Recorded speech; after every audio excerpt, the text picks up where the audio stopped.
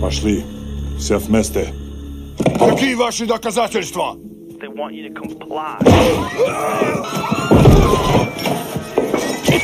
Cancel culture is about canceling. Кокаином. Up yours. Woke moralists.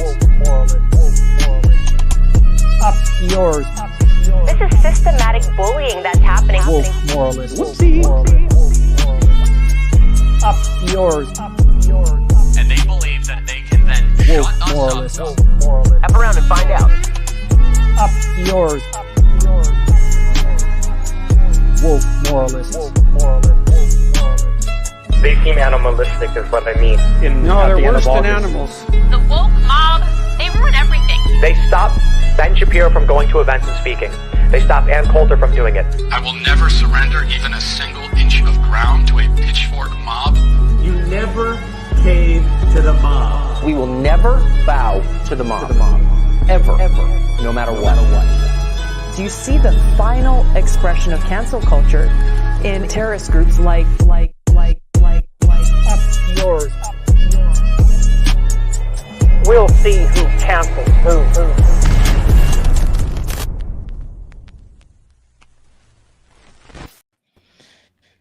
Hey. Hi. Everybody. Hello, everyone. Remember being closest here. There we go. How are you all doing today? Doing all right. How are all you doing? We all right. I mean, I'm all right. Tired. Like I was saying earlier, a little sleepy. Hear me now? Is that better? Yes. All right, awesome. Yeah, you're in good company, Rebecca, because Yeah, I think also we're all a feel little tired for here. some reason. Yeah. I mean, I had insomnia last night, but I always have insomnia, so I shouldn't be more tired than usual. I hurt my back working out, and then I bought a pull-up bar to help to stretch my spine out, and then I did some pull-ups, and now my muscles are hurting. So my whole body's just like full body aching right now. But otherwise, I'm doing fine. Yeah, love the shirt, David. The great shirt. good day to wear it. Yep. Michael Brooks. Yes. It's been 3 years since he passed, so I thought it was a good time to wear. It Which is doesn't so feel crazy. like 3 years. It's just so insane. It's so I know. insane. Yeah. We can talk more about Michael in a little bit. I guess we should, open up with the news that if you didn't see on Twitter today, was some news about Leftist Mafia. Ole decided that she wanted to step away from the show. She explained over on her Twitter why. Obviously, we had voiced over the past few weeks, and then especially, we made extra mention of it last week, that there was, issues with how, as this show was growing, the live stream audience was obviously getting bigger. And unfortunately, the chat can be brutal for people, especially people, if you're a black woman online and it's doing a live stream. I mean, people on Twitch and YouTube have long talked about, like, if you're a woman, you get treated totally different. If you're a black person, you get treated totally different. If you're a black woman, you get both sides. And let's not even go to this next step of if you're a trans woman, and then on top of that, if you're a trans woman of color and you're doing a show, I mean, it just gets worse and worse. And unfortunately, Ole decided to step away. It sucks. We all miss Ole and loved having her on the show. We've all spoken to her. So if anyone's hoping for like juicy interpersonal host versus host violence or something, that's not the case here. You'll very likely see us each doing something with Ole down the road on probably her YouTube channel or her maybe coming on one of ours. But she's decided to step away from Leftist Mafia. Yeah, I think it's like shout out to Ole. She wanted me in this space with you guys. So shout out for her.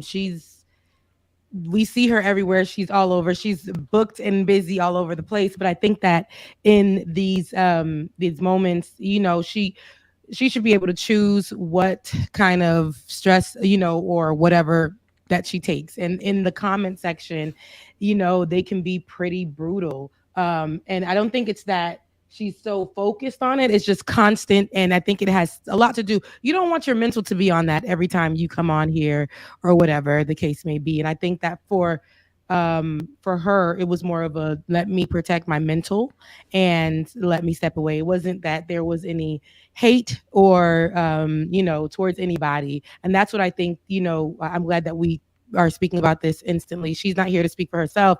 So it's more so like, she just wanted to protect her mental space. And first and foremost, like we know how it can be, like you stated, now how you can be saying you could just be a part of any group of people, and these people will follow from different audiences, and some of them are said to be allies, and they're just really disrespectful for whatever reason. So she chose to protect her mental space, and shouts out to her for that. I think that's one of the things. As long as she's okay, I'm okay. If she's okay mentally and she did what she needed to do for herself, it wasn't on any. I know her heart, so it's like she just needed to step away, and she did what she had to do for herself.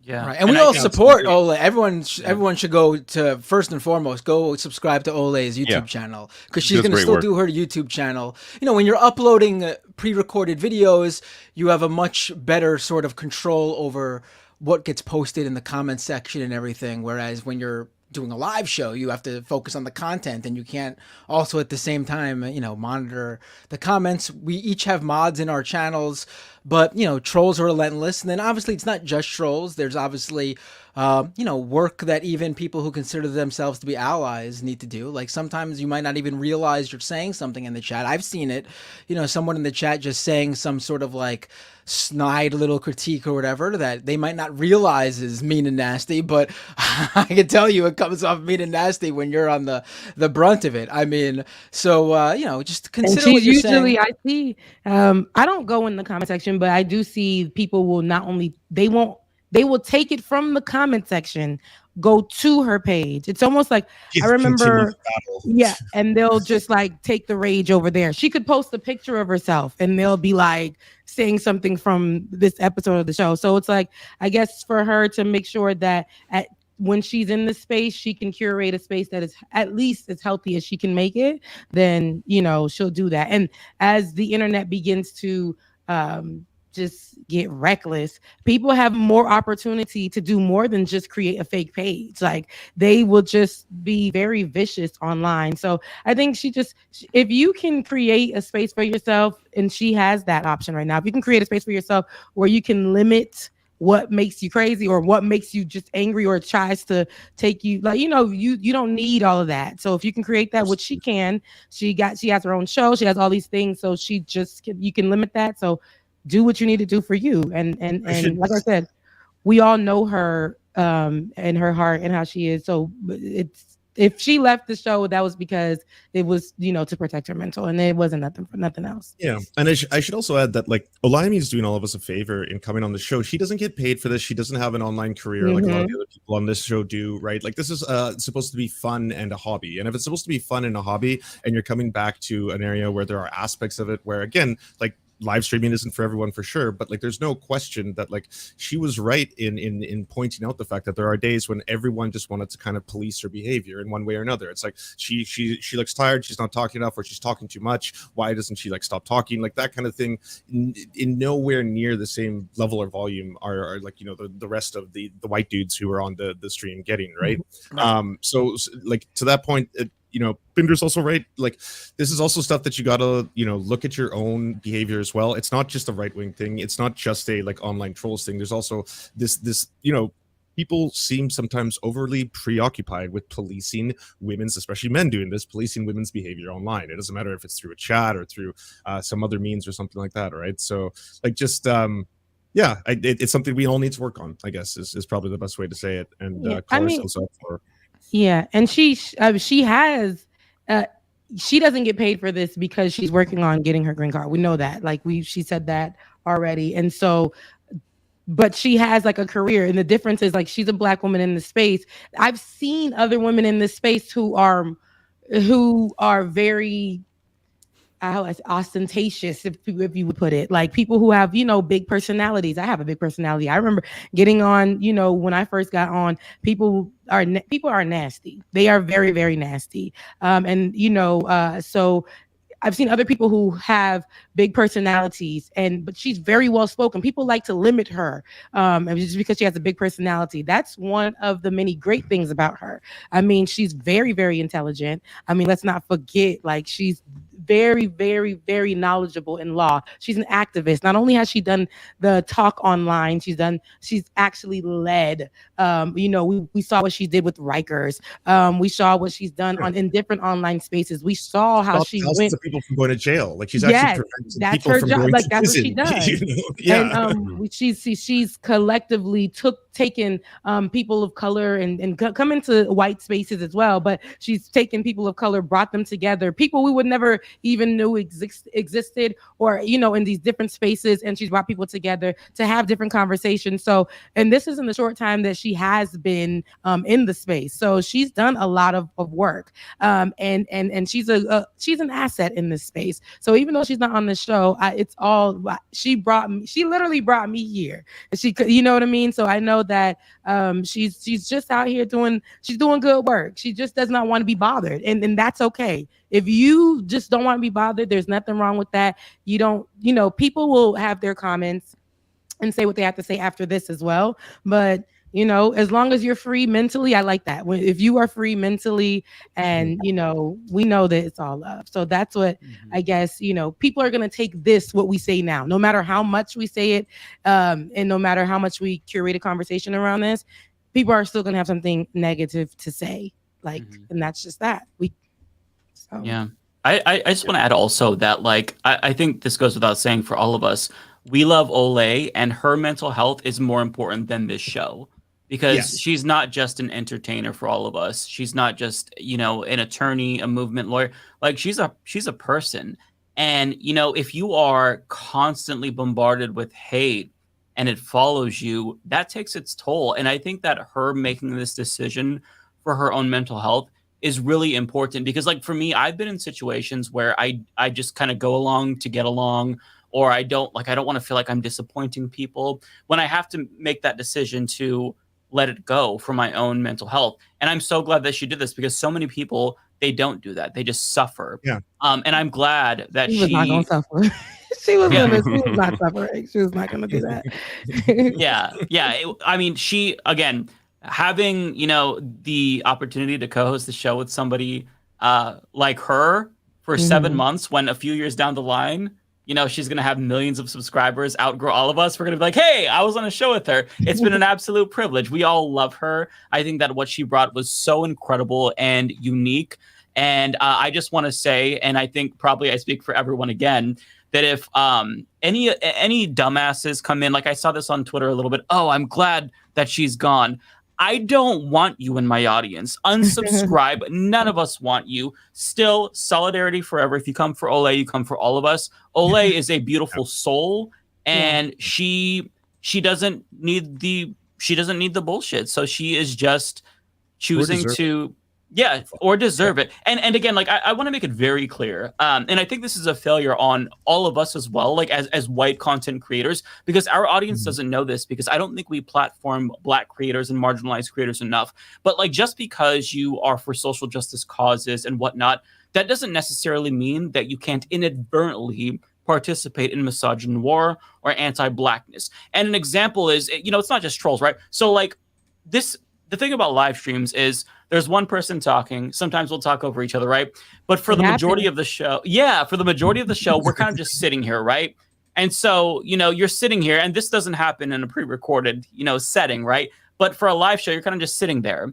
And none of us get policed in the same way that Olay gets policed. And in our society, like, we just over-police every single aspect, especially about Black women. I mean, their hair in the military, what they wear, the way that they speak. And even if you don't think that these are things that you do, understand that sometimes you participate in that behavior without even realizing it. So just overly focusing on Olay, focusing on what she's doing, she's speaking too much, as Lance was saying, or not enough. It feels like she can't win in this situation. So I would often see it happen both sides at the same time. You'd see comments like, it wasn't like, oh, one day they'd complain she was talking too much, another day they'd complain she wasn't talking enough. It was literally Like while she was saying something, at the same time you'd hear half the people going, she's talking too much, half the people saying she's not talking enough. Yeah. It was like she couldn't win. She couldn't win. Yeah, it's completely insane. I would just add, I mean, Mike, you did a great job breaking it all down. I would just add here, make sure you're sub to her channel. Like, I watch all of her her content. Her she had a great discussion I watched last weekend with it was, I think, iDubbbz, which I didn't follow the whole controversy, but iDubbbz and that's a huge get. That's a huge like I'm not too familiar with him either, but he's like a huge and it was name, so constructive. The conversation it that was a she really good delicately led was so good. I mean, listen, we're all sad because she's not on LM, but I mean, this is the beginning for Ole, right? We just learned about her last year. This is the beginning. Yeah, I know. We were one of the best. Like, that's what's right. Even though this isn't like her main like job, YouTube, she is one of the best interviewers I've seen. Like her interview with Laverne Cox is fans. Like, still, I'm not someone who's into celebrities, care about Laverne Cox even before this, but I watched that interview and I was just like amazed. Like, it isn't just Laverne Cox who's great in that. It's also Ole and how she runs the conversation and the topics they get into. She is really good at what she does on YouTube. And that's apart from all the work she does, in the real world. So definitely make sure you're sub to her. Yeah, because she's gonna keep on going. She has her LA with friends. If y'all want to follow that, she has a lot of things and relationships that she's built with because of her work. A lot of these celebrities. It's not that she's going out. She's not seeking out celebrities. They're actually seeking her out because of her work. That's why I say it's important. So at the end of the day, I always tell her, girl, like, the people in the comments are gonna talk, but she is. She's in charge of her own mental and whatever she needs to do to protect that, regardless of how big I see her and where I see her, she should do that. And that's what she did. So, yeah. And we we just found Rebecca. She's amazing. So I don't know how long it'll be until we add like the 6th host. But I just want people to say or to know that, like, we're not going to make the show more male and more white. So whoever our host will be, it will be a marginalized voice that we bring into this space, because that's our job as lefties, right? I mean, all throughout our careers as YouTubers, I think that we have this responsibility to uplift these voices. And we just, we don't do it enough. So whenever we add a permanent member, if we choose to add a permanent member, it's not going to be another white guy. Okay, so don't make any recommendations because we need, again, like, the leftist space, it can't just be dominated by white voices. And it is currently, it's very white. That's starting to change, but we need to broaden our horizons and get these alternate perspectives. And I think that people like Ole really prove how much we're missing by not hearing these voices. I mean, we don't need, I mean, Ole doesn't need us. Like, she's a star in her own right, but like, what she brings is so unique, and what these different perspectives bring is so important. So we can't be in a white bubble, and this space it's too fucking white. So if we ever choose to bring another person, again, it's not going to be a white dude, so don't speculate. Well, whoever you bring, like you said, I'm looking forward to that. I'm still new here, so we'll see how that time goes. to join the show. It's just kind of like, a whole bunch of stuff is happening all around you. I'm like, oh, this is. I'm convinced that this is just meant to be this way, and that if we do bring someone on, then like what someone else is gonna end up believing, it's just constantly gonna happen.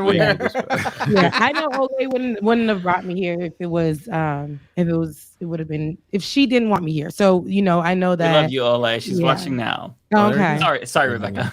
Yeah, no, I see it. I'm glad she's watching. So yeah. So no, it's whoever y'all bring on, I'll be excited for. I'm the new girl, and we'll see how this goes. I'm happy to be here. I'm happy to be here. So let's make it do what it do. Very happy to have you here too. Yeah. So, and it'll be a collective group decision, like we'll all... you get a vote now. Yes, you are a full member. You're don't feel like you're some like newbie that needs to wait for your fans or whatever. There's no initiation here, Rebecca. You are a full member. And it's very important that and it looks crazy that if you guys try to have haze me or something, that'll be problematic. That would be a problem. And the show No, we love you. the show really needs a Jonah Hill defender, so you're safe. You're good to Okay, go. now that is so funny. That's crazy because me and Olay, we went back and forth about it, and I'm just like, listen, I didn't know much. You guys were adding to that story for me. I wouldn't say I'm a Jonah Hill defender, but what I will say was I didn't really care enough about the story to go get more information on it, and that's just So that was whatever, like me. I just didn't care. Like, yeah, that's just what that was. I don't really follow celebrity shit. And no offense to the woman, like I said, I don't the woman and her pain, and men be out here acting a fool. No offense, but y'all know how it is. And so I was like, okay, I don't see any okay, but at the end of the day, that wasn't a story that I cared for at all. So it is what it is. But well, we'll see when I don't know, because me and Olay talked about it. I don't know if she's gonna make that public because it was a nice conversation. So if Olay does or not, Olay has a lot of shows in the bag. So we'll see if she picks this one to go public. I'm looking forward to it. But you guys will see. It was a fun conversation. So yeah, I'm excited to watch that. Mm-hmm. Well, without further ado, I don't know if anyone else had anything else to say. I did put together a quick little tribute for Olay. And a little plug for her content. So if you all want to, I'll just play it. It's nothing amazing, just real special, just saying we fucking love you. Thank you. Without further ado. All right, without further ado. Fast. Mike's fast. You threw together a package already? Yeah, I didn't do a video today, so he had it ready for weeks. Actually, he was waiting for this. Yeah, I was right. I made one for all of you, so just when you leave, then there's even one for me. No, I'm just kidding. No, but without further ado, here is the tribute. She actually is smart. So you would think that the Hill would want nothing to do with her. Y'all are clearly invested in pretending like y'all don't understand the significance. No, I understand it. And a dad name, so go ahead. I've already explained it. All right, well. She's onto them. No, Oli, I mean, as soon as you left, I was like, she is so fucking funny. She's like, you gotta do comedy on the side or something. That shit was fire. Listen, I do live for jokes. It's really a lifestyle. We don't even know what this is yet. Just that we have fun, like hanging out, shooting shit, talking politics, getting fucked up. Talking to y'all these last 2 episodes is really showing me that the freedom in being black I was in. I'm like, woo! How do they determine that in the book? Does Harry Potter whip out the calipers and start measuring skulls? There's a hat. Is that really? Wait, no, I'm joking. I fucking hate it here. I hate it here so much. Olay turned out the lights because the sun was too bright. I did say Stevie Queen. That's so true. This is too bright. I'm texting Rebecca because I can't stop laughing, and Rebecca's like, stop laughing. They're having a serious discussion.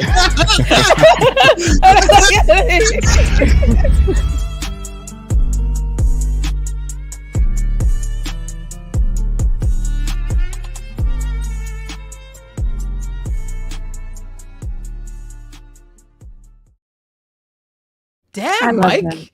That was really good. Do you have How do you remember these? Do you have clips? like a library of all your favorite moments already clipped? Like, how did you pull this off so fast? Nice. I'm a super fan of her That show. made me miss her so much, and I'm gonna call her after the show anyway. But I missed her so much, and I only been on the show once. that Harry Potter discussion is still one of my favorite discussions, just because of how that all unfolded, and it was so funny. I have that clipped on my channel because I did that discussion is just fantastic. But yeah, that was a great job. Great job. Yeah. This is how Olay is amazing. Like, just that one episode with her and Rebecca was already so many highlights, and there was multiple moments. So yeah, we love her, and I just put it together because I want her to know we absolutely love and adore her, and solidarity with Olay forever. Always. Yeah, that Harry Potter moment is definitely one of my favorites that I've been involved in. It's the perfect, and it was everyone played the perfect role, and it wouldn't have hit without Olay's reaction at the end. That was so good.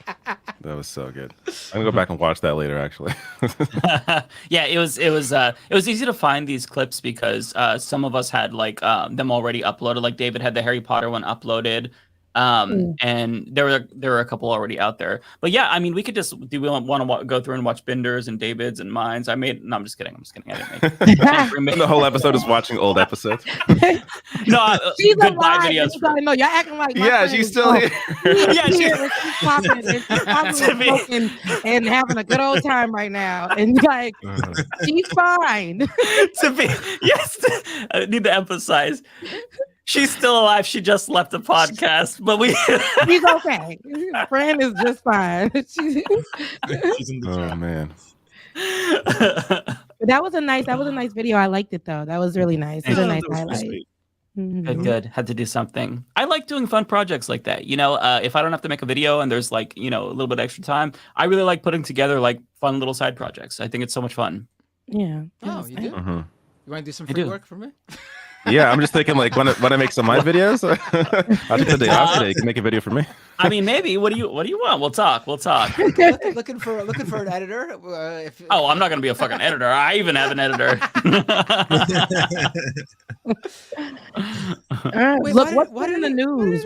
What have you guys been watching other than Carly Russell? Yeah, I saw that. I don't know what to make of the story. The teacher asks you who read the book, and as soon as you said that, it's like, oh, my mind's drawing a blank. Like, who actually read the assignments? And I'm like, No, because you know. So Carly Russell is the young woman from Alabama, Hoover, who was missing about last Thursday, and it was national news that she was missing. And of course, I talked about this on my show, and I just want to say for the record, like. It's like these are conversations that I have at the table with my Black family members, my Black friends, you know. And when I kind of am careful with these conversations because it's a Black woman, and you know, I know that when Black women are missing, we are the last to be searched for, and we are the last to be. There's a disparity in how we're covered. Kind of, you know, in that kind of way. We won't make national news first. Little Sally, the little white girl, blonde hair, blue eyes, she went missing, and she will immediately gain national attention. That like there will be a search party, 5 days immediately, that kind of thing. So we did what we had to do as a community to search for her, like to make sure it was pushed to the forefront. And because at the end of the day, that's the thing. News came out. So she was missing since Thursday. News came out. The Hoover Police Department, released a press conference. And in the press conference, they gathered the facts. She said that she saw a kid on the highway, got out, and went to go talk to the kid. And then she went missing, right? And this is I-459 in Alabama. And it turns out they went through her Google search, okay? Because, you know, Google history is crazy. They went through her search history. She was looking for the movie Taken. She was looking at she was looking at information for Amber Alerts. And she was also looking about taking money from a cash register or something of the sort. And with that, everyone was, I see online now, there were memes, I'm not gonna lie. Instantly when I was watching it though, mad, because I'm a Black woman and I'm upset. Like, girl, now we've been searching for you. Secondly, you know, the memes, right? The GIFs, funny, hilarious. But then it's like, now people are online and the conversation immediately switches to, this is why I don't share people missing. I need the full story. But this is a one-off, and I just want to put this out there as the conversation, you know, is on the internet. This is a one-off. There are over tens of thousands of women, Black women, who are missing, who get no coverage. Okay, so the work that we did is very important, and if we continue to do that, there is nothing wrong with what we did. This should not discourage you from continuing to put out messages and to retweet something, or to, you know, when somebody is missing, because there are so many more women than this one who decided for whatever reason to make this up, allegedly. There are so many more women who need our help. They need eyes. They need our voice because they're silenced, so they need us to assist in their search. And it's very important. So one thing I want to say, and I said this on my show, I want to give a hand clap to everybody who did what they needed to do on their platform to push the story to a simple tweet or whatever. It came for us as we had to have it circulate on social media before, so that it can come from some person who has a big following on Twitter or on TikTok, so that it can now go to the people who have these YouTube spaces, who can share the story, so that it can now go to national news. It takes all of that for a Black woman to be seen. We know that there's usually it took forever for us to even get Breonna Taylor, which her incident happened months before it got to us, before we can even talk about it. So that's why it's very important for us to share and continue to push these stories. That one woman should not be the end all be all. And what's important here, I said this on my show as well, the fact that she did this with the attitude that nobody was going to come looking for her, because that's literally, okay, I'm a Black woman, I'm about to go missing, nobody's going to come looking for me. I don't think she understood that what she understood was it doesn't happen for Black women. So let me go out here and let me go missing.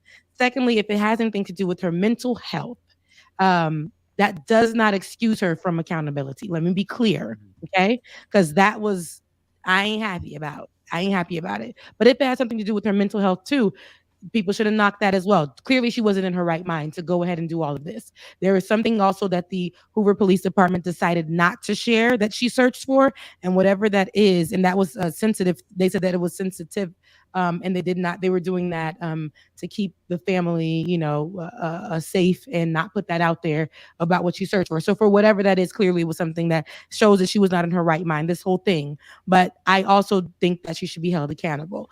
Let me add that I don't want it to be like me waking up and she has 5 years in prison. No, nothing like that, because that would be a bit extreme.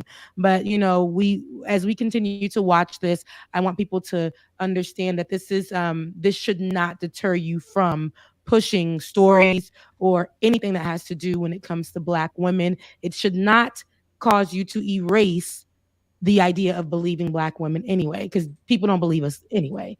And the right wing is going to definitely take this, eat it up. Anytime somebody Black is missing, it's another Carly Russell situation. I already know what it's going to look like. So, can I just ask, has it been confirmed that the whole thing was like a hoax after all? Hasn't been confirmed, but that's why it's the verbiage, right? The Hoover Police Department, if we can pull up that clip, if you guys can find that, but the Hoover Police Department actually gave her testimonial first and then said, here's the facts. Here's what we got from her Google search. Here's this, here's that. And they the journalist asked, how do you feel about it? Like, do you think that this is suspect? And he said, yes. One reason is, okay, how you looking for Taken? How you looking at so you're in your search history about the movie Taken, and then all of this happens. And then a lot of the story basically was saying there's nothing that they can prove from her testimonial, but here are the facts. So. Yeah, and there was another fact that I was watching Philip DeFranco's take on this. And basically, when she called to report the kidnapping, the distance that she had moved during that time as she was supposedly tracking the kid would have been like 3 football fields within the span of like 6 minutes. Six. Okay, yeah. So that's why it seems like it's not confirmed that it's a hoax, but there's a lot of evidence that doesn't look good. But yeah, it is. I'm glad that you brought that up, Rebecca, because that's the first thing that I thought when I saw the update to this story. Like, we all probably went through the cycles with this where it's like, oh my God, I hope they find her. I'm so glad this is getting attention to, oh my God, what the fuck? We were worried. Why do this? To like, the right's going to weaponize this. They're going to use this. And this is going to be that go-to story. And we saw it like with the Jussie Smollett thing. I was going to bring that up. Exactly. That's what they're all bringing. They use that every time now. It's like, oh, this is another Jussie Smollett. And so like, even though these small anecdotes shouldn't mean anything in the grand scheme of things, we know the way that the right preys on that. And then they take that, they extrapolate. And it's really frustrating because like we all know how they're going to, do this. And it shouldn't be the case because statistically speaking, to advocate for, a black woman who has gone missing, she's missing, right? Mhm. So but people don't think through that because there's these biases, there's racism, misogynoir. Mhm. It's a Yeah. frustrating story for sure. It is. And Completely right. Mhm. Oh, sorry. No, go ahead. Oh, okay, I was going to say, Rebecca, you're completely right when you say that people at home, if you spent time on this, if you dedicated some of your hours of your day to searching for this, not a single one of you should feel bad or wrong. You are doing the right thing, and that's what you should absolutely do. And you should bring attention to this problem. We have the exact same phenomenon in Canada. We have like missing and murdered Indigenous women in this country is such a problem that it's actually to the point of crisis, where there are literally thousands of murdered and missing Indigenous women. We've got this really controversial thing happening right now where a whole bunch of Indigenous women were murdered by a Nazi serial killer in the country, and their remains are in a private landfill, and the government won't even spend the money to go search the landfill for the remains so they can be brought back to their families. But it just like, it goes to show you an example of like how there's a dehumanization when the victims happen to be Indigenous or black, or like when it happens to, and this is a good thing, by the way, it is a good thing that we get Amber Alerts when there are like white kids who have been captured. That like everyone should have them, right? Like it's not that like I'm trying to shit on the fact that we go after criminals and pedophiles when it happens to be for one group. I'm just saying it should be for everybody, not when it specifically happens into those demographics. Mm-hmm. Yeah, I did find the video for it. I'm trying to find the condensed version. I did find one that's 4 minutes. This is, I think, it's around that time from when he started the testimonial to the fact. So it's about like 4 or 5 minutes or something like that. Okay, yeah, this one's 4:28. I'll share that link in the chat.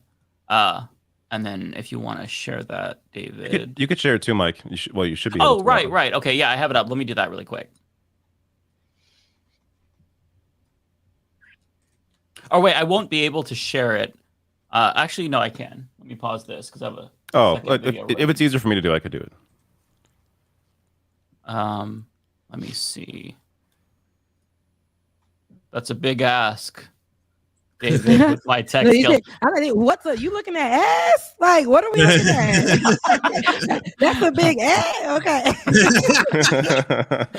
Okay. Okay, let me know. Oh, there you got it in there. And I got to add to stream. Oh, add to stream. Okay. There you go. Okay. There we go. This is why I have David do most of the time. Yes. Baby steps, right? Okay. At 10:44 p.m. Oh, can't hear it. Let me unmute the tab. I hear it. Oh, maybe you don't hear it. I heard it. At 10:44 p.m. on July 15th, the Hoover 911 center receives a call from Carly's residence stating that she returned home on foot. In subsequent investigations, detectives obtained surveillance footage of Carly walking down the sidewalk alone prior to arrival at her residence. She was conscious and speaking with paramedics when she was transported to UAB. Detectives were able to obtain a brief statement from her prior to being treated and released. During the statement, she told detectives that while traveling down the interstate, she saw a baby walking down the side of the road and called 911. She stated when she got out of her vehicle to check on the child, a man came out of the trees and mumbled that he was checking on the baby. She claimed that the man then picked her up and she screamed. She stated he then made her go over a fence. She claims he then forced her into a car, and the next thing she remembers is being in the trailer of an 18-wheeler. She stated that the male was with a female. However, she never saw the female, only hearing her voice. She also told detectives she could hear a baby crying. She told detectives the male had orange hair with a big bald spot on the back. She said she was able to escape the 18-wheeler and fled on foot, only to be captured again and then was put in a car. She claimed she was then blindfolded but was not tied up because the captor said they did not want to leave impressions on her wrists. She said that they took her into a house and made her get undressed. She believes they took pictures of her, but she does not remember them having any physical or sexual contact. She stated the next day she woke up and was fed cheese crackers by the female. She said the woman also played with her hair, but could not remember anything else. At some point, she was put back in a vehicle she claims was able to escape while it was in the West Hoover area. She told detectives she ran through lots of woods until she came out near her residence.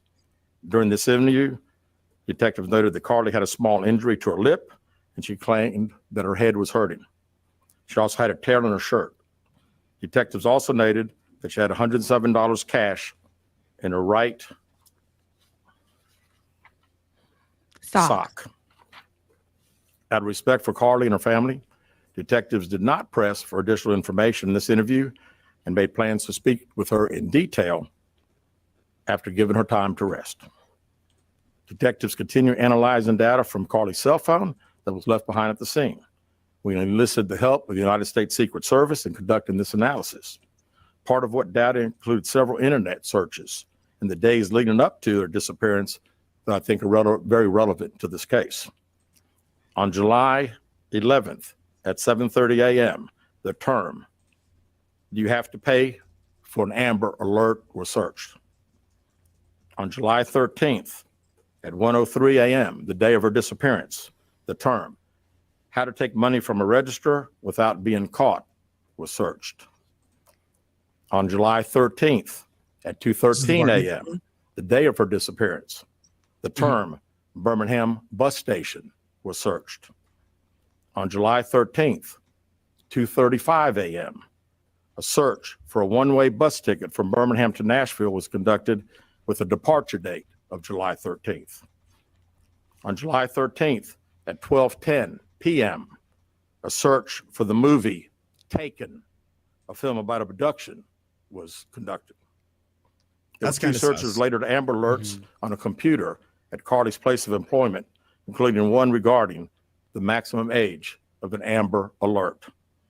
There were other searches on Carly's phone that appeared to shed some light on her mindset, but out of respect for her privacy, we will not be releasing the content of those searches at this time. We've asked to interview Carly a second time, but have not been granted that request. As you can see, there are many questions left to be answered, but only Carly can provide those answers. What we can say is that we've been unable to verify most of Carly's initial statement made to investigators, and we have no reason to believe that there is a threat to the public safety related to this particular case. Thank you very much. So there that was. So the online space is taking it. You know, at first everybody was, like I said, upset in the initial reaction. I think the right eats it up, you know, and people who, and it ain't only the right, it's a lot of people who wanted this to be a hoax and wanted this to be right. TikTok people. I remember the white man on TikTok, like the day of, wanted to he came out and said this has to be a hoax. Mind you, there have been other situations of Black women that TikTok people have spoken against, and we know how they will call everything a hoax. They would hoax. They will call mass murders hoax, lies. Okay, and so you know, so now this is one that they were right about. 1 out of like 1,000 times. Right, like, that's what I'm like, saying. Look at me, I'm right. Yeah, how about the And other everybody's gonna be like, 9,000 times you got it wrong? Yes, and they will refer to that video every time somebody goes missing. They're going to be like, remember when he said, and look how right he was. And this person is going to build their platform off of being right this one time out of a million. Yeah. Yep. It's sad. Yeah. It is.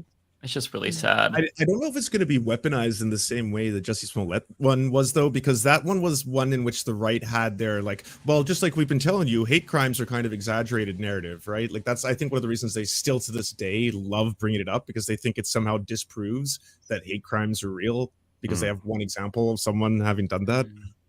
And even if there weren't these types of examples, you know, Jussie Smollett or, you know, potentially Carly Russell, you know, they still would find a way to downplay it, right? If it weren't for these anecdotes, they'd say, oh, well, the numbers are so low, or they've been higher before, or they're being over. Like, there'd always be some way to, you know, delegitimize these stories because they don't care and they don't want them to be, you know, elevated by the press. So even though we know that they are going to weaponize this, they would have found some other way to dismiss it. This is just an extra tool in their belt. Yeah. Yeah, and this is going to be the one missing person case of a Black woman they actually cover and like cover it extensively. Whereas any other real one they're not going to cover at all. Yeah. Like it's very clear in what they focus on. No, you're right. I think that it's incumbent on the media as well to not dwell on this and turn it into a sensationalist thing, because there's intrigue there, right? Like you were initially, there was that buy-in, you were invested in the story, you want to make sure that this person is found, you're worried about her. And then, so I get the desire to want to know more, but I think that the media should not go out of its way to keep publicizing this and sensationalizing this and clickbaiting this, because that's just going to further feed into this narrative to where the only time there's this big example of a missing Black woman that actually went viral and was covered is this. And that shouldn't be the takeaway. But yeah.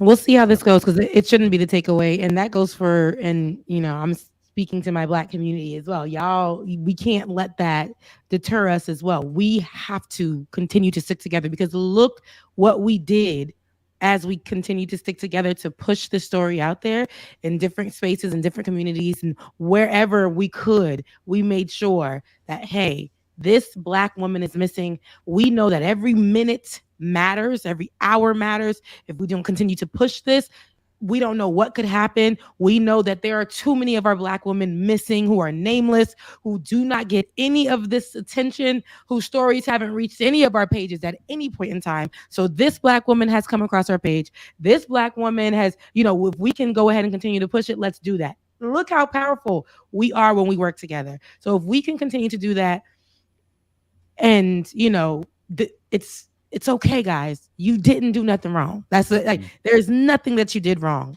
You didn't do anything wrong. It's okay. You did something good. It was effective.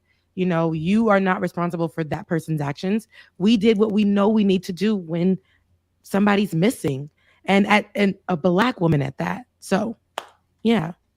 Yeah, that's important to say. Because if you were worried about this and spreading the word, you're a good person. I mean, you're a good person. It's not your fault. You can't control people, right? So yeah, very well said. Yeah. That was on my radar. What's on your radar, guys? Let me know. One thing that was on my radar this week, I didn't talk about this in a video, but it boggled my mind. I mean, I guess it didn't really boggle my mind, but I guess it pissed me off. That's probably a better word. Before I even talk about this, because it's going to be the Libertarian Party, I always want to preface any conversations about the Libertarian Party with this debate clip that I want to share from, this was from 3 years ago. This was the 2016 election. And this kind of gives you a sense of the mentality of the Libertarian Party that is needed when discussing this group of folks. So let me go ahead and share that. I successfully shared one. I think I know what this one is. Yeah, it's so good. It's so good. Okay, hang on. Share screen. Okay.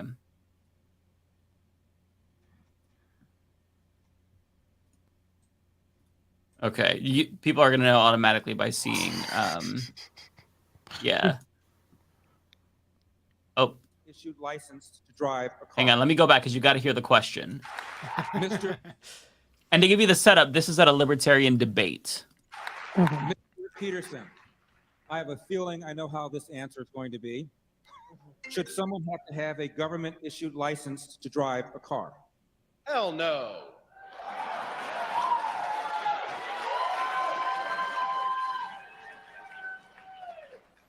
Dr. Feldman.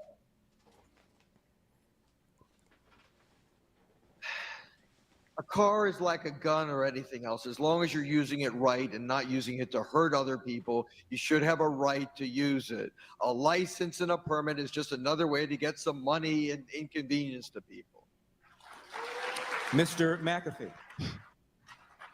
I don't think licenses are required. However, if you are 16 and your parents say you can drive and you haven't done it before, you should put a flashing pink light on your roof at least so we can get out of your way. But that at the most. Mr. Perry. The government requires licenses for far too many things. The government requires licenses for people to drive. The government requires licenses. Wait for the best line ever. They require a license to drive. What's next? Requiring a license to make toast in your own damn toaster?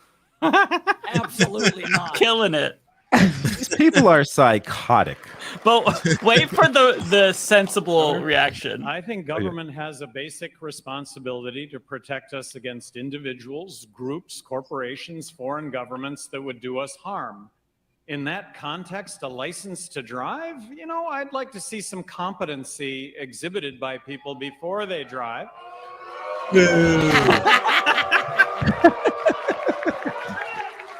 Boo this man. This is not real. Yes, it is. This is crazy. Yes, this is real. Yeah. These people are insane. That's basically it. I don't know if you recognize the guy on the very right. That's Sean McAfee of McAfee Software, who's now dead, but he has quite a wild story. What? We could do it. We could do an entire episode yeah. just on him alone. From the fact that he eats poo, like literally he would pay sex workers to poo in his mouth and stuff, or the fact that like he was caught with so much designer internet drugs. They didn't even have laws for a lot of them to be able to like be like, we're charging you. Like laws anyway. Like they didn't know what it was. These are new chemicals that he has invented just for his brain.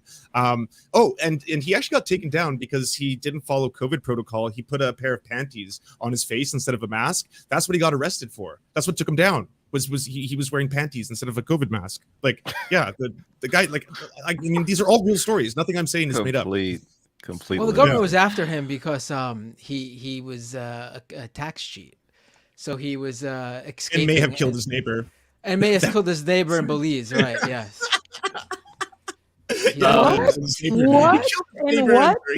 This is McAfee software. When you see McAfee on your computer on your built in, that's this guy, the guy you just saw. Yeah. Wait, is this is that old footage? Yes. 2016. Like when he was alive, because he's dead now. He died in prison. Seriously. Yeah. I was like, what the hell is that real? First of all, the suits was given like 1993. And it wasn't that old. It was from like 2016. Yeah. And it was giving dusty. But geez, like, no, that's crazy that was actually, there are actually people who still think like that in this world. Mm-hmm. And people were following them. Somebody who's actually sensible. You see how they're, boo, get out of here. Yeah, somebody who actually had a license. The guy who was like, what do we need a license for next to make toast? He reminded me of like the kid bullies in 90s shows, which is why Rebecca's comment about it being like a very like 90s feel, like that resonates with me. But I wanted to show you all that clip to preface the conversation about this insanity on Twitter. So let me share it really quick here. I'm sure some of you saw this, but so let me find the original tweet before I get to this because it's wild. It's extremely like content warning. It's extremely racist. Yes, content warning. Yeah. So Nina Turner just tweeted, "Insulin should be free. Medicine should be free." I mean, this is literally the least controversial thing I've ever heard. The Libertarian Party of New Hampshire chimes in saying Nina Turner picking crops should be free. They tweeted that. To my knowledge, still have not deleted that. No. And then they tried to follow up saying insulin should be free is equally offensive as calling for someone to be compelled to pick crops. Now, on top of that, so Nina Turner, she tweeted to the National Libertarian Party saying, so libertarians is because this was big, like it was trending. Libertarians is trending at 9 on Twitter for telling me to pick crops for free, for advocating for free insulin, and the Libertarian National Party hasn't said a word. Oh, but they did. And if you think that they're going to do anything but double down, yeah. So, hi, Nina. Glad you asked. None of the things you advocate for are free. They require labor and materials which need to be compensated for. Otherwise, you are advocating for slavery. Hope this helps. Now, I mean, I don't even know where to begin with this. First and foremost, the arguments are idiotic, but the explicit racism that they just gloss over, it was like mind blowing. Like it's not shocking, but to see how brazen they are, that fucking blew my mind and pissed me off. It was them adding that it's slavery, so you should know about it. Just because you mentioned that, don't play. See, that pissed me off. First of all, Nina Turner is a very well respected. I love her out of Ohio. I love her. Mean it. She's been on my show a couple of times, and all she said was that insulin, and she says this very often on her Twitter. She talks about this on her show. She says this very often. This is one of the things that she's campaigned on. to be a congresswoman, but listen, Nina Turner saying that insulin should be free does not mean that, well, you should go and pick cotton. Where does that match? Where, tell me, or crop, whatever, where does that match? I don't know where it does, but for the Libertarian Party, how they tried to just double down on it and say that basically you were saying that insulin should be free, which, what labor should be paid for, all these things. You should be money should be involved in this, lady, or it's just slavery. Where, I don't see how that makes sense. It's really I don't stupid and think it's they very understand racist. free at the point of sale either, though. Like that's the liberty part, right? Free at the point of sale. Like, it's going to be paid some taxation. Of course, yes, people will make it. It'll be manufactured. That's how it is made, Well, I mean, right? So, are firefighters slaves? I mean, it's logic dumb. that is so stupid. It's dumb. It was trending. That was the problem. It was trending. And here's the thing, and it's on Elon Musk's Twitter. So anything racist will trend, and they will allow more people to come at her. I seen not only was the Libertarian Party doubling down on it, a lot of people from the right wing were making memes and like with her picking cotton or whatever and sending it back to her. She was retweeting a lot of the stuff, and so it's the attacks, right? They don't stop. They allowed this. First of all, this is what they're saying and how they're saying it is it's misinformation. Like all she said was a statement, an opinion, and they're trying to act like what they're saying is fact. No, it's not. You guys are listen. Insulin should be free. She didn't even tag them. She didn't say libertarians or this specific party. So y'all, she didn't call them. She didn't at them because she was feeling froggy. It was none of that. She just made a statement that she always makes. And they came out of nowhere. No one called them. No one sent for them. They came out of nowhere. And here they are. And they probably got usually get 2 likes on their post. And here now they're celebrities. Now they're big because they came at her and they doubled down. Now they're strength in libertarian numbers out of nowhere. Real racist with it. I mean, I know why they're doing it. It's very clear why they're doing it because they get rewarded for doing it now. They are on Twitter of all they places. play for Twitter. They pay for Twitter Blue, and the more engagement and impressions you receive on Twitter Blue, the higher you'll get paid through their new monetization program.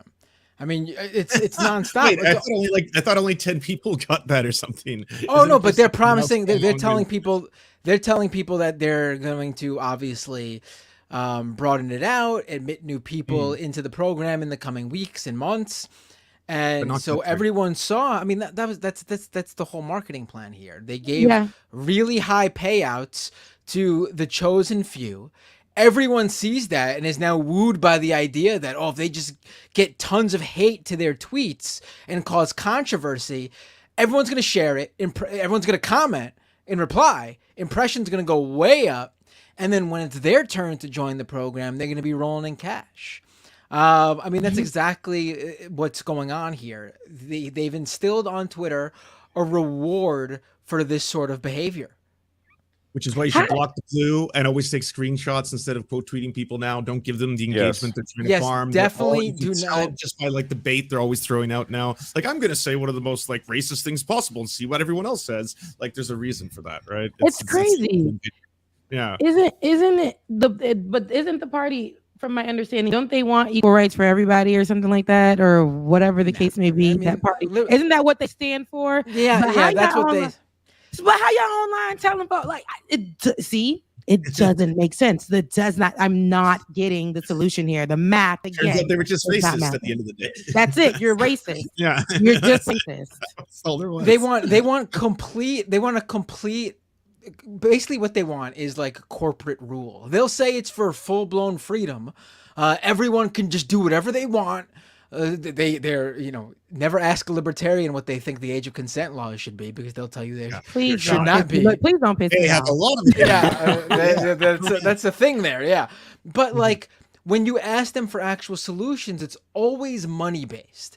It's always problems will be solved via the free market trade. But who controls that when there are no rules, there are no laws, there are no regulations? It's whomever has the most money and can pay off whomever they want to pay off. When I was on the Majority Report, Sam Cedar debated one of these libertarian intellectuals, an actual guy that the libertarian,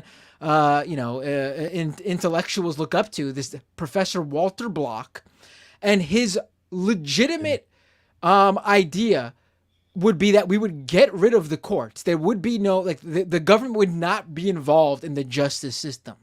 And that when two parties would have a dispute, there would be an arbitrator who would be hired by the parties to decide in the ruling of one party over the other.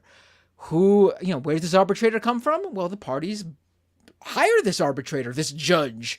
Oh, well, if a corporation if you want to sue a corporation, who do you think's going to hire the judge, and who do you think the judge is going to side with based on how much money they get paid? I mean, it's like corporations hired the judges directly. Could you have like a judge who's like Mountain Dew or like Justice by this, like at the same time?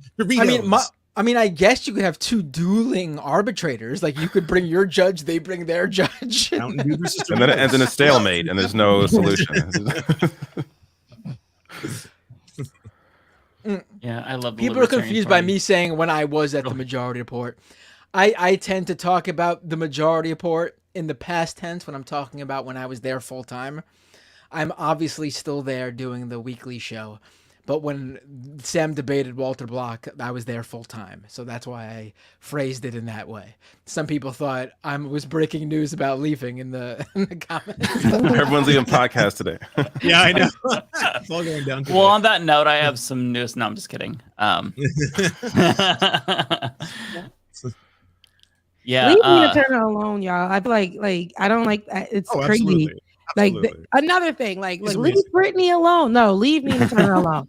Because I don't understand how a party that says they want equal rights for everybody is out here literally doubling down on racism. Your party is trash. It's like you pulled up this 1993 footage that was from 2016, and there's nothing together. Nobody makes sense. It's just very troublesome. So I'm not shocked that there's racism involved in that, and I'm not. Though these are people that say they want equal rights for everyone, and it's interesting because this is how I see a lot of other different parties too. Like people will be like that, we allies, and then there's nothing that you do that says that. There's nothing that you do that shows that. There is nothing that you do. It's all, if it's racist, it's racist. And that's all. You can't say anything else that can change that. It's racist. Libertarians are also against the Civil Rights Act. They don't think that a business should. They don't boast believe that about it. Yes, they are very happily and proudly against the Civil Rights Act. They don't think that, if you run a business, you should be able to say, I don't want to serve Black people. I don't want to serve Latino people. And their argument will be those businesses will find that the free market will put them out of business because they'll be hurting their business by not serving, Black people or which Latino is so people, naive. which is obviously right. For a fact there's enough racist white people out there who would go out of their way to specifically keep that business in business, which is why civil rights exist to begin with. That's why it was needed, right? It's so stupid. And also, there's the whole age of consent thing. Don't piss me off with that one. They already look like they fit the description. What you showed me, that's what it look like. They fit that description. Okay, I'm gonna prejudge. They definitely fit that description, and that's. Yep. You know that meme where it's like never ask a woman her age, never ask a man his salary, and then you insert your own. I've commonly seen it be, never ask a woman her age, never ask a man his salary, never ask libertarians what the age of consent should be. Jesus. Oh my God. Oh, speaking of age, God, I can't remember her name. It's the NPC TikTok girl who blew up last week. I love her. I love all of them. Good. I think they're all fantastic. I love it. Yeah. I can't remember her name, but she's already involved in her first scandal. Oh but it's not even that. No, she's not. So what'd she do? she's getting semi-canceled for the crime of Pink Doll, yes, of lying about her age. So she's posted multiple times like she's 19. It's like I don't give a fuck. No woman's ever done that before. No one on the internet's ever done First that. of all, I think she's foreign. Like she's from, and a lot of foreign women ain't gonna tell you their age too. First of all, I know that I see that. I think she's from Quebec. She's Canadian, I think. If I'm not Okay, mistaken. yeah. She breaks sometimes to yell at her kid or yell at her dog, and she starts speaking in French. And then she goes back into like, oh really? Yeah, it happens. Thank you, love. Like all of that, it's crazy. It's crazy. So good. She's good. She's good. It's good content. I don't know why. It is. But No, it's it's good. Yes. It's good. I'll find myself saying that stuff just in everyday life. I'll be sitting down. I'm like, yes. Ice cream's so good. Also, Yeah. Yes. Who Thank you. cares Love. if Heart, she heart, lied heart. about? Who cares if she lied about her age? How does that Right. affect anything that she does? Like, the only scenario I could see caring about that is if you're in a relationship with someone and you're under false pretenses about how old they are and it's a serious relationship or something, I guess. But otherwise, why should you, me, or anyone else on the internet care about what this How is that even a this person scandal? is doing? Right. That has Yeah. nothing to do with the Like- talent that she has. It's really Right. good. How is it even Yeah. a conversation? Like, who cares? Like, Well, I don't. It's so weird to me the how it's even a scandal conversation. itself is like inherently misogynistic because I learned about this through the Philip DeFranco show. So he showed a couple of examples of people who were outraged and was like, "Oh, well, here's what she did. She lowered her age online so that way she can attract men because they like younger women." And it's like, hang on a second, that's her fault? Like her changing her age because she thinks that'll make her more marketable. Younger women will be marketable. Isn't that kind of like a more of a society problem? Like, why is she getting dragged for the dumbest shit imaginable? Like, I don't give a fuck if she lies about her age. Like, she is making content She's that making money making Yeah, this she- content. right. They're upset that they didn't. They're getting People mean. are That's mad probably because it. She That's is what it is, literally yeah. she found something It's that works jealousy. and people are watching. There we go. Envy. So we're gonna That's find a way true. to break her down. That girl don't look 19. She's beautiful though. I think she's Mhm. sexy. I think that's why I watch. I like it. So that's why we all watch.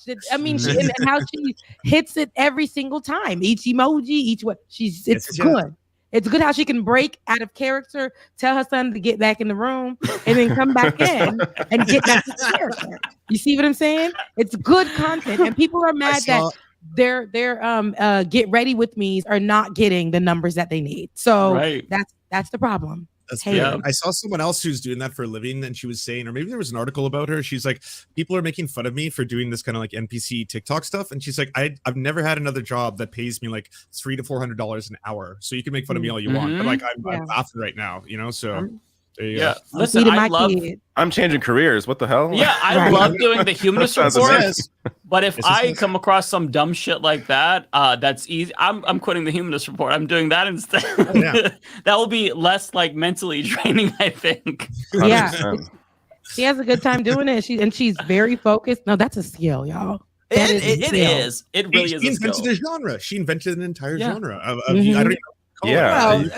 Well, she actually didn't. That's the thing. Like, she like wasn't the there's been like Asian women who've been doing this. It's big Yeah, but in wasn't like. she before them? Because in the Vice article on it, she said she was one of the first. Well, I mean, either way, she popularized the fuck out of it. But the reason she I don't know the popularized it history. is because I think it's because people are used to seeing Asian women do this sort of thing, so it wasn't a big deal. But then there was a black woman getting big doing this, and so they decided to use her as the example of how silly this is, or to as the figure to make fun of.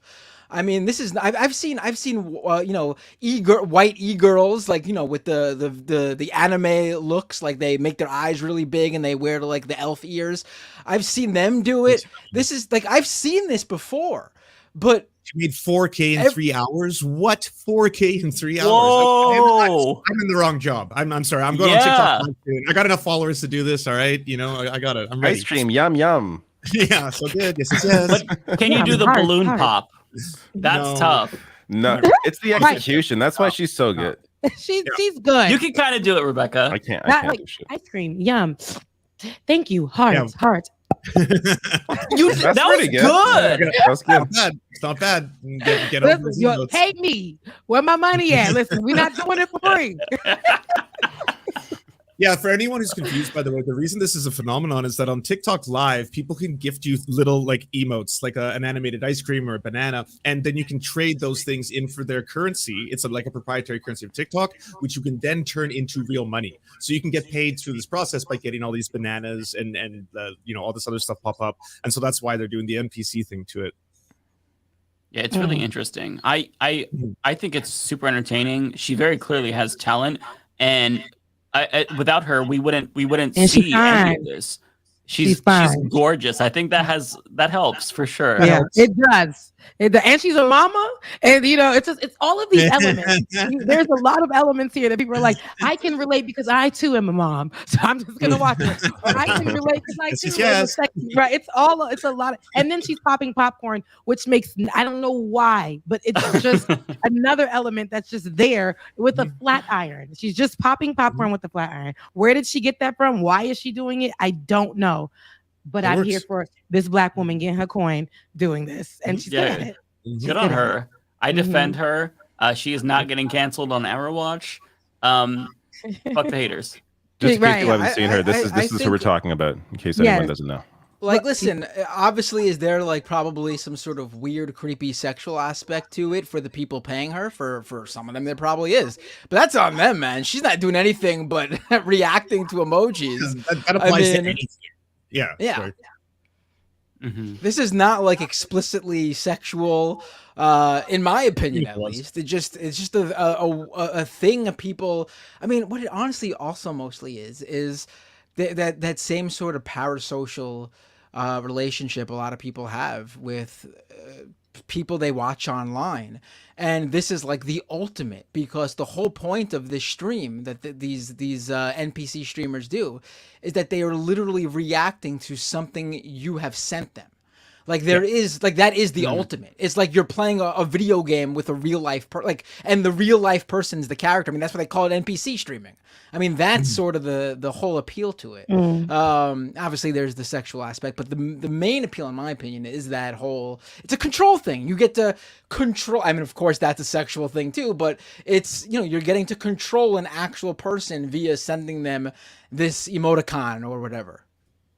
Yeah, I was like, there's probably an entire, I don't know, profile you could do on the varied reasons why dudes would pay money for that. Some of them, like you said, they might be doing it as a form of control. Others might be doing it simply because they want to see a beautiful woman say their name or things like that, right? I'm sure there's like a variety of reasons. I stand with the opinion. I think both Mike and Rebecca were saying that, like, it's, keep crushing it. Honestly, if this is how these guys want to get their rocks off or whatever, I'd much prefer them doing this than anything else. Quite frankly, just keep sending these streamers money and don't do anything weirder. I haven't seen a man yet doing it. Oh, I've seen a guy. There's a guy who dresses up like a furry and does it, and he acts like a cat. Oh, is there just there's no standard gay version? Like, oh, thank you, Daddy. I'm pretty sure. I'm pretty sure the guy is probably the guy gives off vibes. Let's put it that way. Okay. I just want to see the whole array of it, because this is not like my thing, but I just want to see the whole array of different, I want to.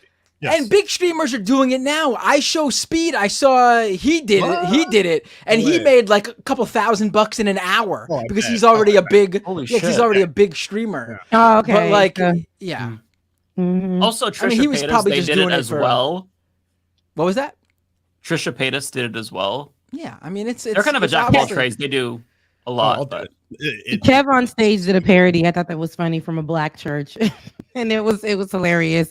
And I'm like, now people are getting really creative with this online. I've seen a few that were parodies, and some people are actually like making coin off of it. If people think it's funny, they think it's funny. But I think that she set a standard. And so while people are trying to cancel her because they think that because she lied about her age, maybe listen, everybody lies. It's the internet. Okay. Everyone lies, men lie, women lie, but numbers don't. And she's getting that. Okay. So, and that's just what it is. Yeah. To be clear though, on this show, you'll only get the truth. We'll never lie to you. Yeah. Guarantee. We might mention some liars, but yeah. That's Yeah, that's the Binder guarantee. So it's kind of been like a very mentally draining week. I don't know if you all wanted to see this. So I'm not sure how many of you are familiar with Walter Masterson. So speaking of he's TikTok, awesome.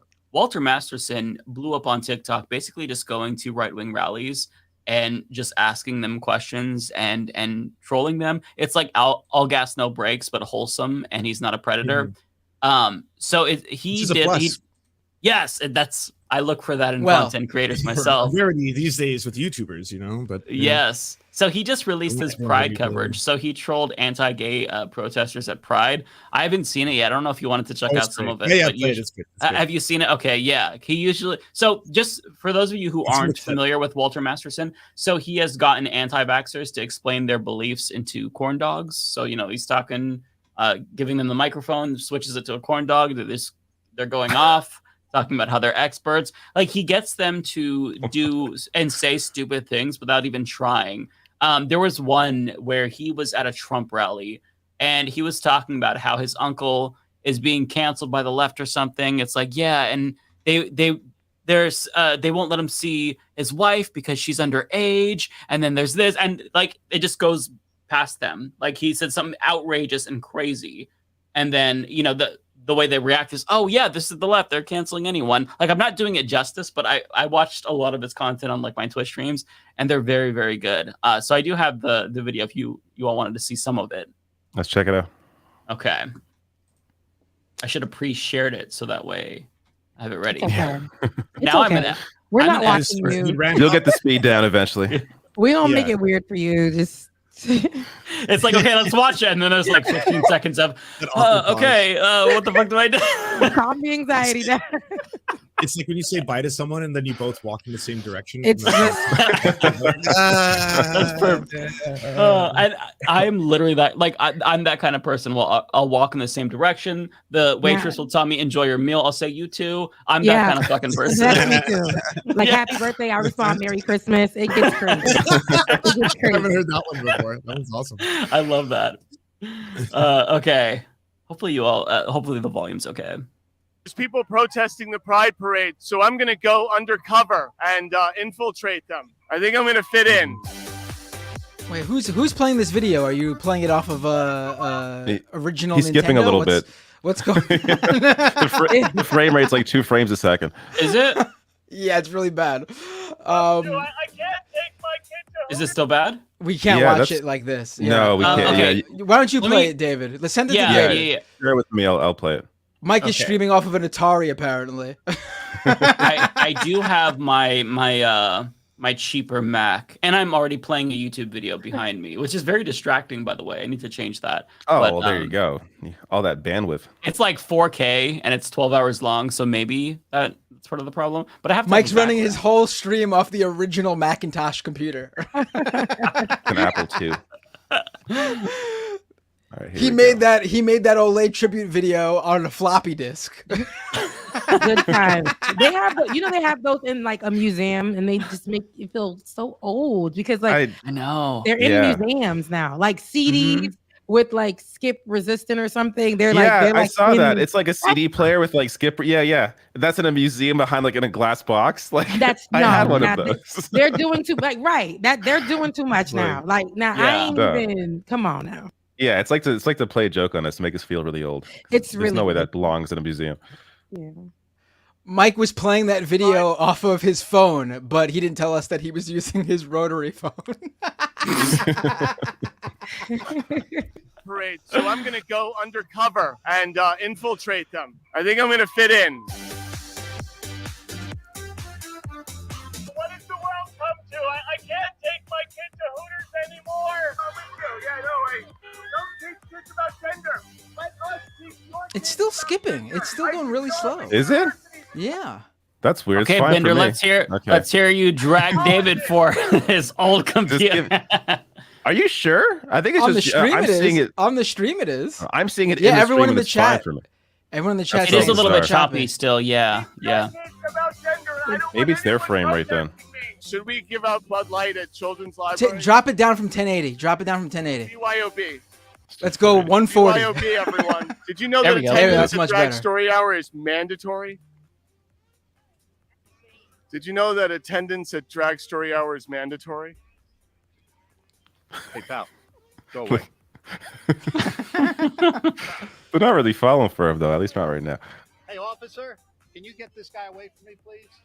I'm just exercising my Fifth Amendment rights. Me in my face.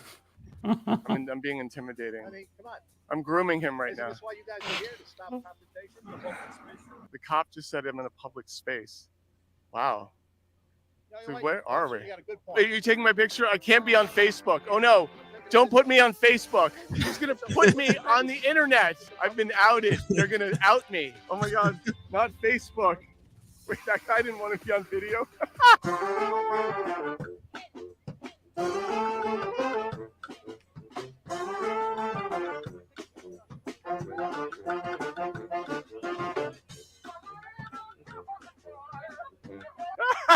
There's a bunch of police here. They're not forming a protective circle around these people. They said to the cops, hey, this guy's harassing me. And the guy's like, hey, it's a public space. That was so out of character for the cops. I prefer it, but like trying not to do his job. This is a fragile man. He didn't like, and Yeah. then he called for the cop, and then he agreed with the cops. He agreed with the cops. Oh, yes, of course. Yes. First Amendment. That is correct, sir. Because the police are always right all the time, especially when they're wrong. As if the cop is like a constitutional scholar. That's right. Constitutional law. Well, the cops, they just call it con law. Yeah, they're like, con law, bro. Yeah. Hey, bro, you took con law? Bro, how many? Oh, anyway, we shouldn't play this whole video. It's 60 minutes long. For sure. Yeah. Of this. People should check this guy out. But no, he seems like a pretty good comedian. I feel Yes. like I'd be scared to put myself in these spaces and like get these people are angry. Like at least a lot, not all of them, obviously. A lot of them are just like really stupid. But Yeah, there are definitely like people you don't want to fuck with. Yeah, the anti people, and like I've seen like people where they make content, bombarding these like rallies and stuff like that, and I'm like, dang, these people are very like, how you ain't afraid? Like, these people are carrying guns, and sometimes you're going in alone, you're not protected, and I know that this as an activist or however, but dang, I'm looking like, I don't know, like these psychopaths, they're crazy, and they'll protect each other and all of the above. I mean, we've seen what they did at the Capitol, so like these are those type of people. Those are those type of people. Oh yeah. Yeah, there's been some instances where they were getting up in his face. They were kind of following him. I brought him on, I think this was last year, for a really interesting interview. And he would cover a lot of, I think he probably blew up in like 2020. He'd go to these anti-mask rallies and stuff, and he talked about how, he got COVID from these rallies. Like it's a public service what he does, but it's so funny because I think he's able to flawlessly kind of just expose how shallow their arguments are and how hollow their political ideologies are. Like it's very culty, but he does that in a humorous way that still makes you a little bit depressed, but not as much as if you just like watch these rallies by themselves, right? Like viewing it through his comedic lens, it really helps and makes me feel a little bit less crazy because him kind of like making them look foolish is more like, oh, that's funny, this is a comedian doing it, rather than me just watching it and getting depressed thinking, God, people are so fucking stupid. Yeah. So I feel like that's what Aaron Brown does for me. Like I have a hard Right. time watching like Tim Pool or Jordan Peterson, but when he covers him, it's like, okay, I can watch him cover it because he just like clowns these people the entire time, and it's more sound effects digestible. alone. Yeah, and the sound Yeah. effects he puts on and everything. Like it's just Daddy can do no wrong. Yeah, I'm having on Twitter. I've blocked now. Just because I don't want to see them. I blocked Tim Pool. I blocked Steven Crowder. One other Ben Shapiro. I think. I'm just like, and honestly, I barely use Twitter now. I feel like I'm missing a lot of news. Like, but it's just, but mentally, I feel much cleaner though. It's just like I don't see this shit as much. It is. I feel much better about it. No, I feel you. Like I was actually talking to Elaine about this. Twitter is a very depressing space. I don't even have that many followers. I don't like I used to. I had 2 pages when I used to work back in the day. There was lot of people following me on this one. It's very depressing. Every time I get on there, I'll say something, and I do this on Threads now. But every time I get on there, I say, "What y'all mad about today?" Because everybody's mad. Okay, what are y'all mad about today? Everyone is mad. You didn't even brush your teeth yet. You logging into Twitter and you angry. You didn't need you don't want to start your day like that, but everybody is upset. You don't have to be upset. Don't log into Twitter that day. Mute people, do that. And I know sometimes it feels like you're missing out on news, but sometimes, especially now, because we're getting so much of it so fast, it's not like we're waiting for at 6 p.m. to turn the TV on and get like 3 local news stories, some main news stories, some soft stories about somebody's animal. It's not that anymore. You're getting so much at once. Sometimes you're going onto your platform and you're seeing people get murdered. And I choose on my platform when, like, say, I'm a Black person gets murdered by a police officer, I won't play the videos. Back in the day, we'll play the videos, right? And we'll cover it up, or we'll edit it. But I don't even play them at all. I don't like if there's sounds or anything like that, because now I have total anxiety after covering it for years. I'll cover the story, of course I need to, but playing those videos or anything now you mad, now you're sad. We're all effed up because of a lot of the content that we see in those spaces. So to mute them or whatever, and to get off of Twitter, I think that's the way to go. I think that's I'm glad that you said that, because it's changed all the negativity has changed the way that I do the show as well. Like, there was always I would try to do 2 videos per day every single day and just cover what was happening, what was popular. But I've had to stop myself because having to cover every single mass shooting, every single terrible story, it honestly does, it weighs on you. I was going to talk about the Texas story about the order according to an email to basically turn away migrants at the Rio Grande, basically drown them. About babies and stuff. Yeah. And I got through half of the article. I'm like, I can't, I don't want to spend half a day prepping this, right? Because when you're preparing to talk about a story, you can't just regurgitate the story. You want to add additional context to make it entertaining somehow. But it's if I do a video on this is 5 hours talking about such depressing shit that I'm going to have to mentally prepare for. And I just can't. So covering stupid shit sometimes is just, I have to. I will say though, Go ahead, I will David. say that every now and then I come across something on Twitter where it's this is why I still open this app sometimes. And this is just a quick clip that I really enjoyed. I'm not sure if you guys all saw this, but this is great. This is, I believe this is an airline executive, but the headline here is the Oscar for the best cinematography at a nonfiction drama goes to. So this is during a newscast, and check out what the camera guy does here while she's talking about. You'll see. Yes. So we've seen almost a doubling in terms of improvement on-time performance since last year. That is a reflection of all the work that we've done across the ecosystem together with our partner airlines, with agencies, reducing processing times, reducing wait times, and fine-tuning operations with our... No, he did not. So while she's talking about how great we're all doing, getting our airplanes on time, the camera guy, I'm not sure if the director, I worked in news, so I'm curious whose decision this was. It's possible that the director told the camera guy to pan up to the panel here, but just perfect as she's talking about how great they're doing. All these delays, just so well done. It's fantastic. But that's why I still occasionally open Twitter. Yeah, no, there are occasional funny things that you go on Twitter. I think I was, like I said, I had no business, but all the business in the memes and the GIFs. Is that how you say it? Is that how the kids are saying it now? GIFs, GIFs, I say whatever. GIF. People say GIF. See, I don't know. It's GIFs. It should be. The creator said GIF. Okay. Yeah, but they're wrong. It's a G. The creator is wrong. So it's yeah. Okay. That's the author. Yeah, but I laugh about a lot of things that I can't lie. The occasional times that I'll swing by Twitter from Threads, I will. It's some things I'm gonna laugh about. People are funny. Oh, camera died. I'll be right back. But people are funny. People are funny. Yeah, people can be hilarious. That is it has its moments, which still kind of draws me in to where I don't go on Twitter nearly as much anymore. But like every once in a while, like you still get like a little bit of a taste of the old Twitter, and it brings you back. But then it's like, oh, I've been here too long. I feel depressed and demoralized. And my not to sound like cat turd over here, but my reach on Twitter over the past couple weeks has completely plummeted. Have you guys experienced, like, ever since Threads was released?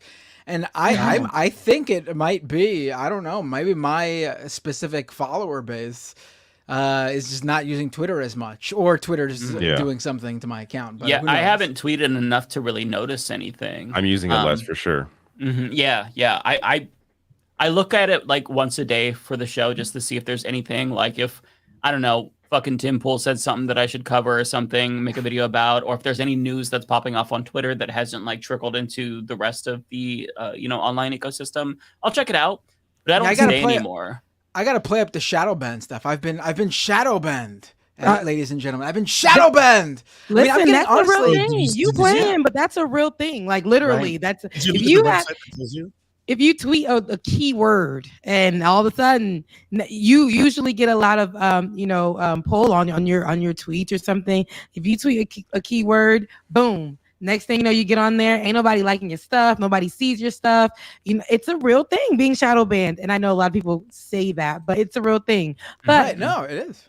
Have you guys posted any of your, like, I know, what was it, last week when you guys posted your what did Ole call it? Your thirst traps on Thread. I think that was just me. Only David Golden. That was you, David. No one else has the balls. Right. None of y'all was shirtless. I didn't see nothing.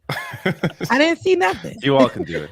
I said only David and Ole look posted fantastic. thirst traps, but No, I did too. I posted, oh, you did too. Oh, that's right, you did. Okay. Yes, in Jamaica when I was there last year, and I posted my little.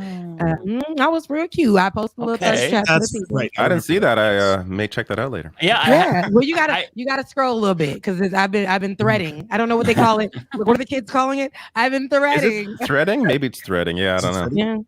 Yeah. I don't know. I'm not sure there's a Sewing. terminology yet. I'm not sure. Sewing. Oh, I like sewing, honestly. I don't know. That makes sense. It's wholesome. I like that. Yeah, it is. Not to bring us all down, but I did see that. I mean, this won't bring us down. It's more like just ridiculous. So this is Donald Trump. I guess at least he's retweeting this on Truth Social. This is a 9-second clip. It's a 9-second clip, and it's just. If you fuck around with us, if you do something bad to us, we are going to do things to you that have never been done before. This is a thread. That's why he's like super horrifying supervillain stuff. Wow. Like, it's like what? That's like a Trump ad. A 9-second Trump ad is just like him being a supervillain. Where's the voice clip from? Like, where's that from? What's the context? It was really what? I'm not sure what I'm not sure where that's from, but it's like, yeah. What do you say again? I'm gonna do here. If you fuck around with us, if you do something bad to us, we are going to do things to you that have never been done before. So he actually swears in that. If you F around with us, I heard it. Well, we're gonna do things that is just a little bizarre. No, this is real. So you have to act, no. Is that real? Yeah. According to Politico, this out-of-context soundbite originally came from remarks Trump had made about Iran during an October 2020 interview with conservative radio host Rush Limbaugh. But they still use so Trump's folks over, MAGA folks, they really utilized that is that campaigning? Is that and then he I guess it's called retruth. That's a pack. He retruths it on his page. retruth? Are you no? America. Not retruth. American AF. Truth Social. Truth Mega.com. I didn't even know they had Maga.com. I'm impressed. Yeah, that's actually impressive. That probably cost them a pretty penny, honestly. I would think so. And no, that's how they pull in their people, though. As they have to be extreme. They have to and people look at this like, yes, like this is so American. This is American. This is the way to go. I'm like Donald Trump. Definitely, look what he's talking about. This is our guy. And this is the editing. This is what they're giving. It's not giving a thing, but they're gonna make that a thing. That is classic editing. That's beautiful to them. That's presidential. That means that we should be eyeing what he's going to be doing next. Meanwhile, that was really nothing. That was nothing. It's just that it's this theme of like authoritarianism, and like that's, and actually I covered I covered a story this week from, I think it's from New York Times, but this is on his campaign website. He discusses several ways of how he's going to take control away from independent agencies, and he's gonna decide, if Congress decides, to put funding in something, he gets the final say. He's going to change it so that he gets the final say on what funding goes where. He gets the final say on what the FTC does. Like, he gets the final say on independent agencies and what they're doing. Like, it's not just a talk. Like, they have a plan on how he's going to have essentially complete control, at least over what is left of independent agencies and bodies. He's going to have complete control over funding, over what's happening. It's in his campaign website. Like, it's in his plan. He's not hiding any of this stuff now. And if that's what they're talking about publicly, as I talk in my video, like, if that's what he's saying publicly, imagine what they have planned privately. Like, term limits for sure are on the table. He's going to eliminate term limits. He's going to stay in as long as he can. Like, he will do whatever he can to have as much control and power over society. Yeah, it's very scary to think about how worse things could get, but they could get worse. They always could get worse, honestly. So cherish this moment, folks, because it's very crazy. Yeah, it's so dystopia. I covered that story too, about his authoritarianism, and there was even a video about him talking about potentially stacking the Supreme Court, which, I mean, there's nothing in the Constitution stopping him from doing that, but he's like, oh, we had They don't even need to, which is it's so like. Yeah, like, that's the thing. He's like, Biden should be doing that. There's a Right. need. Like, the public disagrees with what the Supreme Court is doing. Trump already has full control over the Supreme Court. Doesn't need to change it. Like, but of course, It's I'm about sure he'd be happy to have even more power. numbers. Yeah. Because he's gotten some criticism about, Gorsuch or Barrett here and there, like siding with the liberals. Like, for example, there was the Alabama gerrymandering case where that was 5-4. So in order to make sure that every single case goes their way, then, this is just it's that it goes back to the authoritarianism, where it's like, you want to have absolute control. You want to make sure that every single thing goes in your direction. And I feel like, and I made this point in the video that I did about this, that as the indictments pile up, his desperation grows and he gets more dangerous, because this isn't just about like him becoming president again and his ego. It's about him staying out of prison potentially. And regardless if he does ever see a day, behind bars, I mean, I'm skeptical of that. But even the thought of him worrying about it, that's good. That's going to make him all that more ambitious, we'll call it. So yeah, it's scary. And it's like, well, we've got him, but if you look at any of the other Republicans, I mean, they're all fascists. Like, are there any, like, the ones who are so-called moderates, like Asa Hutchinson, are polling at like 0.005%. So, I mean, like, either way, they're going to nominate a fascist. And every single election cycle, it's going to be, oh my God, is this going to be the one where it's the last one where we devolve into full-blown fascism? And one thing that I always hear from people who push back is, well, Mike, we're already not a democracy. It's things are already shitty. But it's like, democracy itself, you have to picture it on a spectrum, right? Because it's not a binary thing where you either are or you aren't. There's a lot of gray area. And the problem is that even if we're a pretty shitty democracy and we don't have universal suffrage yet and a lot of people can't vote, things can get worse. And democracy itself has to be like this ongoing project where you consolidate democracy, you expand rights, expand suffrage, expand civil liberties, civil rights. And so, like, we're starting to move backwards. And I think that if one of these fascists were to win, you make a huge jump backwards, right? So yeah, it's just, I don't know. It's a very dystopian time to be. One of the reasons alive. conservatives hate democracy is because it's non-binary. It went woke. Yeah. That's true. Very funny. I had to do it. The cornball joke. I got to do it sometimes. I'm sorry. I'm a dad. You gotta give me the pass. You give some dad jokes. You do. That was good. That was a good dad joke. I don't know if you all saw, I posted a link in the private chat.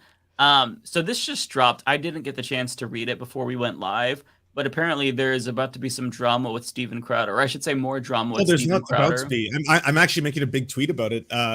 More ex-staff members come forward to reveal a workplace filled with sexual abuse, perhaps grooming, as well as mental and physical abuse, frequently displaying his genitalia, frequently touching his genitalia on other staff members. It's basically the same shit that every other person who used to work with Crowder has come out and said, that the guy is got some weird, creepy god complex and may be really battling a whole bunch of things because he's consistently exposing himself and sexually molesting his staff members. By the way, Mike, I don't see the link in the chat. Okay, let me. Oh, that's because I did not hit send. There we There go. you go. Sorry. Yeah, that's. I mean, I'm not surprised, honestly, but like the workplace sexual harassment is like Mad Men style. Like it's so fucking bad. He looks suspect. These people are fitting the roles, okay? Yeah, Yes. yeah. They're fitting the role. Yeah, I don't see how shocking this is. And a lot of these people who work in these spaces, you know, they support I don't like it. Like I'm not shocked about it. I'm not shocked that this is happening in the workplace. But these are grab them by the vajayjay type people. Like these are these. Well, what's really wild about Steven is that Steven's built this empire. Like he was just offered $50 million to go to Daily Wire, right? He's built this empire off basically bigotry and hatred and racism, transphobia, yeah, like that's all his shit. And he has been one of the forefront people talking that like LGBTQ plus people are groomers, they're all pedophiles, blah, blah, blah. They all do this. If you dress in drag, you're abusing children. Meanwhile, the guy at the time was fully dressing in drag, getting his staff members to dress in drag, making out with his staff members in front of children in public, and also getting his staff members to stroke him over his pants outside in public in front of kids. Like it's the biggest fucking hypocrisy you could ever think of. And now more and more stories are coming out. Like no wonder his wife is leaving him. What a mystery is being solved here, right? But more and more stories are now coming out by like, you know, so many staffers at this point have been like, yeah, he was like what he was doing an engaged in behavior that you could describe as grooming staff. Yeah, there was, I don't remember who it was. Is it Owen Benjamin who, when the whole stuff with Steven Crowder's wife had come out, Owen Benjamin made a post about how like Steven Crowder would basically, and I'm paraphrasing, but Steven Crowder would pressure them, the male staffers, to dress in drag and, you know, go in public. And he was like, I don't understand like why we're doing this. You know, it doesn't feel like we're triggering the libs to dress up like women. We're just doing like degenerate things because you want to and you're justifying it. And this is not like a good person either, right? But like just to hear somebody say, yeah, we were pressured to do it is just so unsurprising to me. Like as Rebecca was saying, because it's like, I mean, when you tell people that you're a shitty person based on your politics, when you are explicitly racist and homophobic and you wear that on your sleeve and that's your comedy, it's not surprising that that entire environment is very toxic and he doesn't respect boundaries. And he just looks like the type of person to, and this is conjecture, obviously, like he doesn't respect anyone's boundaries, you know, let alone workplace, you know, boundaries. You could tell he's a shitty person because that's what he projects. And so regardless if it's a character or not, like I think all of this fits. Like nobody's going to read this article, I'm assuming even his own viewers, and think, oh, this doesn't sound like Steven Crowder. I mean, come on. I mean, we saw how he treats his wife, like at their house. Right. So if he treats his wife like that, tell me then how he treats her. I didn't see. I don't really. There's leaked video footage. Basically, there's these like camera recorders near like where you'd ring the doorbell. So there's one like basically there. She's, I believe, 8 or 9 months pregnant in it, and he's verbally abusing her, being like, you need to like clean up and you need to give the dog this medication. And then she's like, I don't want to do it because the medication could potentially harm, you know, the child that's developing inside me. And also she's like, she wants to go, like he's like trying to get her to grocery shop and stuff while she again is visibly pregnant in the footage. Like it's a really hard 3 or 4 minutes to sit through. But like it once again it's not a surprise. It seems very on brand for like how horrifying this person is. Behind the scenes, it's got to be hell for all of these folks, right? I mean, moving on, not just like Steven Crowder, but like think about fucking Dave Rubin. Like even though he's living in like a mansion and probably is driving the car of his dreams, like you know how miserable he's got to be. You know what I mean? Are Like they to see. though? Are they miserable? It Because it's depends what like, you value. Yeah. I guess no, that's because I feel true. like they feel more empowered. Like they're beating a lot of these. They are on here.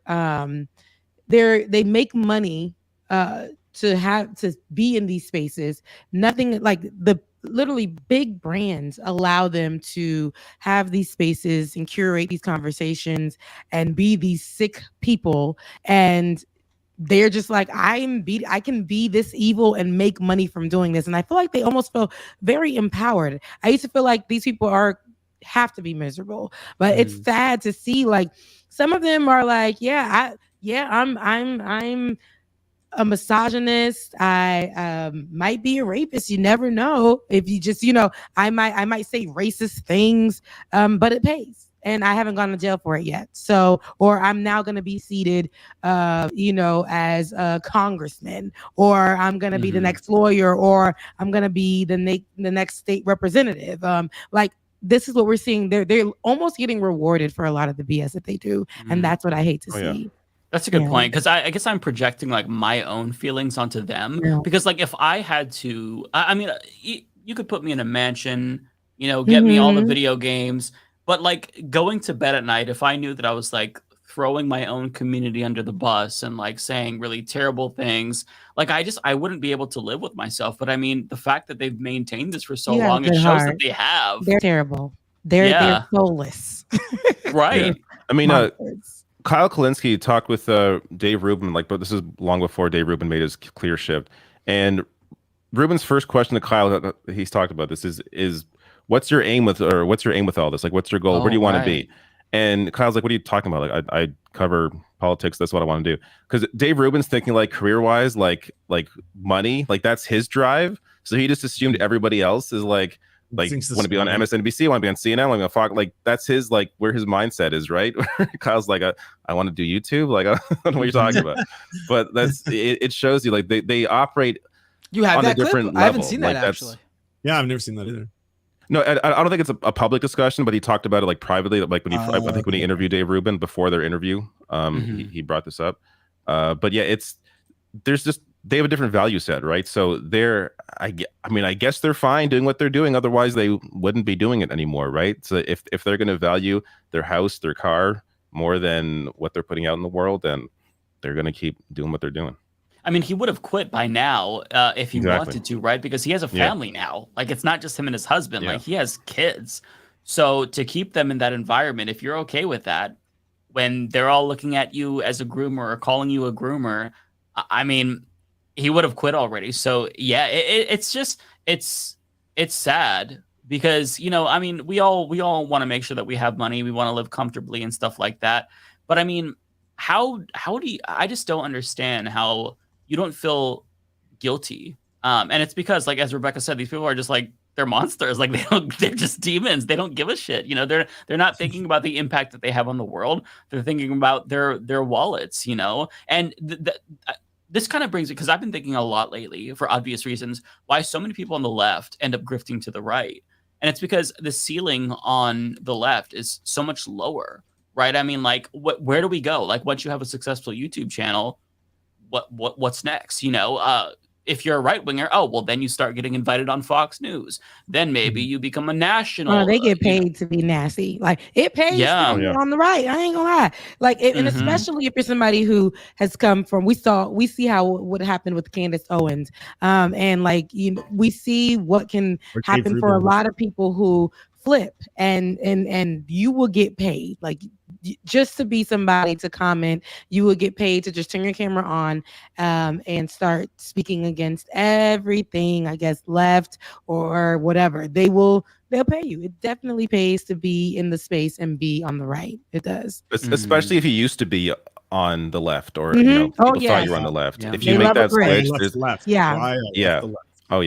and then the right will bring up, but how about Hassan? You can make lots of money. He's one guy, and he's very successful at what he does. He works all the fucking time. Like and if he decided one day, you know what, I'm going to the right, he would make a shit ton more money than what he's making right now. So like, it's not buddy, it can't be. If that's your driving factor, then you're going to end up grifting to the right in this line of work, But because yeah, there's a ceiling here. I mean, money's nice. I'm not gonna hold you. I've been working. Oh no, at, of course, it's want to be money's good. comfortable. Yeah. But it's tough, and it's already tough. Like we spoke about this. Like we know that if you are fighting for what I call like equality for people, like the right things, and to people, they'll look at your content or your platform as like a goodwill. Like it's like, okay, this is just, but if you are speaking, and it could be BS, misinformation, conspiracy theories, this is where people will sit and they'll be like, no, this is where my money's going to go. This is what we're going to continue to fund for this person to be on here every day, work harder than us. Because the next person like myself, I got to go and work a 9 to 5 in my space, because I am Black too, and the type of coverage that I do is going to be a lot of news that centers Blackness and Black people and Black issues. So that's not truly in the algorithm in YouTube or Twitter or whatever. You got to work 6 jobs. But if I were to start talking, if I were to start saying some of the right talking points, like and using that, trust me, the views would be. You would do very well. Yeah. They will come and they will start dropping with the Cash App. They will start, they will do that. But it's unfortunate. It's sad because like there's this incentive to just be shitty. Like if you get a big enough platform and enough attention, you have so many incentives to be shitty. Maybe not make a full pivot, but just be like shittier and pander, in certain ways. And that's so frustrating. Because you think that in theory, if you want to do leftist content, you're trying to make the world a better place. But, we're all people. We have our weaknesses, and some people, they just become susceptible to not just money, but I also think like the adoration, like, to switch sides. Like, sure, you're going to get beat up. I'm sure Dave Rubin got beat up plenty. You know what I mean? But I mean, he did. I helped. But like, the amount of people that welcome you with open arms, it's like, wow, I love what you're doing. The adoration, the praise, that's got to feel good too. Just to feel like you're part of a team. Like if you don't really have any core values, then to just feel like, oh, I'm welcomed, I'm loved, I'm seen. That too, I think has got to be part of it. Clout chasing is fun. Like when people get on, they're like, oh my goodness, like that's what I'm talking about. This person is speaking facts. So and then don't be nothing, but that makes the person feel good. And that also like validates the person. Now they are experienced enough to be a part of conversations, in which they're not. They don't do research. They just go off the top of the dome, and that is enough for people to be like, I'm gonna follow this. And it's very it's very dangerous at times, like when people actually need the right information, and they're going to the person that they love so much, and this person is pouring out misinformation, and it becomes very, very dangerous. Like to me, I want to go back to the Capitol. Those people that was at the Capitol were all poured in. They all got misinformation, and they were rolling with that. They believed in their hearts and in their souls that Donald Trump was president. And so they needed to go and do what was right for America. You see how dangerous that can be? Domestic terrorism. They needed to go do what was right for America. And this is what a lot of those platforms create. Some of them will send out on their platforms, they whistle blow. Now people are outside beating up Black folks, beating up Asians, accusing people of doing things, going into the comment section, going on people's Twitters, creating fake accounts, threatening people's lives. It's a lot. I remember when I first got into the space and I was working where we were on like platforms where thousands of people would watch every day, and it was a white space. Although it was the left, it was a white space, and they were so nasty to me. They would say they want to rape me. They would say they want to do, and it was like they would say that they would say things about my nails. Oh, I'll let her claw me, and then I'll kill the baby. I'll kill her. I'll do that. I'll wear braids in my hair. Oh yeah, I'll wear braids in my hair, and they'll say like, what? Why is she wearing a rug? She needs to go back to Haiti. She's a mutt. Whatever she is, like it was. So and at first it was terrible. At first it was hurtful, and then I had to figure out like what I do is I don't look in the comment section or anything, but they still will come at you. Like you'll go on your Facebook with 3 friends. How did did this person find me here? Like, and so it gets, you got to protect yourself in these spaces, but also like, when you do grift or whatever, these people are protected. They got their money. They know that I'm just going to sit here and talk for an hour. I'm going to make money and I'm going to go. So people with hearts like us who want to really get in the space and do the work and do all of that, it sucks when you're getting beat down, right, in this space, and and some of the times you're not getting paid for it. Okay, and so like you're doing this work because you actually love it. You love it. And you want to help. And you want to get people's voices that are unheard across, stories that are untold, but people like mess. People like the monstrosity of what is the right, and they like to debate, and they like all that stuff, and it sucks. Yeah, Right, it does. It really does. On that note, should we do our own grifting and get to super chats or what? Hey, before Now, you do super chats, I'll have to duck out and go walk my dog. Can I give a big thanks to Mike specifically for participating last Saturday in the charity stream that I was doing? Oh, and, right. and the rest of you for doing the retweets and everything. Thank you so much. We raised over $10,000 for Rainbow Railroad, which is fucking That's amazing. awesome. And that, according to them, means we saved one life. Oh, yes, We relocated one LGBTQ plus refugee globally permanently. So we can say that one life has been saved. So yes, awesome. Lily Wachowski donated $1,000. Lily Wachowski donated $1,000. Wow, that's amazing. Yeah, that that's is amazing. great. That's beautiful. That is so good. That's good. That's a good note to end on. Yeah, exactly. Yeah. That's a good note to end on. Also, if you all want to look it up, I was Spoon Boy. I also played APOC, but I was Spoon Boy. That was my main role that I prepared for. I did the British accent.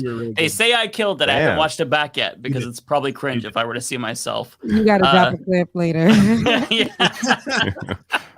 I am curious to see now. It's been a week. So, but yeah, super fun.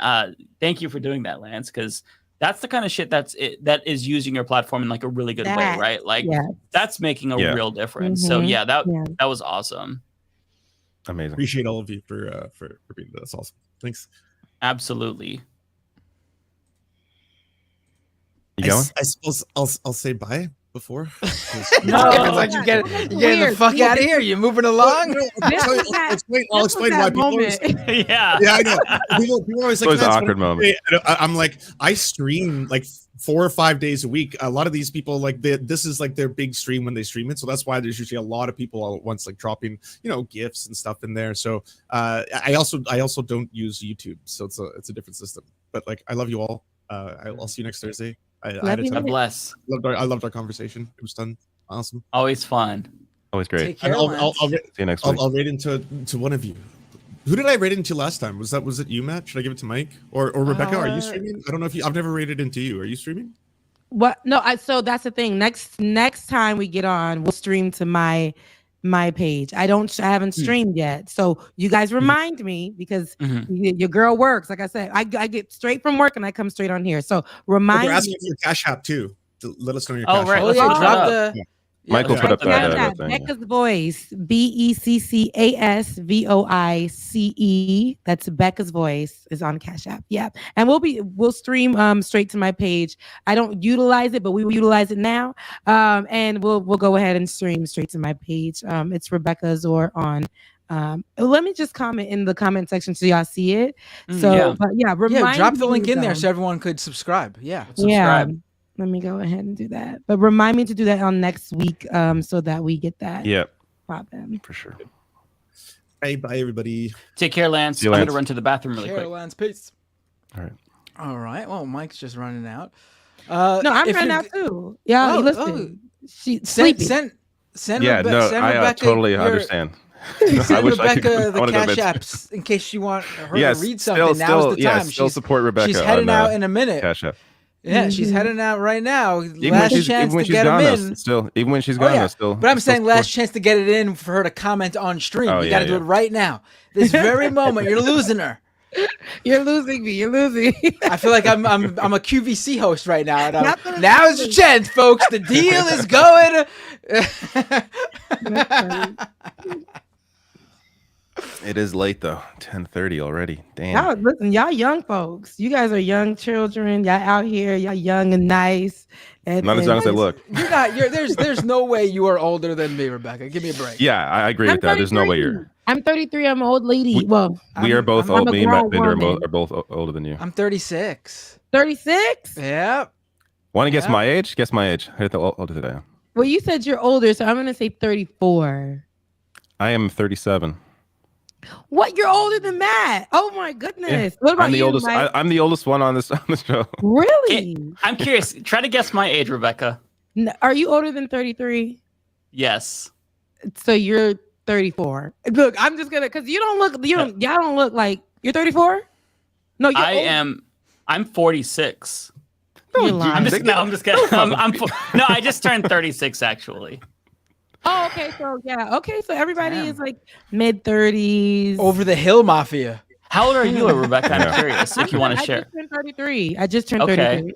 Yeah. Okay, nice. We're all Mhm. 30s. Nice. Yeah. 30s gang. Yeah. So I was gonna say old lady, but I am not an old lady. I'm a grown woman. There Okay. you go. So yes, this is that time. But the grown woman, she sleeps, she rests, she takes naps. So No worries.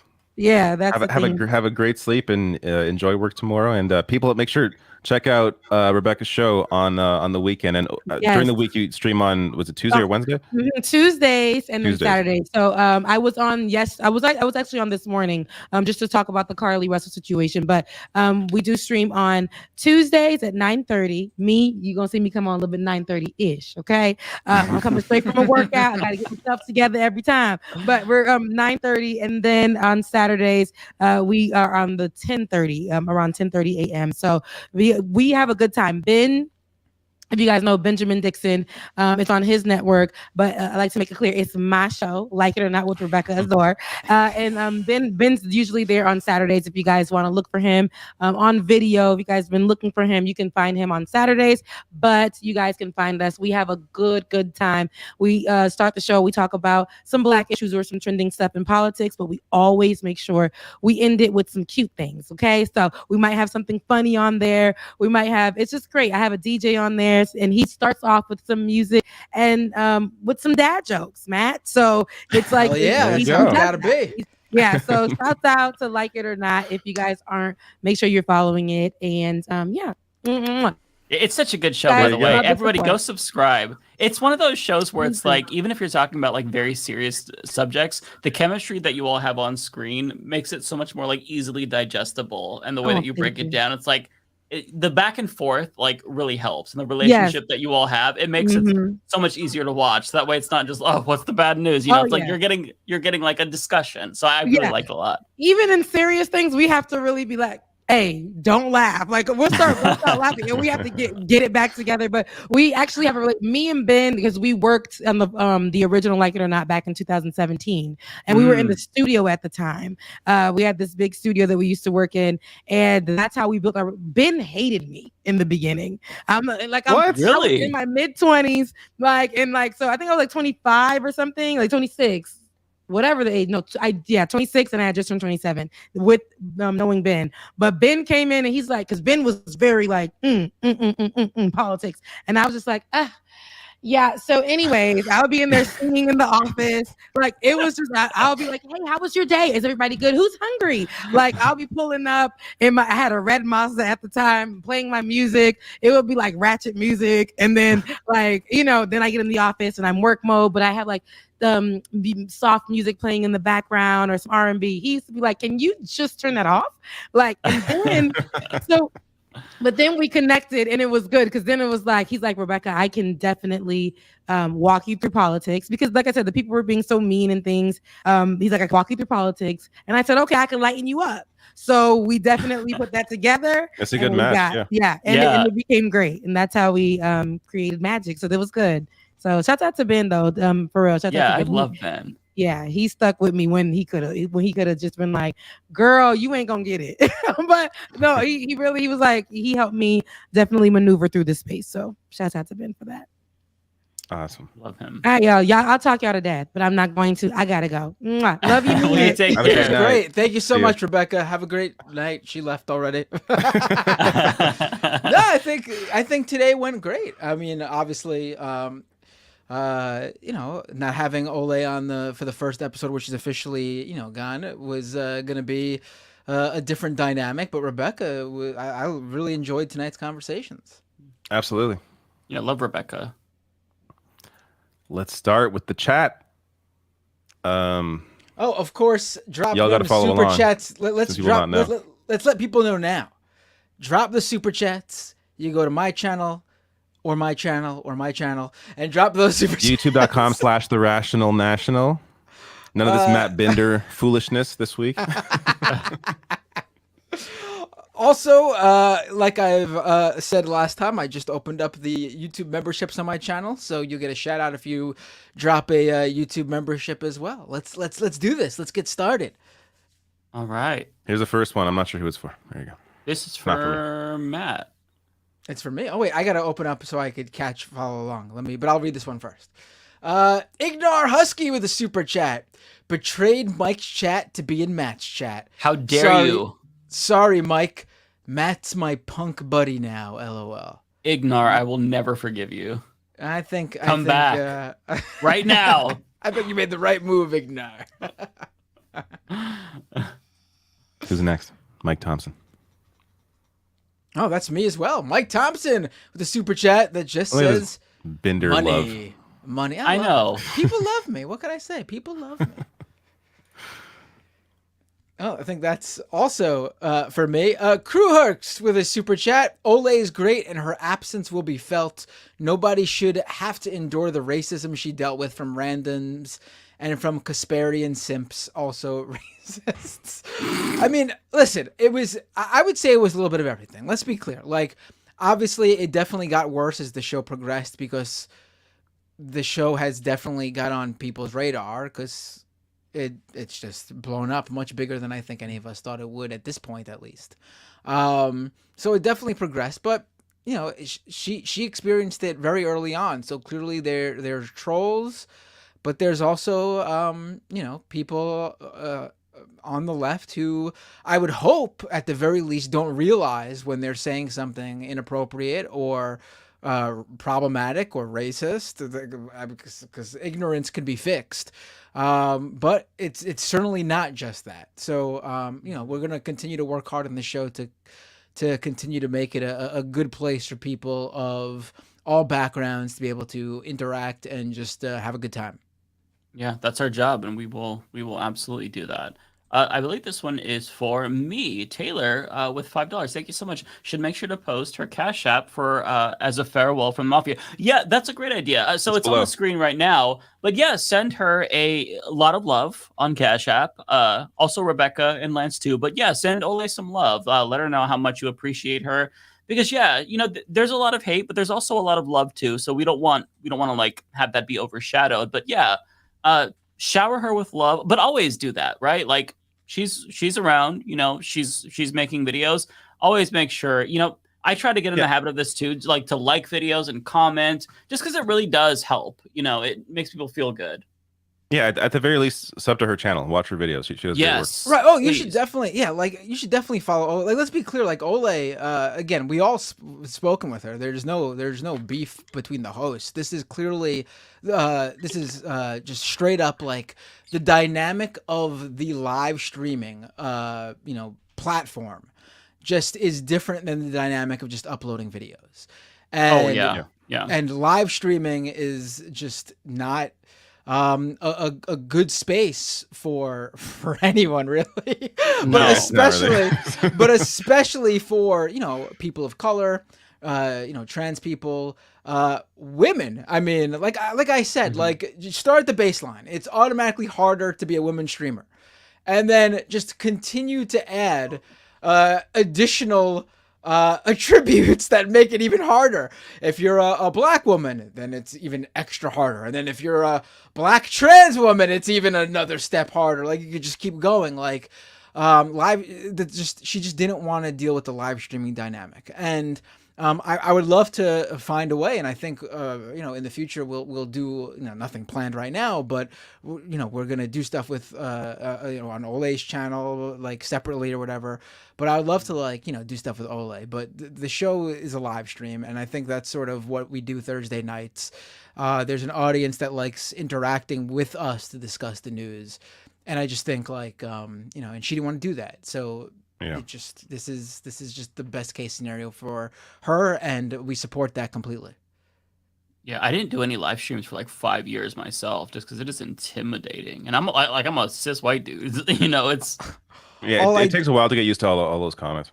Yeah, all I do is live stream. So I'm so desensitized. I still get anxiety before live streams, like till this day. It's just honestly, I feel like I could go just full live stream. Like I actually really enjoy doing them. It's just I feel like it's harder for me to get out the message I want to get out in a live stream as opposed to having a planned video where I can really hit the points I want to hit. When I'm live streaming, there's always things I miss and I didn't get that I wish I hit on. So it's just not as productive for me, I think, in terms of video content, but it's all good. Narrative Dude.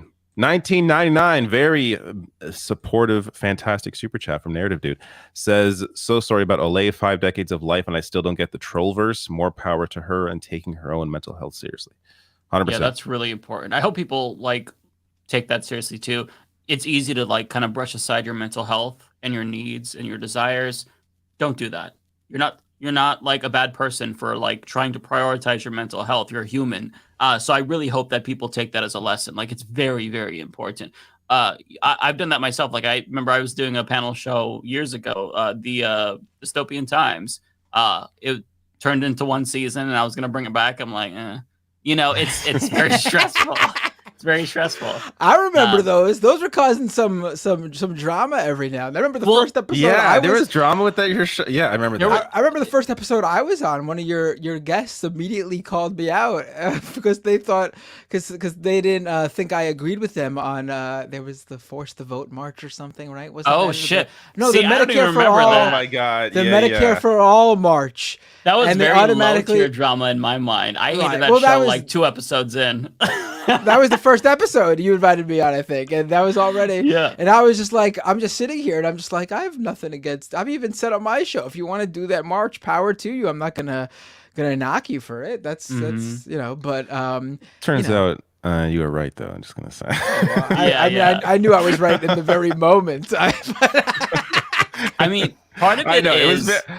That's a revisit that, but it was very clear. Is that the march where Jimmy Dore was at, and he was saying some crazy shit? I'm sure he was. Yeah. That was a very difficult show to do. Doing a panel show is really hard if you have to find a new panel every single week. Because for me, I was just new on Twitch, and a lot of the connections were from Twitch, and so I didn't have any outside knowledge of all the interpersonal beefs on Twitch. So almost every time I would schedule people with interpersonal beefs, and I didn't know about it, so I'd have to rearrange That's it. actually good for your show, though. And I didn't want that though, because I Good hate for the conflict. ratings. I don't want it's not debates. You fun. know what I mean? So it's I try. I would have requested you to book every single hater of mine on the exact same show as me. I would do it every week if I could. I love it. I love it. See, I'm a sick man. I've got real problems. I was honestly trying to do a leftist solidarity thing, and I hated it a couple episodes in. So I decided, you realized there was no there's solidarity. no leftist solidarity. Yeah. So I'm I gotta. We'll make this 1 season. And then I'll revisit it later. Which, by the way, I was going to do a season 2, but then I canceled it because we were doing Leftist Mafia. I had the trailer and everything started. Oh, really? Yeah. I had that set to upload on January 13th, coming soon. But I'm I'm not going to do this and Leftist Mafia. I'm going to be so sick of talking to people. We should maybe replace Leftist Mafia with Dystopian Times. That's a better name than Leftist Mafia. just co-op. I have considered after today, this doesn't feel like when Illuminati was that was different. This feels like I'm using that as the example of it still felt like Leftist Mafia. It wasn't like we needed to. But without Ole, I did consider, and maybe we should consider just changing the name of the brand name like changing the name of the show. I'm not saying it's official. Don't go anyone running around saying Leftist Mafia is dead. I mean, we're still going to do a Thursday night stream, but I think maybe if it doesn't feel like the same thing without Olay, who was like a real fan. I mean, I think she come up with who came up with the name? Did she? I don't even remember. I don't know. I mean, she was like the soul of the show, so probably. I mean, I didn't come up with the name. Oh, maybe it was Lance's chat. Actually, I think he said. I think it was Lance's chatter. Yeah. Yeah, I want to say, although I'm not 100% sure. But I am open to name change as well. So that's something we could discuss maybe. Yeah. But let's be clear. I'm not creative enough to come up with a better name than that. Oh no, I'm not either. It's on Bender. He has the best name show, so he can do. Figure out a better name. We could sit on that. I don't know. I'll think of some things. Let's go back to the super chats. Jay Cass, who's this for? This one's for me. $5. Thank you so much, Jay Cass. My mom Maria says hello to everyone. Tell your mom hello and give her a hug for all of us. Oh, this is I think for me. Pay attention, Kowalski with a super chat. Rest in power, Blues brother Brooks. Right, we mentioned it early on. July 20th is today. I love that shirt. The 3-year anniversary of the passing of Michael Brooks. I hosted I sat next to him for almost 5 years, working together on the Majority Report when it was just me, him, and Sam Cedar. I co-hosted once a week on that show from 2013 to the end of 2015 with him. He's a good friend of mine. And that's my personal experience with him. But I know to a lot of other people on the left, he means something more beyond that. He's become an important, influential figure that really helped people with their political trajectory, and some people have told me he's helped him with their lives, honestly, just how they live life, and it's amazing to hear that someone who is a friend of mine could be so helpful to all of you. And he was a really great person, and it would be really interesting to see what he would. I know what he would like. People always bringing up like, oh, what would have Michael thought? And like, I sort of feel like about like current events, what's going on. I always feel like twofold about that. Whereas like, I'm not going to put words in his mouth, so I never bring him up in a debate or a conversation as like, oh, Michael would have. I think that's weird and wrong to do. Yeah, that is But weird. at the same time, as someone who personally knew him and spoke with him for hundreds of hours. You probably should. You do that. You would know the best. I know exactly what he would think about certain things. So I mean, one thing that I would say would be interesting to see how the people who have changed so dramatically since COVID, how they would have reacted to Michael, because Michael would not have changed with them. For anyone who thinks Michael would become some contrarian or anything like that, you're out of your fucking mind. He would have staunchly been in the same exact ideological spectrum as he was when he was alive. Oh, yeah. He would have still been firmly in the Majority Report camp. He probably would have moved on because his show probably would have got even bigger, but he still would have been on board with Sam Cedar's views, but to the left of Sam, just like he was on the Michael Brooks show. I would have loved to see their reactions to critiques from him. I mean, I part of me thinks like, unfortunately, a lot of this lionization of him from some of these figures is because he passed away, and that if he was alive critiquing them, they would be throwing him under the bus just like they do to everybody else who was a fan of theirs and is critiquing them now today. But it still would have been interesting to see Michael going at them because he would have done it better than anybody else. Mm-hmm. Yeah, and I think that Sorry, go ahead. I was just thinking about like the interpersonal relationships he had too, because I remember he brought on Glenn Greenwald to discuss Brazil, and this was during a time where Greenwald was beginning to say some weird shit, but it wasn't as clear as as he is now with that crap.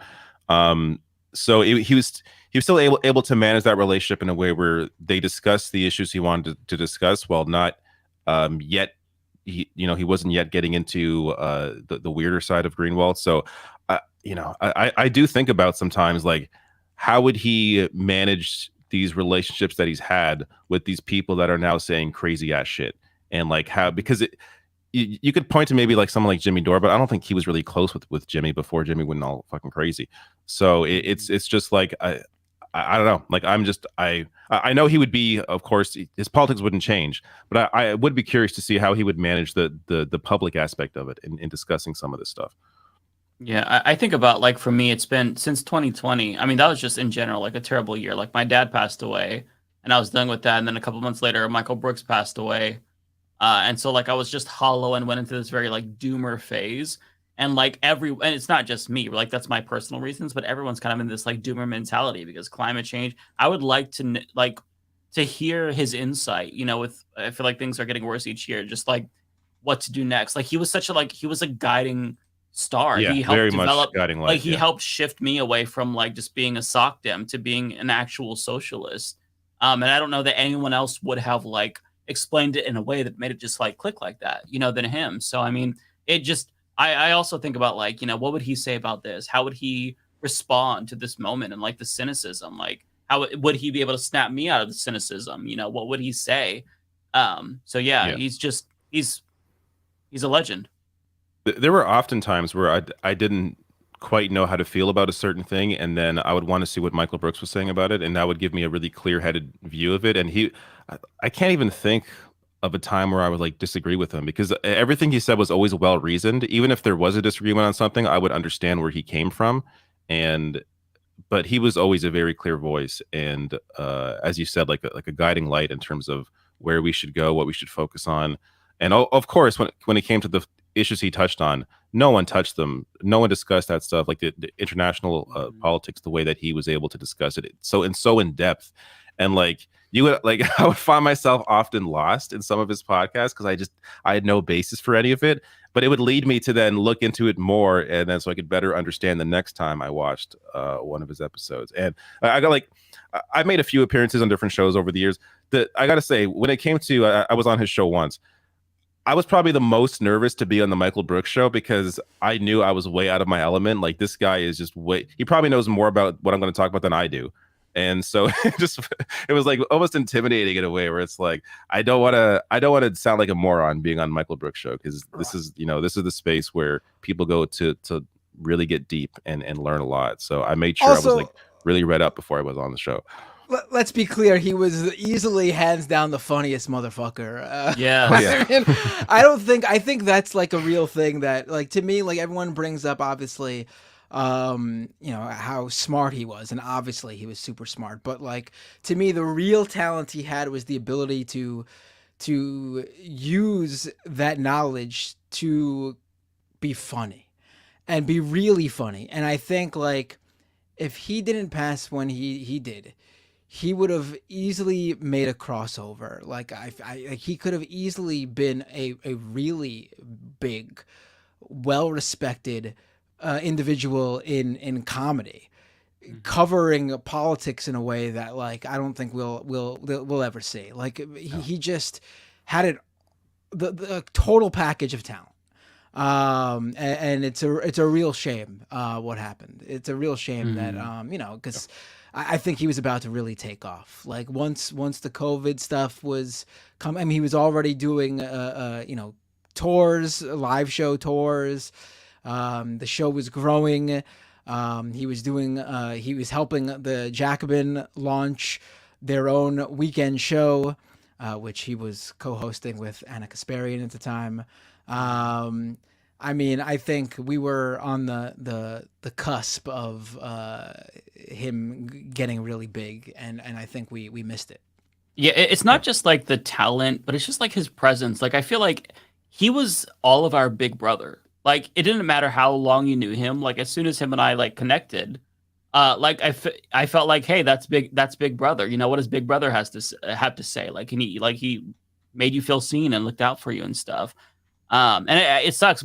Before he passed, like a couple of months, we were like talking back and forth. I was going to bring him on to talk about his book, and that never happened. So like, I never got to actually collaborate with Michael Brooks. Like, you know, we talked and stuff behind the scenes, but yeah, it's just like, it really makes you appreciate everyone else more, where it's like, okay, I need to actually reach out and do that collaboration or call up my He friend. was who I would very adopt good with to. that. Like I remember Mhm. after he passed, a lot of people came out with like DMs he had with him, and he was always supportive of everybody and talking to everyone. It was really like I don't have Very that skill. Like encouraging. I'm very very in my own head. I'm very like antisocial. He was the opposite, and that's a good quality to have.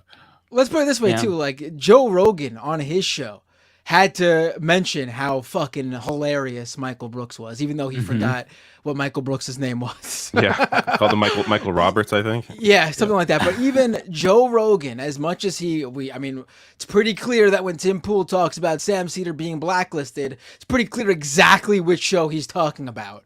It's I'm like almost positive he's constantly mentioning Joe Rogan's show. And Joe Rogan has mentioned on his show how he doesn't like how Sam picked on Dave Rubin. Years ago he said that. So I mean, but even then Rogan had to mention on his show how hilarious he thought Michael was. He wouldn't have him on, but he couldn't even he couldn't deny that. Mm-hmm. Yeah. That's one guess that Rogan really should have. Man, that could have changed the whole thing. I mean, I It think could have Michael changed Rogan's really- whole show if Michael was on that show once. Because Michael had the ability to really like when people talk about edgy comedy and like, oh, the left doesn't like edgy comedy. Oh, I can't be edgy now. No, you're just being a fucking asshole. You want to hear real edgy comedy? Michael Brooks fucking did it.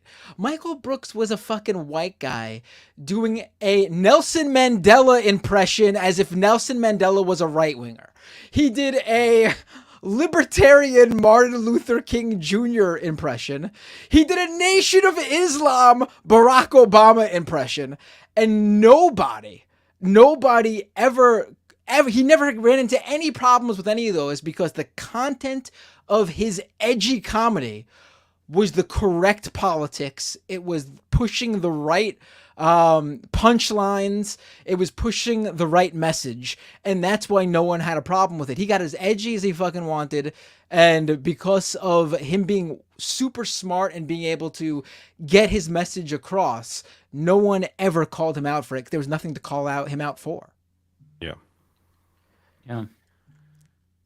All right. Parker, who's this for? This one is from me. Did any of you, thank you, Parker, by the way, did any of you see the Libertarians of New Hampshire attack Nina Oh, Turner? yeah, we talked We about did. Yeah, we covered that actually. So when this is a video on demand, be sure to check that out. Yeah, go scroll back. This one is from me, from Chelsea Secord. $10. Thank you so much. Fuck the haters and the racists. I love Ole. I'm so mad that racists ruined a safe space. Please have her back as a guest. I mean, she knows she is welcome anytime. But yeah, I think that it's not, again, to be clear, it's not just like the racist trolls. I think that some of the audience itself, I don't think that they realize that, their comments are deeply misogynistic. When you really hyper focus on the one female on the show, even if you're not saying anything technically sexist, like it's the actions, right? It's the way that she's policed. So, but yeah, I absolutely agree with you. It's it sucks. The internet is a shitty place, but she's not gone. Subscribe to Illuminati. Yeah, she has a She's show. doing I know, like I don't. She's still here. I don't want to be like overly like, oh my god, because she's gonna be bigger She's than still ever, around. right? She's Yeah. growing fast. So yeah, definitely subscribe. I watch all of her videos and interviews, and yeah, we love Ole. I mean, it's like just the she doesn't want to do the live streams because of what comes with the live stream. Like if you look at her channel, Yeah. she got tons of great video content. There's no live stream tab because she doesn't do live streams because obviously the dynamic there is not something that some people want to deal with, and she has every right to not want to deal with it because it's fucking gross. Yeah. It's for one of you. It's for me. A85 Ramos. I understand Ole needing to step away. I will have to seriously adjust as I have grown to hear Ole's voice on Thursday evenings / Friday mornings. I mean, yeah, it's gonna take some getting used to. Ole was a very important part of the show. I think, yeah, I mean, but check out her stuff, please. Yes, you her don't have to panel not hear discussions her are voice great. anymore. Yeah, Yeah. She's making a lot of good content. So yeah, you don't mean- have to get used to not hearing Ole. You can go subscribe to her channel. She's putting out some good shit. And she's doing a panel show of her own, just like Mhm. pre-recorded, so it doesn't have to be live streamed, so she could avoid the garbage. Yep. Mhm. This person actually has 3 chats in a row that looks like a full paragraph here. So this is, I think, for Mike. Oh, and okay. hits all 3 of us. Very that generous. one is for me. A85 Ramos, $5. Thank you. Still, I am glad for the show has allowed me to discover Ole, Lance, Mike, and Rebecca, and all of your guests knew about Matt and David. That's awesome. Really cool to hear that. And then for me, I'm excited to keep up with Ole and, of course, Leftist Mafia. This seriously has become like appointment viewings. Even if I miss it live, keep going, LM. Awesome. Thank you so much for your support. Love to hear that. Nathan Heavenstone sends $10. Very generous. Thank you. Says, y'all need trans representation, to be honest. True. Yeah, I mean, if we had a 6th person, I got to be honest. I think 5 is fine. If we feel we need to add a 6th, that's definitely something I think we'll, of course, consider for sure. Mhm. I always worry about the more people you add, the harder it is for that person, for anybody to get, a word in. And it could somehow, or in some way could lead to more chaos in discussions. And that's hard to have a guest on because that's 7 people and they're just like, at that point, just a wall of people. But I want to give Rebecca some time because she just was added to the panel. Like, we don't need add to someone be else. I want her to be able to discussions. to be able to get comfortable with the show as well. For sure. Yeah, I think we should hold off if we're even going to add a 5th person, a 6th person. Yeah, we should. agree. Yeah. But if so, we will absolutely try to boost marginalized voices. Yeah, it's not going to be a white dude. I'll tell you that. Yeah, I mean, I saw like people automatically say like, "Oh my God, this is so sad." Maybe if you find a replacement, you could bring up like R.M. Brown. It's like, okay, we love R.M. Brown, but he's another white guy. Like what we're trying to do is like, I mean, it's a fun show. We want to have fun, but we also want to lift up these voices that don't often different have experiences, different backgrounds. We need that that. stuff's important. We desperately need that. We don't need to be, in these little echo chambers. I also sort of like having the not saying, so I know people can take this the wrong way because of course, but like when Illuminati was gone, we had that open space, and it was nice to be able to bring on a new guest every week, to be a new voice every week, to bring us into their world every week. So we were able to put a spotlight on as many voices as possible every week. Once you get to a certain amount of people, it gets more difficult to do that because then, everyone is bringing up whatever, and it just, the show becomes it's a harder too crowded. conversation. Yeah. Yes. Yeah, I agree. I already see people taking every single thing I've said on this show out of context. So it's I can't wait to see that one spun out as Matt Binder, happy to see Ole leave. Well, I wasn't even thinking about that. That's I wouldn't have thought about it if you didn't mention that, but since you mentioned it, now there we go. I'm gonna clip you, Matt. Who's this for? This for is me. Yeah. Not Wanda me. with a super chat. I still believe Leftist Mafia can meet this moment and include more voices, but this is why black voices stay in safe black spaces, sadly. Right. I mean, Rebecca streams. I would have loved to ask her what she's experienced, because I'm sure we should bring it up, and because I'm sure even like, Well, she talked a little bit about like when I think she they were mentioned a doing bit the of it. studio. Yeah, when she was doing in at least studio. at the beginning when she was reading chats more. That now she says she ignores the comments, which is. But yeah, that's. I honestly during the podcast, I'm not really reading the chat at all. It's not till super chats that I'm reading the chat, but so it's hard for me to notice. Right. So, some people get used to it and are able to just brush it off, and some people just don't, like, they don't like it. And there's no right or wrong there. It's just completely different for everybody.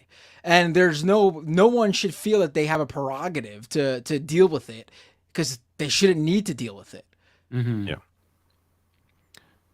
Sorry, everyone's own personal taste should be respected, You read this, right? I'm losing track. Yeah, I read this one. Okay. Yeah. Yes. That's why we were having this exact conversation. That's right.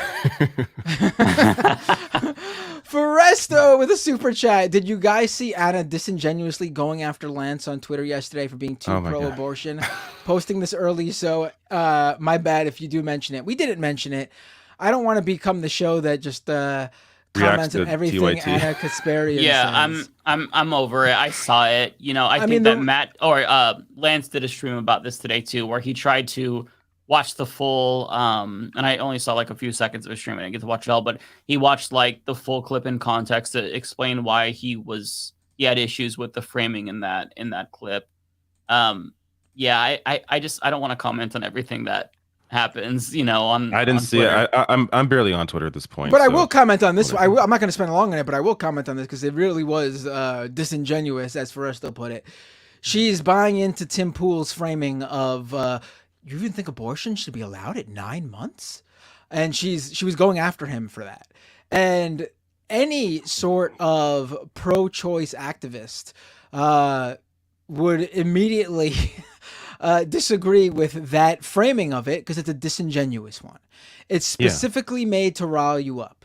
The second you start putting limits on like making these limits law, it's easily going to continue. And I saw it in Anna Kasparian's own replies saying, "Oh, Lance is gross for thinking 9 months abortion." Someone, a right winger, commented, "Oh, good to see you on this issue, but why 8 months? Why 7 months? Why 5 months?" And they kept going like, "It's a baby the second it's conceived." Yeah, that's exactly why.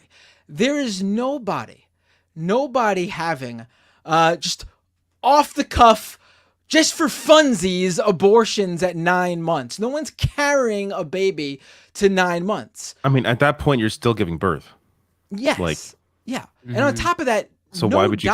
no make any doctor, no doctor, unless it was for the health of the mother, would perform an abortion past a certain point either.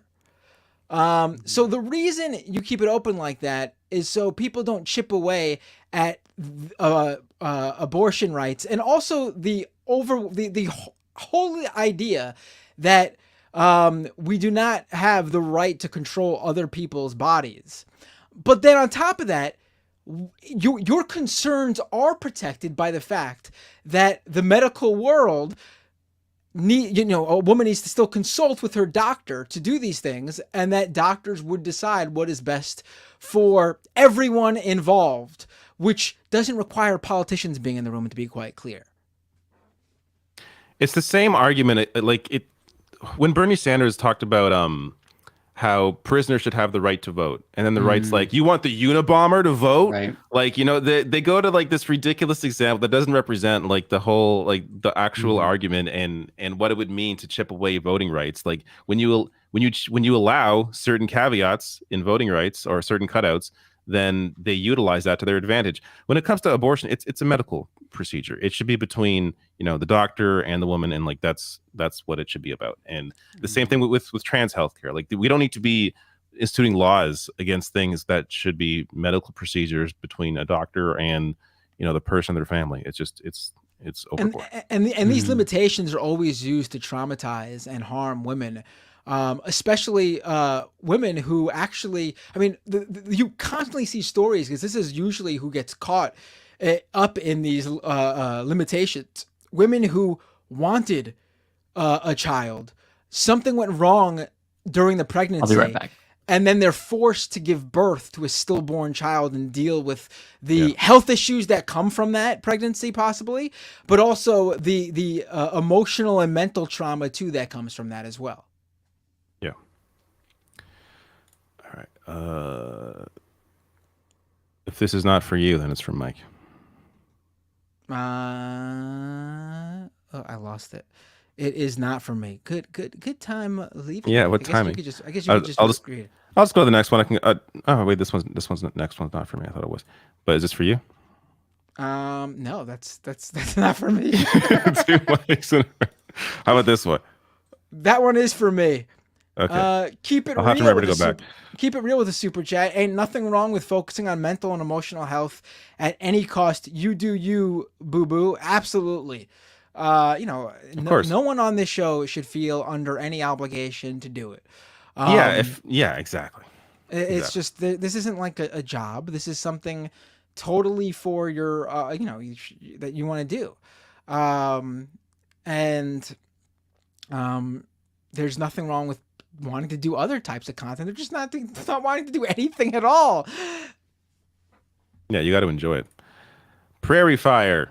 Kowalski says, I miss Olay. Get me critics' names. I'll fix them. I trust you would. It wasn't anyone who was providing criticism like in terms of like content. Yeah, no. It was people, saying racist or sexist things, or borderline racist or sexist things, or just inappropriate things. And when it's a live chat, you can't control that stuff. You can control it after the fact, but you can't prevent it from happening, right? There's going to be people that are going to say things, and even if it's not trolls, again, people that aren't trolls or don't realize what they're doing. Like it's and just even with stuff every that, right, and even with every mod on top of it, it's still going to get through for a period of time for them to even be able to act on it. Yeah. Going back to Mike's 2 chats that we missed. Here you go. Oh, sorry. Okay, so from Wolfheart1136, thank you for the $5. Would you guys, who would you guys be in the Fellowship if the Ring, and why? Of the Ring and why? I think I would probably be Samwise, where you fall in love with Frodo, you help him, and then you get no bussy, so you just go straight. I feel like that's a very relatable story. I gotta admit, I am not really a Lord of the Rings person. When I first watched I never read the books. When I first watched the first movie, I got very bored and stopped watching. And then, but I was like, I don't know, like 16, 17. Then I went back like 10 years later, actually during COVID, I think, and watched it, and I was able to enjoy it. But I could not tell you who's what, like whose name is what. I forget most of what happened in those movies, so I don't know. I have no idea who I'd be. It's pretty clear on Frodo. It's not even a hard one. I mean, come on. See, that's very relatable, David, because that was my whole thing. I did not watch it as well. My family watched it when I was like a teenager, and I'm like, this is fucking stupid. But my husband likes it. So boring. And we watched all 3. And I'm like, wait, who the fuck is this? And he knows all the lore. He explained it to me. And then we get to like the third movie, and there's like a special edition that's like 5 hours. I'm like, what the fuck? I can't. I am struggling to get past the first couple. Not because they're bad, I like them, but because they're so long, and I have a very short attention span. Where it's like, okay, I've got to get up and like start doing something. I can't just sit here for that long, even with video games. I'm actually going to see Oppenheimer tomorrow because it's my buddy's birthday, and he's a big film buff, so he wants to see it, and I want to see it too. But if it were up to me, I'd wait till it came home, and because it's over 3 hours long. Oh, it's Jesus like 3 hours Christ. and 10 minutes or something. I'm just thinking, like, how many bathroom breaks is that for me? I'm weird. Like if I'm in a theater in a seat, it's like I have to go to the washroom. I could be up all day, around my home and not have to go for 5 hours. But if I'm sitting down, I'm going to have to go. Yep. So at some point, I'm going to miss something in that movie. But relatable. I'm still looking forward to it. But 3 hours, man, anything near that is too long, in my opinion. Oh, yeah. I think this is for you as well. Mike? It is. Yeah. Just no Italian house. There's enough Italian here. True. That's hilarious. All right, we did that one. I think I'm here. Narrator with a $10 super chat. Losing Ole is heartbreaking, but should also be a reminder that leftist does not equal ally. It cannot be overstated that much of the I always have trouble with that word. Misogynoir was absolutely intentional, and many doubled down and called out. True. Yeah, I mean, it was definitely an issue. No doubt about it. They were, I guess, and I don't know what to say. In terms of what what it is, though. We've said I think that there's a lot of why people are very sensitive to criticism. Like, it goes kind of back to the white privilege conversation, right? Where it's like they automatically feel like they're being accused of like, wait, I don't have privilege. I have X issue and this issue. And I think that David Dole, in like an old ass video from like 2018, explained. Oh my God, yeah, really I forgot. well. I did a video talking about I almost forget what my argument was at that point. Your argument was basically like, it's not that like you can't be disadvantaged. It's just that these disadvantages that you have aren't because you're black. Black people have other disadvantages that they wouldn't otherwise have. And so like it's just a matter of like, listen, we live in a very racist, white supremacist society. And these things are just like, unfortunately, it's a norm to be anti-black and to police black women. So when people hear that they're engaging in that, they get defensive and they double down. So yeah, people don't want to hear it. Again, like these last couple of months, we've been trying to tell other lefties without naming names that accepting criticism is okay. It doesn't mean you're a bad person. It just means that like you need to listen and grow. And a lot of people they get defensive and they don't want to hear it. But I mean, I'm telling you, none of us are perfect. We have to do better. And by us saying, hey, there's anti-blackness going on, like if you personally heard that and you took that as like offense, that's probably evidence that you should do some soul searching. Yeah. Yeah. So I saw someone saying this. I think this is a really good way to put things. If someone's calling you out for something that you said that's like racist, for example, it's because they want better from you. Like right. they look at you as someone worth saving, I guess you can put it. Because if they just thought you were a hopeless racist, they wouldn't even bother calling you out. They would just write you off completely. The fact that you're even being called out on something should feel like you mean something to someone who, to the point where they're willing to do even that to try to help you realize the error of your ways because they think you're worth it. Mm-hmm. Yeah. Hideous Lemon. Hideous Lemon, nice to see you. This one's for me, $5. Thank you so much. Or 5 pounds, I should say. Don't be sad Ole's left. Be happy she was around. Great way to put it. Loved her on the podcast and love her content. All the best for the future. Thank you so much for saying that. Yeah. It was one of those things where it's like, of course I'm sad that Ole left, and I would have loved for her to stay. But at the end of the day, it's not about me. It's about her and what makes her happy and her mental health. So yeah, I'm absolutely super happy to have been able to host the show with her for this long, for sure. I just realized, because I just saw someone's chat that reminded me of this. I said how I can't sit in the same spot for like 3 hours and not go to the washroom. Every week I sit here for at least 3 hours and I don't go to the washroom. So clearly, really? for some reason, if I'm talking, I can get through it. But if I'm like watching a movie, my mind's like, I gotta pee. It's just I go multiple times, so it's no different for me on Leftist Mafia. It's all a mental thing. I don't know. I did that 5-hour stream and didn't go to the bathroom once. Yeah, I didn't either. God. That's weird. I don't know. I don't remember how I many drink times water the entire time I'm on too. That's weird. I don't know. This one is for me. Who's this for? Reverend Redbeard with $5. Some of y'all are the reason we can't have nice things. Much respect and love to play as well as the rest of the Leftist Mafia. I think they meant Ole. As well as the Leftist Mafia. Well, thank you so much for saying that. Really appreciate that. But yeah, I agree with you. People, we're all adults. I'm assuming most people who are watching, they're adults. They just gotta be better. Learn to take criticism. It's part of life. Bezert, $5 says, thank you, Bezert, says, Mike, reminder to cover your Doylesville, PA Moms for Liberty troll fail. That was brilliant and a way to go and a way to do this going forward. What was that about? I'm not sure why I got this chat, but thank you. Maybe they sent it earlier and they wanted me to talk about the video I made on the podcast. Sometimes they'll do that. Oh, I see. Maybe I'm not 100% sure, but I did a video on Doylestown, Pennsylvania, and they had a Moms for Liberty troll show up to an LGBTQ youth event, and the way that hundreds of people who showed up to counter protest implemented like a very specific tactic was brilliant. They didn't feed the troll. So I'll tell everybody, go check it out. It was a really fun video to make because it was one of those like feel good videos.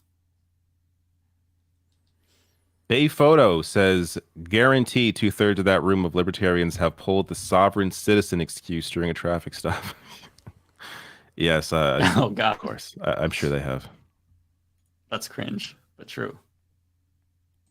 Who's this for? Narrator with a $20 super chat. You don't say picking crops, you say harvesting. You say picking cotton.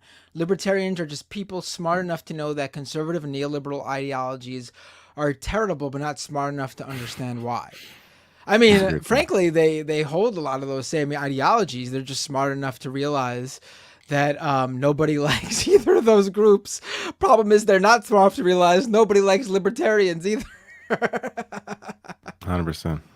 It's just a name change. Like every single libertarian I've ever met is just a fucking right winger. They're just smart enough to realize that that being a conservative or a right winger is a tainted brand for the vast majority of people. This one's for you, Rachel Atwood with $5. Thank you, Rachel. Mike, when are you going to talk to Igor about the latest total crackdowns on trans healthcare in Russia? Matt, tell Mike to get back to Igor. I'm not sure. I'm sorry. I haven't really checked my inbox lately, but to be honest, I'm not really planning any interviews in the near future. I'm a bit burnt out again. I went through a phase after getting remonetized where I had like this new lease on life, but I feel drained again. I had a very short week. I did 3 videos, and that's probably going to be it unless I clip out like a Leftist Mafia segment. I'm kind of trying to take it easy a little bit, but if I start doing interviews again, then Igor is definitely somebody who I would love to talk to about that. There's a lot of people who have reached out before I learned about Igor with really interesting things to talk about, like different things that they're organizing, and I would love to talk to them. I've been wanting to talk to somebody also about Cop City for a very long time. Like I covered it on my show, but I want to talk to an actual activist. I just haven't I'm struggling to find motivation to do anything again, but I want to do it. So just know I do. Not mine. This one's for me. Buck's Basement with $5. Thank you so much. Why do you guys think Republicans have such a hard-on for saying Democrats are communist socialists and clearly not understanding the definition? I think that they know. I mean, a lot of them are stupid, but most of them probably know that the tide is turning and young people support socialism, so they're trying to still use this as like. Oh, did Mike just freeze? Oh, you're back. I think. Not back for me. Oh, now you're back. Okay. Now you're back. Okay. You froze for a second. I'm not sure where I was before I froze, but I was saying that there's a lot of young people who are identifying as socialist, rightfully so, and basedly so. And I think that they're trying to keep it as a pejorative and scare older people, especially into voting. But yeah, it's a tactic, right? They know that Joe Biden is not a fucking communist, but they say it because communism is scary, especially if you're like an older voter and you grew up during the Cold War. Like that Cold War mentality is embedded into your brain, so that's what they're playing on, really. Sexy Terrapin. This is for me. Sexy Terrapin says ice cream. Oh, I guess this is all right. I'll give the do it, Matt. Do it. Let me get to NPC mode. Ice cream, so yummy. Thank you, Sexy Terrapin. Love you. That was pretty good. The fact that you called them sexy also. I mean, it's in their name, but it's just it makes it better. Lily Anderson, 279 Canadian. Thank you so much. This is from Matt saying he'll never lie.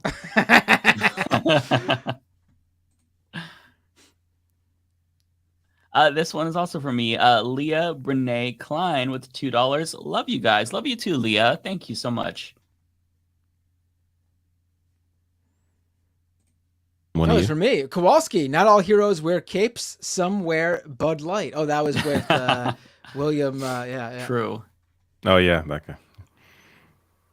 I believe this one is for me. Silas Oran. Love that. Yeah. With $5 and a penny. Suppose the leftist mafia is forming a student council who is president, vice president, secretary, and treasurer, and who is left out? Ooh. Well, we can't leave anybody out. We got to find them a role. Yeah, I would not want to leave anyone out. I'll be left out because I would rather be left out than leave somebody else out. Just personally, that make me feel bad. We're a very democratized pot. The idea of trying to put us above each other is not. We're not going to do that. yeah. Let's not even. Maybe as a joke, but this. Yeah, I can't. Emperor Matt Binder would make sure none of you would come close to his reign. There you go.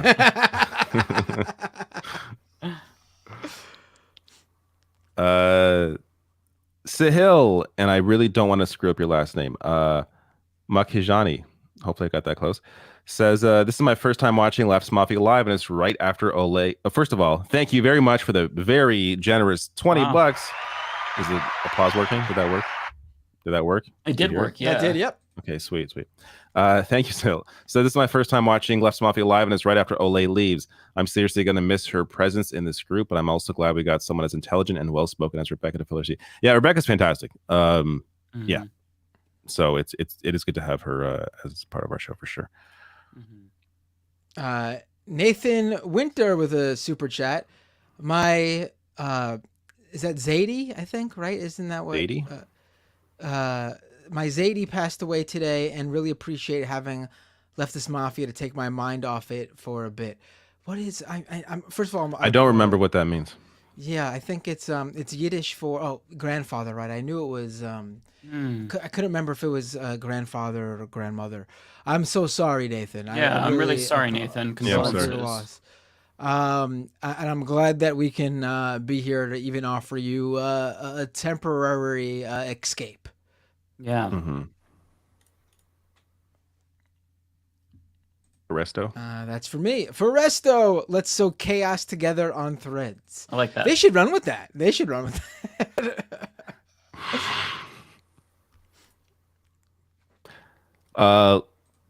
Leah Brene Klein, thank you very much for the generous $10. Says, absolutely, RM is the best of my normal work days. I appreciate you. Also, every video, David, I watch both, and Lance petting his baby puppy tonight. He made you money with those lovin's. Thank you so much. Is that, I never know how to pronounce it. Is it Leah or Leia? Because I feel like I've known people then they pronounce it could be ways. either I think it's. I mean, everyone who I've known has been Leah, but I could be wrong. It's spelled the same way as Leia Rimney, and everyone calls her Leia Rimney, right? Yeah.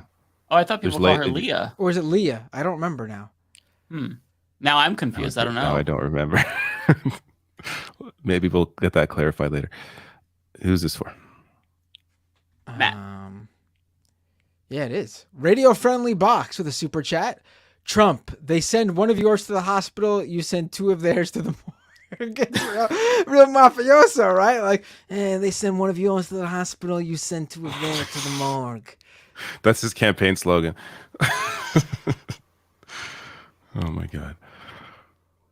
This one's for me, Guler Ozgenk, with $10. Thank you so much. I'm sorry I butchered your name. I actually have a Turkish friend, and I should do better, but I know I butchered your name. I'm so sorry. Hi, a Turkish leftist here. First, I blocked Elon Musk. Then I deleted my Twitter account. Yes. That is a very wise decision. I honestly, if I didn't do a show, I would delete my Twitter account for 100%. Honestly, I think I would too. Yeah, it's just not worth it. Opinion. Absolutely. I enjoy being the bane of a billionaire's. So I would stay. It's, but I understand how I'm a fringe case. You're a sucker for punishment, Matt. You live in chaos. You live for the chaos. Yeah. Snack Panther says, a decent show despite the huge loss of LA. Love you guys and the Haitian sensation, Ms. Azor. Absolutely. Thank you so much for your generous super chat. This one is from me. Hideous Lemon again. Hey, with £5. Can anyone tell me where David's thirst traps are? It's for research. I gotta say, they're not really that impressive, but it's on my Threads page. If you scroll all the way, it's like one of my first posts because I was trying to get followers. It kind of worked, not really. But look on my Threads page. I'm the same name everywhere. David Dole. I'm gonna have to post the thirst trap, and by thirst trap, it'll be like me, in like a Pikachu costume or some shit, and then people will be, bait and switch. Leftists are way too conservative with that shit. It should be the opposite. That is true. That's a good freeing. observation. Isn't That's it? a good observation. I feel like it's weird how I've seen almost no leftist commentator topless. It's bizarre. It's very bizarre. Yeah, I've never thought about that. No one goes to the beach here. We all keep our clothes on. I actually honestly don't go to. I legit hate the beach. I go in the winter.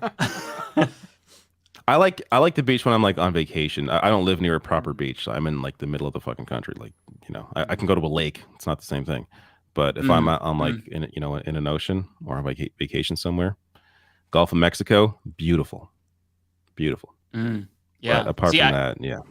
You're not gonna get thirst traps in the winter from me, when it's cold. That's when we usually my my husband and my in-laws will go to the beach during Christmas and stuff. But yeah, you don't want those kind of thirst traps. You're nipping hard in the cold weather. Matt Claremont, very generous super chat. Says, listen to Like It or Not all the time. David cleaning up on the big ones today. All the big ones get a sound. I can even do more sound drops. When you have rational national priorities. There you go. Matt Claremont Bernie says, really say that? Did Bernie really say that? Oh, yes, wow. he I didn't did. know he was shouting you out. I don't think he was. He was talking about having rational national priorities, and it happened to just work out perfectly. Rational National is my favorite live streamer. I should find an edit where I could change it so it sounds like that. There's also that makes rational national sense. that's what's her name, Judge Janine. She said that by accident, and there we go. Someone caught it actually, on Twitter and told me about it. if you continued playing that, she was talking about how Rational National is also a favorite streamer. Oh yeah, she loves me. Anyways, Matt Claremont says, she said one of them thirst traps, and she can't get enough. Oh my god. Listen to Like It or Not all the time during COVID. Rebecca, you, Ben, and James are hilarious and produce a truly incredible show. Oh, and TLM is all right too. Yeah, that's I said it last week as well. I first found the show during COVID, and I'd wake up in the morning and they're the only politics show on. It was a great show. I checked it out, and I watched it every day during COVID. It helped to inform me for the day, and it was enjoyable. Like it's funny and entertaining, which is always good. The trappings of a good political show. Also for me, Just a Voice says, you wolves love the Walter Masterson interview during the truck protest in Ottawa. He's interviewing people with a Tim Hortons cup as a mic. I don't know anything about this, but I said that very Canadian about this, but that sounds interesting. Tim Hortons cup. Which, by the way, that company's owned by. Oh, do you? All right. That company, though, Tim Hortons is now, I believe, owned by a Brazilian company. I don't know. It's no longer as Canadian as it once was. But anyway. Oh. Letterhack says $10. Very generous. When you have rational national priorities. The Brooks shirt David is wearing tonight is available through July. Proceeds go to charity. That's right. This is, of course, Letterhack shirt. Let me just. There we go. Oh. Just look up the Letterhack, and I'm sure you'll. Unfortunately, you can't post, or no one could post links in chat except for me or mods. But if you look up the Letterhack, I'm sure you'll find his Michael Brooks shirt, and yeah, fantastic shirt. It's also like, of course, the art's amazing, but the quality of the shirt's also great, which is it's always hard to find like great print and a great actual made like a well-made shirt. So I love wearing it. It's great. Night Owl on the Moon with $4.99. Thank you so much. Mike, loved your touching words about Olay. I'm a fan of her YouTube channel. Anyway, you and Owen Morgan Telltale are my favorite YouTubers of all. Well, that means so much. Thank you so much. I haven't heard of Owen Morgan, but I'll have to check them out. Tara with $4.99. Thank you, Tara. Happy birthday, Mike. Thank you so much. I really appreciate you saying that. Oh yeah, that's right. It was her birthday this week. I said happy birthday. Was it yesterday? Yeah. Both of you did. Yeah, you're good. You're good. Happy birthday. I said to you online, yeah, but happy birthday again, Mike, now that we're here on the show. Thank you. How was your birthday? Thank you so much. You had a good time? Yeah, I did a video about Trump, then I played video games. I ate a little bit of ice cream, That's a great day. There you go. It's a good day, yeah. This is for me, Night Owl and the Moon with a super chat. Matt, all of you are gorgeous people, but you're my why thank you. But you're my leftist mafia hottie. I love it. Wow. Rebecca's second place. Damn. I'll take it. I can tell she's a tattoo there. You're definitely Binder's the kind of person that you would be into for sure. I'm your type. I get it. This one is for me with no message. $20. David Anderson, thank you so much. I really, really appreciate that. That's so kind of you. Kyle Stanton, $4.99 says, how can we unite all factions of the left so that we can be more organized and win? The right is way more organized.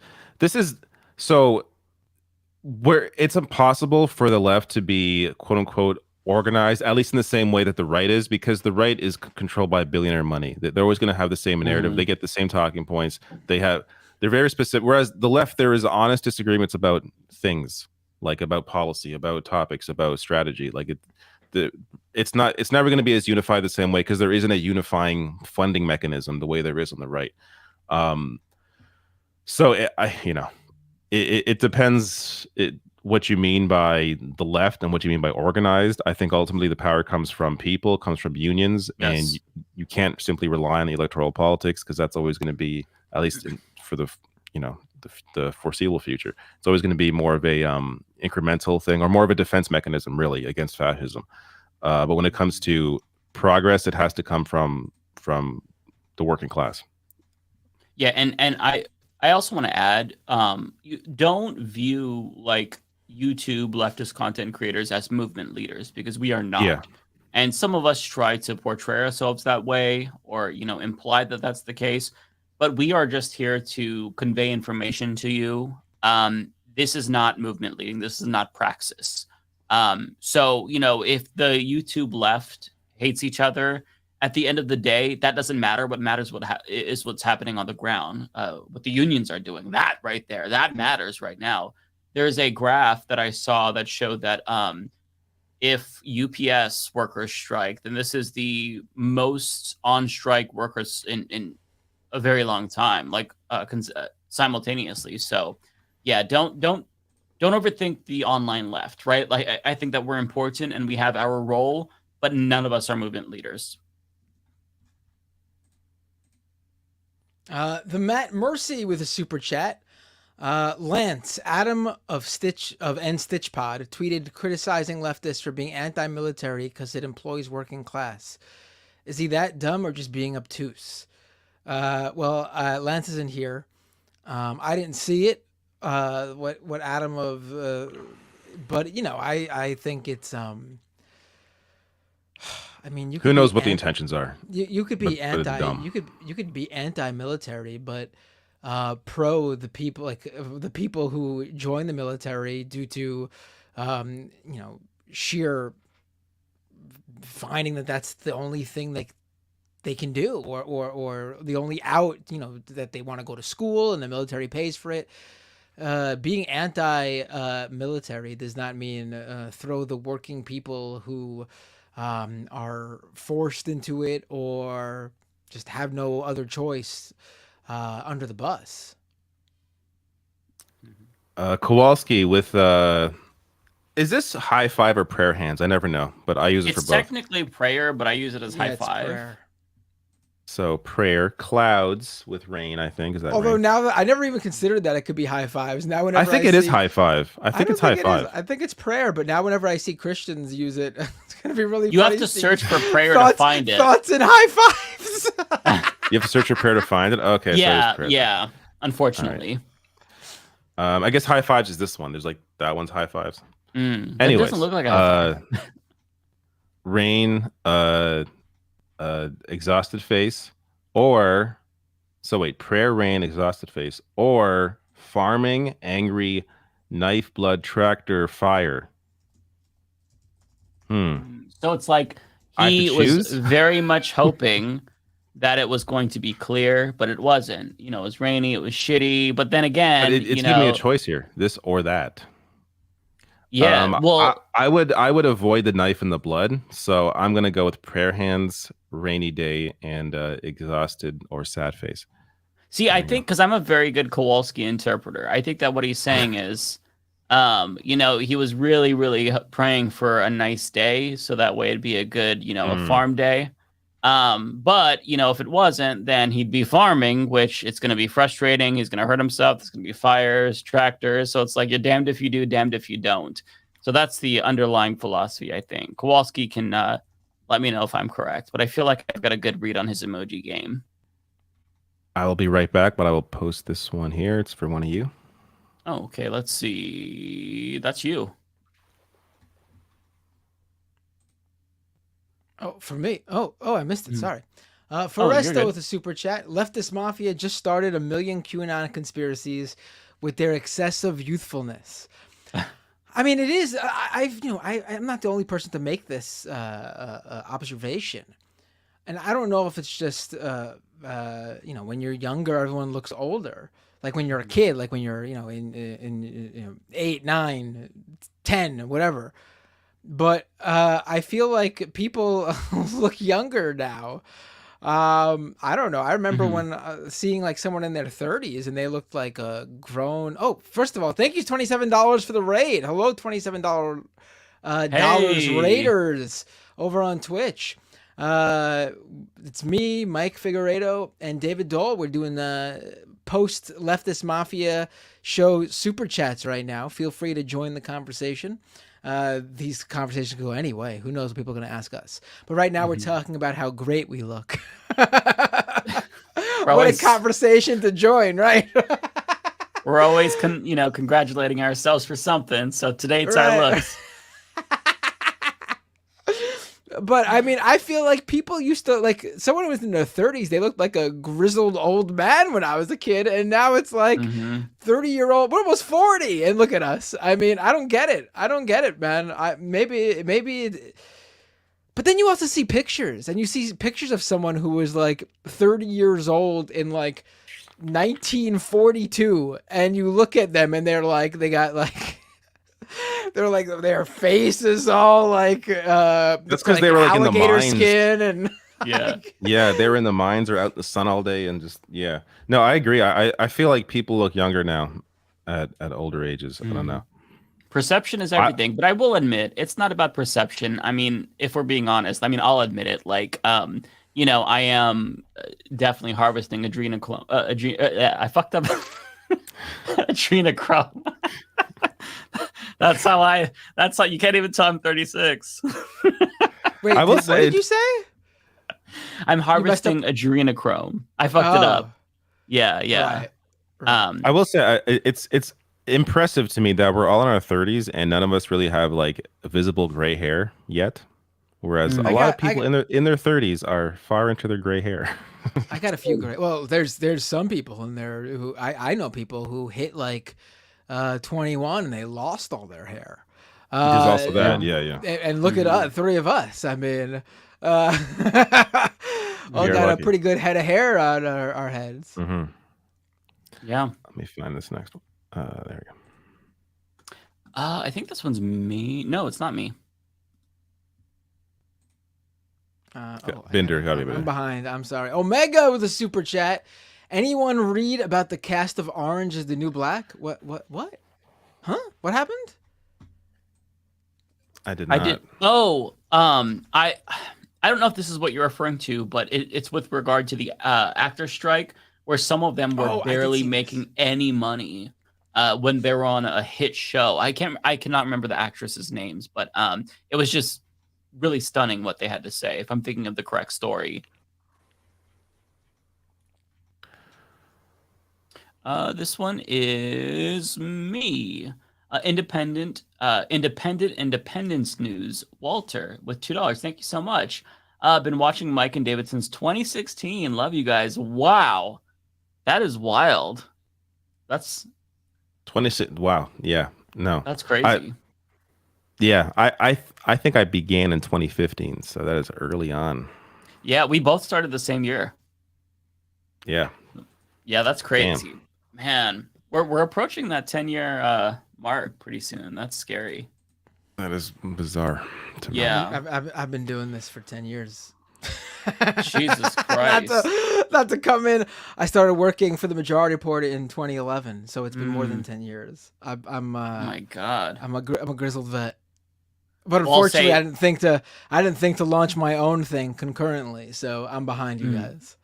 Well, I mean, overall, like, you've been in the game for 10 years. That's a lot. That says something. I mean, Humanist Report is tied for my longest job ever, which is Blockbuster. I worked at Blockbuster for 8 years. Not to sound super old, but yeah. This is for me. I'm sorry. Kate Travail with $4.99. Thanks for another great show. Thank you, Kate. I really appreciate you saying that. Wait, this isn't a super chat, but I gotta mention this one because it's really funny. Caladium TV on Twitch says Binder isn't Frodo, he's Gandalf. Call back to when we were talking about which Lord of the Rings characters we were. Okay. Blex actually with a super chat. Here you go, Binder, winky face, and an ice cream cone emoji. What I do for you Oh my guys, goodness. I swear to God. All right. Ice cream, so yummy. Love you, Blex, actually. You do a great job with that, Binder. I've got to say. I think I'm getting better at it. Very good. Yeah. I think it would actually be easier, and I'm not just saying this so you all give me tons of money, but I think it would actually be a lot easier if I had a bunch of them to do in a row, because it's the stopping that's the hard part. Yeah, Once you doing keep it- going, you're just in the mode. That's how I think she's able to do it so perfectly each time. If you could get the bubbles down, then I think that like you have a career in this. Rebecca has the bubbles down. She nailed it. Is this me? It's one of you. I hope it's you, because I don't want to say This is that. me. But go Mang Tang with $5. Nice to see you, Mang Tang. Thank you. Rebecca's show is The Kitty's Titties. Go watch. My 110-pound lapdog's ears pop up at her voice. That's really cute. I love that. My dogs, they watch television only when they see like a dog or a horse on the screen. I should say my pug does, Poopy. But they don't actually react when they see like relatives on the screen or like if I'm FaceTiming or something like that. All right. I am randomly not feeling well, so this is like I feel like actually kind of sick. So I'm going to try and I hope you're okay. No, like I'm like sweating profusely all of a sudden. I'm like wondering what the fuck's going on. So I'm going to read through these unless I have get to through yours. like, Go ahead. throw up in the middle of this for some reason. Oh shit, David. This is If you want, we could read yours too. If it's not, unless there's a whole bunch. But let me try to. Okay. Jesus Christ! I don't know why I'm feeling this. This is bizarre. David all of a sudden is like, "You guys all make me sick. I'm out of here." Yeah, like what the hell's going on here? Maui Getuma says a Uganda lesbian activist living in Kenya is running a fundraising campaign for the refugee camp she's living in to support her LGBTQ community. Could I send you info for a plug on your next show? Yeah, send through Twitter or Threads and tag me, and hopefully I will see it. Patrice Hubbard says, love the work y'all do. Sad about LA, but I hope she'll be at the live in-person show you'll do in the future. Mike, you're the best. Sorry, you, Patrice. Yeah, can you guys read my chats? I'm like not feeling good. Yeah. Will you let us know how you're doing later? I'm worried. Yeah, no, I think it's just I haven't been getting enough sleep the past couple of days because my kid's been sick too, or maybe he's getting me sick. That's actually probably what's happening. But thank you all. I'm sorry to people that I cannot read your chats. These guys will do a great job. We'll read it for yeah. Thank you so much. All right. Sorry. Yeah, take care. Take care, David. Feel better. David. Yeah, thank you. Yeah, all right, folks. I'm worried. Yeah, if you're in David's chat, because it's still going, right? I think it's still going, right? He's not gonna. I was gonna say if you're gonna get cut off, come to one of our chats. But if on our channels, but if you're still there, stay there if you want. It's up to you. I'll be here till until the break of dawn if it's needed. You know me. I'm sick in the head. Let's keep going. Okay, so the Patrice, we skipped a couple actually, but Patrice. Let's actually go back. So because if we don't go back, I feel like we're gonna lose people. Let's go to the one before the David. Oh, I see. Okay. So we need to go continue. to. Okay, so I believe this one is yours or David's. Are we sure that's the? This is the one Yes, after you're the right. Kitty Yes. Cities. Yeah. That's not mine. So this is David's. The prof says thoughts on racial capitalism. I don't know the context of what you're bringing up. Is this I need to look up what the actual phrase means. Yeah, I can't honestly speak. Or if this is something David's previously. This is from the National Institute of Health as introduced by Robinson in 1983. Racial capitalism is the idea that racialized exploitation and capital accumulation are mutually constitutive. I've been I need doing to that read all more night. about it. I need to read more about it. Uh-huh. I mean, probably. This is Wikipedia. Racial capitalism is a concept reframing the history of capitalism as grounded in the extraction of social and economic value from people of marginalized racial identities, typically from black people. Oh, yeah. Yeah. Mm. I was just unfamiliar with the exact phrasing here. Yeah, I Racial don't think I've ever heard capitalism. that phrase, but that's a fact. That's how America was built. Yeah. It was described by Cedric J. Robinson in his book Black Marxism, The Making of the Black Radical Tradition, published in 1983, which in contrast to both his predecessors and successors theorized that all capitalism is inherently racial capitalism, and racialism is present in all layers of capitalism's socioeconomic stratification. I mean, yeah. Yeah. Okay. That sounds really interesting. Who was the author again? Cedric J. Robinson. Oh, okay. I don't know how. I've never heard of this, but yeah, it's based on that. It seems very, very accurate. Right. I would have to really read more to go any further. Yeah, I'm just not well versed enough. I'm not a Yeah. big theory head, unfortunately. I like Neither theory, am I. but I don't retain anything. I read it and then I purge it. Yeah. Like I do. Like Michael I read. Brooks was really good with that. Yeah. He was. I read Lenin last year, and after a month, I purged it. It was very it's great, but I purged the shit from my head. So the next one is Kowalski. This one's for me with 199. What did they do to us? That's a good question. I can't remember exactly what you are referring to, but I'm always asking that, Kowalski. This one is for you or David. Omega says, I don't have Cash App. Send my donation to Ole with love. I will. Yes, we will. It'll be weird sending her just a $2 donation from me, but I'll do it for sure. Thanks for streaming with us. Here's $2. Like from you guys, that's good. But from me, it's just gonna be weird. It's like insulting. Like, what the fuck? Why are you sending me $2? Especially if she's not watching a viewer, the stream. I want to make it clear. From a viewer, it's fine. From her co-host or former co-host, it's weird. But I'll get her something. Yeah. If Matt just sent me $2, I would just be insulted or panicked. Thanks for the memories, Ole. Yeah, here's $2. Yeah. Here's $2. Right. Okay, so the next one is from Leah Brene Klein. Hopefully I'm saying your middle name right. And your first name right now, actually. $5. So great job for Rainbow Railroad. God, I'm doing the same thing. I cannot talk tonight. It was a lot of joy watching that show the other day. Absolutely fun. Yeah, it was really, really fun. Very cool. Really well put together. Major props to Lance for that. That was awesome. Okay, this one's you. Is it? Oh, wow. It is for me. Or David. No, it is mine. Infinite Content. Shout out to young Clervy for winning the girls' Wimbledon title at 16 between her, Coco, Sloane, and Naomi. # Black Girl Magic rules in tennis. I know nothing about tennis, so I have no idea who you're talking about, but I'm going to look it up, and congratulations to them. Absolutely.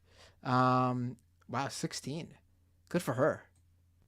That's I don't know what the age of tennis players usually are when they are at like the peak of their career, but 16 certainly seems young to be winning a Wimbledon title. Wow, congratulations.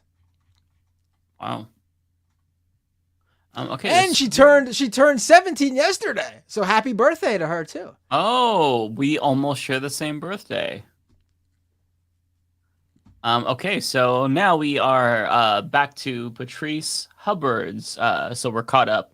Love the work y'all do. Oh, this is mine, I think. Yeah, it is mine. No, this is mine. It's mine. Did we? Get the same? I'm sorry. They sent a similar super chat to me that starts off the same exact way that first sentence, but then the rest of it's different. My bad. Go ahead. Oh, okay. Trying to take my super chat from Patrice. Mine. I love the work y'all do. Sad about Olay, but I hope she will be at the live in-person show y'all do in the future. Mike, you're the best. Thank you. So, Patrice, I love you. Thank you. Yeah, if we ever do a live person show, that would be very cool. Have like a surprise special guest. Olay comes out. That'd be really cool. I don't know if we'll ever do that just because that would require a lot of organization, which we all lack on the show. I think that Olay was one of the more organized people on the show. So organization just in general is going to take a hit. But yeah, if we ever do that for sure, we'll make it the best show ever. It'd be really expensive to probably put on a show like that, like to get a venue and everything. But maybe in the future. It's definitely doable. Is it? Huh. Yeah, people have reached out to me about doing a live show. I did one as part of a bigger event, and I did like a 20-minute segment / set during this larger event. I did a live episode of Scam Economy, and then afterwards people wanted me to do a full-blown one. I'm just the hardest part for me would be packing the house, more making it worthwhile for the venue to host your show. And as just one person show, I think it'd be difficult. If it was the whole group here, I think people would definitely come out.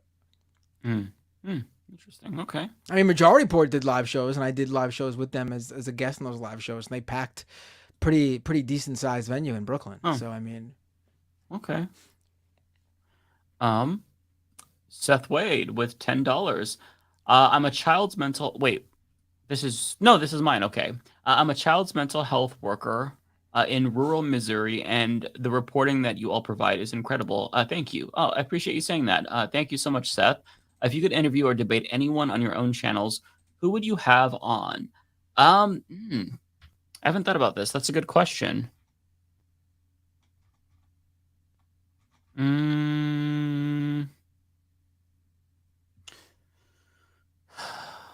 I don't know. Do you have any thoughts, Matt? I haven't done an interview just on my channel in a very long time. On my own, I don't know. I guess I never thought of that. Yeah. Anyone, I would talk with anyone. You name it, I would have anyone on. Even you know how I am. Yeah. Let's go with. I don't know. I feel like it would be easier to have someone on that you agree with. Even like. Oh yeah. The largest person you could think of, there's still more of a chance of that happening than like someone agreeing to debate you or something.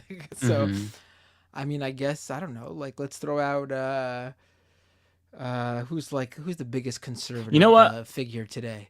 Hell, let's go with a convo with Joe Rogan. Let's throw that out there, because that's not happening. That's difficult. That's probably the most difficult one to get. You know what? Someone's had the much better one. Elon Musk. Are you kidding me? Without a doubt. Thank you so much, Drew Parker. How did I not think of that? Hands down, Elon. I would. That's one I would actually be able to have a really interesting conversation with. Oh yeah, without a doubt. See, I would not want to talk to somebody like that. Here's what I'll say. Ethan Klein. I would love to have Ethan Klein on my show. That's not out of reach, man. That's totally something that someone could make that happen if that's really your dream. I don't know. Well, just because I've watched Ethan Klein for a really long time, since like 2016, back when he was doing React videos and like the podcast, and I would love to talk to him about his like kind of. He went through this area on the podcast where I felt like got a little bit out of touch. There was a debate with like his producer Dan about like, should billionaires exist? And so that was when I was kind of turned off from the podcast because his politics didn't really align with me. But then now he's like full blown leftist. He hosts a show with Hassan. I would love to pick his brain about like what got him to become a leftist. Because I mean, like, he's very successful. I'm assuming he's a millionaire. Like, usually you go in the opposite direction, right? So, like, I'd like to pick his brain about things like that. So I'd love to talk with him about that. And I'm just a fan. Like, I love his podcast. I don't watch every episode, but I watch a lot, and I think he's hilarious. So, yeah, I'd say Ethan Klein, actually. Without knowing too much about his trajectory, I do know that him and his wife had a kid, right? They had 2 kids, actually. That'll do it. That'll do it. Okay. Oh, that's interesting. I'm telling you, I mean, it didn't really happen for me technically because my politics were already there, but you really see things in a different perspective once you are responsible for the future of these young children. It definitely makes sense.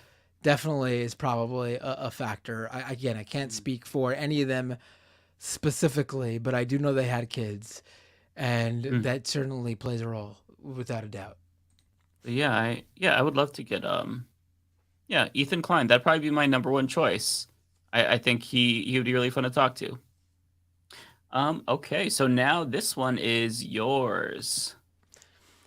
Patrice Hubbard, and I'm gonna guess those emojis are asking me for some NPC work. So you just love it. Here we go. Love the work y'all do. Here we go. I'm gonna try to. I see this one I haven't done yet, so I gotta figure out how I'm gonna do this. All right, here we go. Fire! Thank you, Patrice. Was always concerned with Ole's safety since her personal information is public with her being an attorney. Hope all of you stay safe and get rest. David, you're the best. Well, David's not here. Oh, this one was for David then? No, this one's for me. Patrice, you're telling all of us we're the best individually. Wait, this isn't mine. This was one for David too. Oh my God. I see what Patrice is doing. This is doing. Well played. Ooh, I gotta say, Patrice, you're sneaky. Sneaky. Go to the next one. Let's see. Okay, so there's let's see. This is not mine, so it might be yours or David's. Let me see. No, it's not mine. This is David's, I guess. I'll read it. Okay. Spicy Pickles 82. Arnon Brown as new host. Also, you guys are the best. Thank you so much.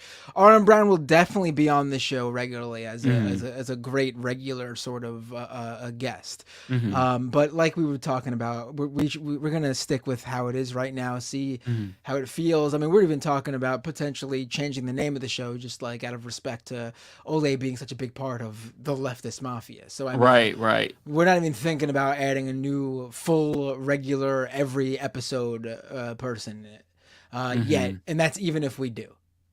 Right. Well, we'll think it's a work in progress, right? We didn't take this shit seriously at first. Like in the Ole tribute that I made, Lance is saying, "Hey, we're just talking. We don't know what this is every week." That was the first episode, Yeah, I thought it would just be like I knew people would tune in and watch, but I thought it would be like I did not expect, such a large, and I don't think people really see it either because they usually, obviously you just watch through one channel. We're streaming on 1, 2, 3, 4, 5, 6 different channels, and we can see the total audience, and sometimes it gets like close to 3,000 people concurrent. So that means in the overall, it's way more than 3,000. Like sometimes like 3,000 watching at once, meaning people drop out, new people come in, and it's not counting all that in that 3,000. I could have never imagined in just a few weeks that this is where we were, but here we are. Yeah, and not to mention the video on demand where most people watch. I mean, thousands upon thousands of views across multiple channels. So yeah, the show, none of us thought the show was going to be what it is, so we're all kind of just caught off guard and we're trying to adapt to it. We've had a lot of growing pains, right? We started off with somebody who was a triangle. We don't need to. I'm fucking stepping in shit again for us, but we'll see. Okay, so this one is from me, from Narrator, $10. Thank you, Narrator. Not that anyone is inferring otherwise, but if someone trolls in a way to harm a specific race, they're a bigot. Trolling doesn't negate it. It makes them a coward and worse, an unimaginative troll. Very well said, Narrator. Yeah, I couldn't have put it better myself. I agree with that. Yeah. Fuck the trolls. Fuck the haters. I'm so over them. Okay, this one I believe is you now. Yeah, this is Patrice playing all sides, and you know Patrice what? is so funny. Because I'm a sucker, I'm going to give him another NPC. Love the work y'all do. Fire, fire, fire. Have y'all been watching Secret Invasions? There are a lot of political hints throughout the show that is interesting. Matt, you're the best. I fucking love it. It's so funny. Our audience is so funny and creative. I've not watched Secret Invasions. That's the new Marvel. Yeah. I've not watched a Marvel movie since the Avengers. I believe it's a TV show, right? I want to say I haven't seen it either, unfortunately. I haven't watched like a superhero thing in a while. I'm a little bit fatigued. But I'll eventually get around to it for sure. Okay, so this one It's for me. Congressional baseball fan. Michael knew his core brand proposition right like back. no one else. In fact, he said core brand proposition more than anyone else I know. Love you, brother. Yeah. Michael was really people. This is an underrated thing that I don't think anyone knows. Michael was really good at the hobnobbing and rubbing elbows and I was sitting next to Michael. This is before Michael Brooks show. Sitting next to Michael every day, 2012 to 2015. I would see this dude on fucking LinkedIn, networking with people like nonstop. He would be going out. Rev the show. I'll be right back, guys. Just going out and meeting so-and-so for coffee. I just, set it up, chatted with them online. That's how he connected with so many people. I mean, I'm really bad at that. I can't do that. But Michael was really good at networking and playing the game. People that might not know that about him. But he was a master at that. All right, let's go back to the super chance here. I gotta find where we are now, though. Here we go. Narrator. I don't know who this is for. It's not for me, but I'll read it. $10 super chat. We really got to stop emphasizing how unintentional the misogynoir that was addressed weekly and got worse and worse was. Honestly, if this means more time for her to do interviews, maybe a win. Oh, I don't think it was. I think it was a combination of everything. It was.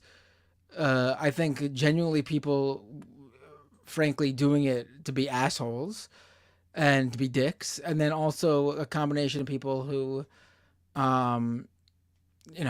probably don't realize. And I think that's a level of ignorance that we need to also call out.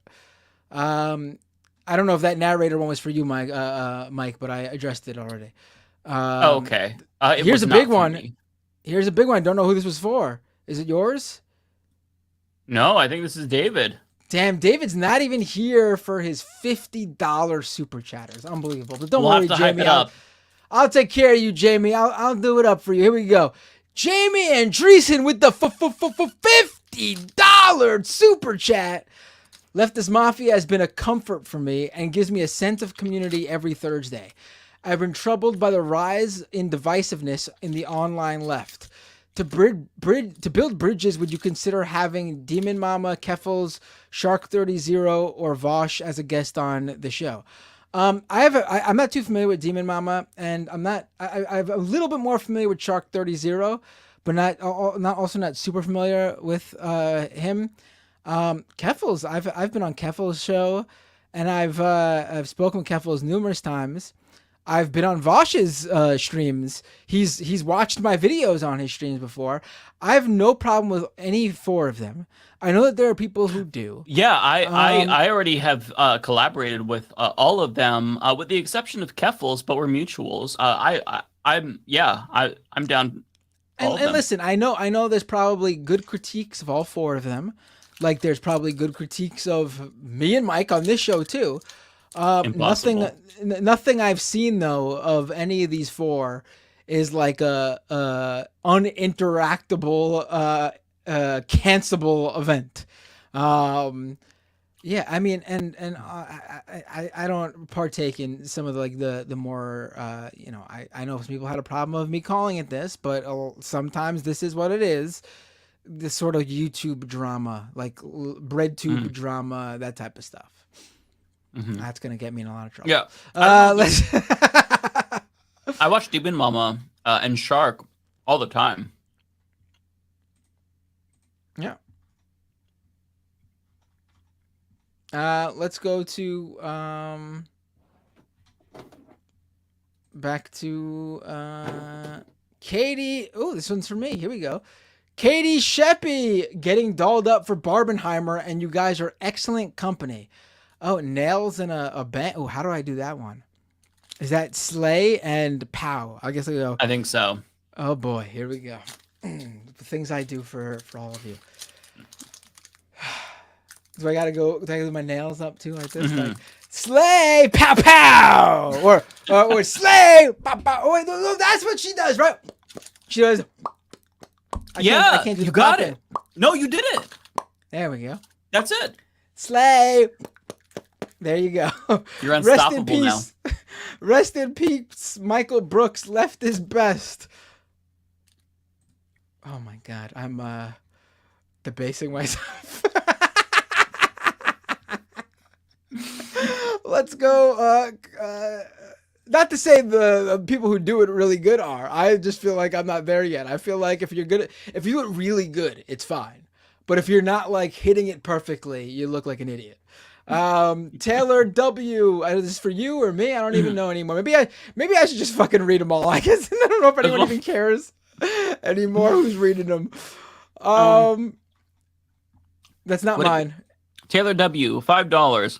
Would it be possible ever to make a Leftist Mafia channel? Maybe each host make a 10-minute video for daily uploads and a single stream. We actually, fun fact, did make a Leftist Mafia channel. It was just made by somebody who's no longer part of the group, and they had control of it. And I'm not talking about Ole. So I don't know. In terms of us making like 10-minute daily uploads, I would not personally be interested in that because we all do our own shows, and I can't have anything to track from like my main bread and butter, like my main project. But in terms of doing a single stream, I think that makes sense for the future for sure. And my issue with it is like, you know, we're each trying to build up our channels, and it's great that we do this, but like I think there's a certain dynamic that's also really good with us doing it how we're currently doing it. And at the rate people are coming and going on this show, it get technically difficult about who gets paid for what when we start splitting any sort of Leftist Mafia channel money or whatever if that came about. So I think it might be best to just continue doing it like this, honestly. I do think we need to upload this stuff as podcasts. I just realized, you know, we need to get into. I said I would do it. I got to do it. And that could be like the one place people can get that from. All right, let's go to the next. This is for not me. Is this for you? I was stuffed my face whenever there's a new one. I should have looked. Timber Dan with $5. I support the idea of a rotating sixth person each week from different backgrounds and perspectives. I think that will help increase viewership too. Yeah, I do think that's a good idea for sure. I like that. Let's go to the next one. Oh my God, I'm trying to keep up with. Where am I even? Timber Dan. This one's not mine either. That is. Oh, that one's from me, Patrice. Thank you so much. Again, you've been very kind this stream. I mean, I always see you, but thank you so much. One more thing, it would be sad, but not surprising if the live viewer numbers go down a little because so many were hate watching Ole, #HumanSuck. Yeah, honestly though, anyone who was hate watching, if they were hate watching like for Ole, I want them gone. Like I don't want these people in my community. Right. I think we've, tried to make it very clear. Fuck those people. If you don't like Ole, then I don't want you to like me. So I hope that if the numbers do go down and those folks are no longer in the audience, then good riddance because, we don't need them. And yeah, fuck them. 100%. 100%. This one's also... You're back in here now? You're back in here now? Yeah. I was about to let's press see. the next chat too. I think we almost. Who knows what would happen if we both? What happens if we both press it at once? It just unpresses it, I think. Oh right. At least that's my theory, but I'd imagine it does. Okay, so Forrest Dudley, 199. Thank you so much. Bring on Benny as a 6th host. Yeah. So again, not sure if we're gonna do like a permanent host, but I would love to have Benny on, at least Benny's as a got to guest. get on this show. Yeah. I mean, we'll bring her on at some point, I'd imagine. But I really want to bring her on just so people get to know Benny for Benny and not Benny as part of like the whole TYT drama. Like she has great content. She's very smart, very insightful. So I want people to get to know her. So yeah. And if you're looking for Benny content with leftist mafia people now, I talked with her, excuse me, last week. It's up at youtube.com/mattbinder. Oh my God, I have the hiccups now. And doomedcast.com. Honestly, one of the best episodes of my show, period, since I've started doing my own show in 2018. She was absolutely amazing. Really, really great conversation. Definitely go check it out. I'm not saying it to promote me. I'm literally saying like she brought some real important conversations up on the show and really explained really great how, you know, the underlying factors of transphobia and the ties to white supremacy. Just please go check it out. Even if it was on another channel, I would tell you to go check it out because it was that good. Mm-hmm. Okay. Let's see. This one is for me from Evan Christensen with $20. I like Olay, but knew little about online figs, and she had some pretty sussy long-form video essays for an FD and Soul Bunny that drug leftist streamers Vosh, Zan, and called Shark 300 C-word more than they cover the right wing. I don't give a shit. Listen, I don't know about the drama that goes on, or if she is friends with people who are into drama, but you're describing all of us. Like, you know, before the show even started, it's like, oh, you're doing this show with Mike who did this, Lance who said X. I think that if leftists actually want to have a very collaborative space, you have to put all of this aside and not focus on it. Like for me, I don't even know what the drama is. And I don't care. I like also I would say like it's okay to have an opinion that's addressing the content, right? Like that's not what she had a problem with. Let's be clear. This is like, right. This is not the issue. I mean, you know, the issue was nothing to do with what she was, the content of what she was saying. The issue was people attacking her for who she is, or just saying nasty things about her, or just like being really nagging in critique about just how she was presenting herself. And, you know, it was just that completely different from saying like, oh, I watched your video and I disagree with you on this. That's not what happened here. Yeah. And for all these people that you like, we know Foreign through Olea, and I absolutely love him. I think he's really great. FD Signifier, I haven't had the pleasure of talking to him, but I've known about him for a very long time, and I've seen some of his videos, and they're great. I met Soul Bunny on Ole's show when we talked about Anna. She's a sweetheart. And I don't know about any of this pre-existing drama. But at the end of the day, like, even if you know somebody who is in like a spat with somebody else, like if you honestly try to manage that, it gets too messy, right? Like I love Shark. I love I love a lot of these people that hate each other, right? I mean, fucking, yeah, I got no issues with any of these people. Yeah, I don't know. I'm sure each of them when each of them are critiquing each other, they are good critiques, and whatever the critique is, that person messed up or had a bad take or whatever. But I've seen nothing from any of the names mentioned that was a cancelable end of their career offense. Like, people are not perfect. People will have bad takes. They'll get into some stupid shit. But I've not seen anything from any of these people of the level of that's it. They're dead to me. I'm not saying that it's impossible. Who knows? Show me something and I'll assess it. But from what I've seen, all these people are do what they do, and they do it well. Yeah, they're all talented in their own right, and I think that like if you followed the whole Illuminati saga, you would know that none of us really are up to speed on these types of drama. And that's because like we're always in our own fucking drama. So like I don't know what the criticisms of each other is or the shots that were taken. And I'm sure that maybe I would agree with some of the criticisms. I mean, I'm sure I have disagreements with each of these folks, but at the end of the day, you know, part of being a leftist is acknowledging that this space is not monolithic.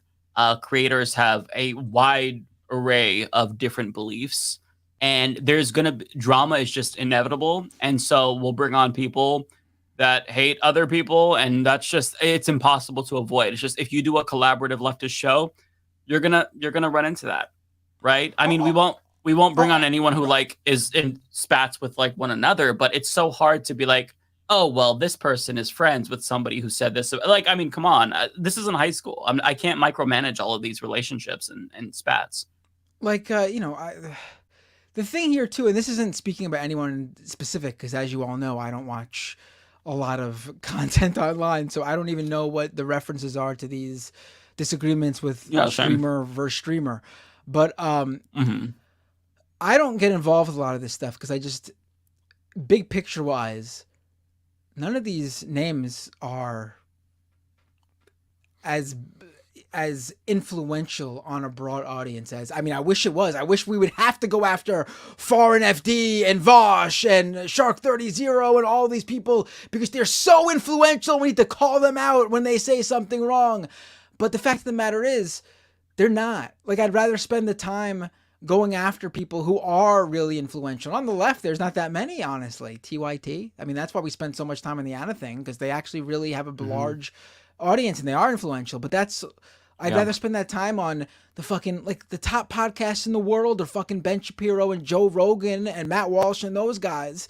I'm going to spend my time on them when it comes to the critiques. We've got our own drama. I don't want to add any more drama to it. Like, I know that Lance and Zan, I'm realizing now that that's Sander Hall. The Z threw me off. Like, they have beef and stuff like that. I've always had, you know, really positive interactions with Zan. If he called Shark that'd be terrible. So I don't know. Yeah, I have no idea. What it definitely be. I don't have the context. You know what I mean? Like, if he said that about Shark, then that's terrible. I absolutely disagree with that and condemn that. I don't know what the critiques are of each other. You know, so we're going after each other with like YouTubers who have 50,000 subscribers versus YouTubers who have 65,000 subscribers, and fucking Steven Crowder with 20 million subscribers is laughing all the way to the bank. I mean, keep our eyes on the prize. You know what I mean? Yeah, and it seems like, Evan, you just don't like Olay because you said that, like, oh, she doesn't know about online figures. That's good. That's what made her so unique and such a, you know, a breath of fresh air. You know what I mean? So yeah, I don't know what to tell you, but I'm not going to follow the drama. I'm not going to engage with it, and I'm going to try to have the biggest coalition of leftists as possible. And within that umbrella, maybe some of them, you know, they've said things about each other that's really horrible and they hate each other. But that doesn't, I'm not involved with that. Like this reminds me of like fucking, like, I was the little brother. I have two big brothers and two big sisters. And whenever one of them fought with each other, immediately you'd have to take a side and be like, okay, if you talk to this person first, then that means you took their side. When it's like, I don't even know what the fuck you all are arguing about. I'm not involved in this shit. Like, why am I automatically involved just by, you know, just by like talking to someone? I think that's a really toxic thing. It's a toxic mentality to have. And ever since I grew up with that bullshit as an adult, I certainly am not going to tolerate it, you know? And it's the same for this space. You're the youngest of 5? Youngest of 5, yeah. I'm the oldest of 4. Oh, okay. Okay. So yeah, you get to set the standards. I had to follow them that was set. And these motherfuckers what's the biggest gap between you and your siblings, age-wise? 11 years, actually. 10. Oh, wow. Yeah. Okay. Wait. I misinterpreted your question. From my next, like, closest is 11 years. Oh. My big brother, over 20. Oh, my God. No. For me, the biggest gap is 10 years. The smallest is 7. So I was a lot older than them, you know, so we didn't really have the same sort of, like, we played video games together and stuff like that, but they were too young, and I was, when I was in high school, and they were all. It was just like, so. But you had what was your the shortest gap? 11 years. Oh, so yeah, you had the same experience then. You would know. Yeah. Yeah. My nieces and nephews are closer to me in age than my my brothers and sisters. Over 20-year gap. Damn. So you have an older brother in their 50s? Yeah. That's crazy. Damn. Mm-hmm. Yeah. Were you a mistake? I was. Yeah. Yeah. That's how it is. That's how my youngest brother. I don't know if I should straight up call him a mistake, but I don't think he was planned. Let's put it that way. Yeah, I wasn't planned, and they told my dad that he couldn't have kids, and then I'm like, hey, I'm here, friends. That's what happens. Yeah. Yeah. That's how it goes. Play games. Sometimes you win prizes you don't expect. Yep. Someone on YouTube says, I don't know whose chat this is, but Marianne says, bonus baby.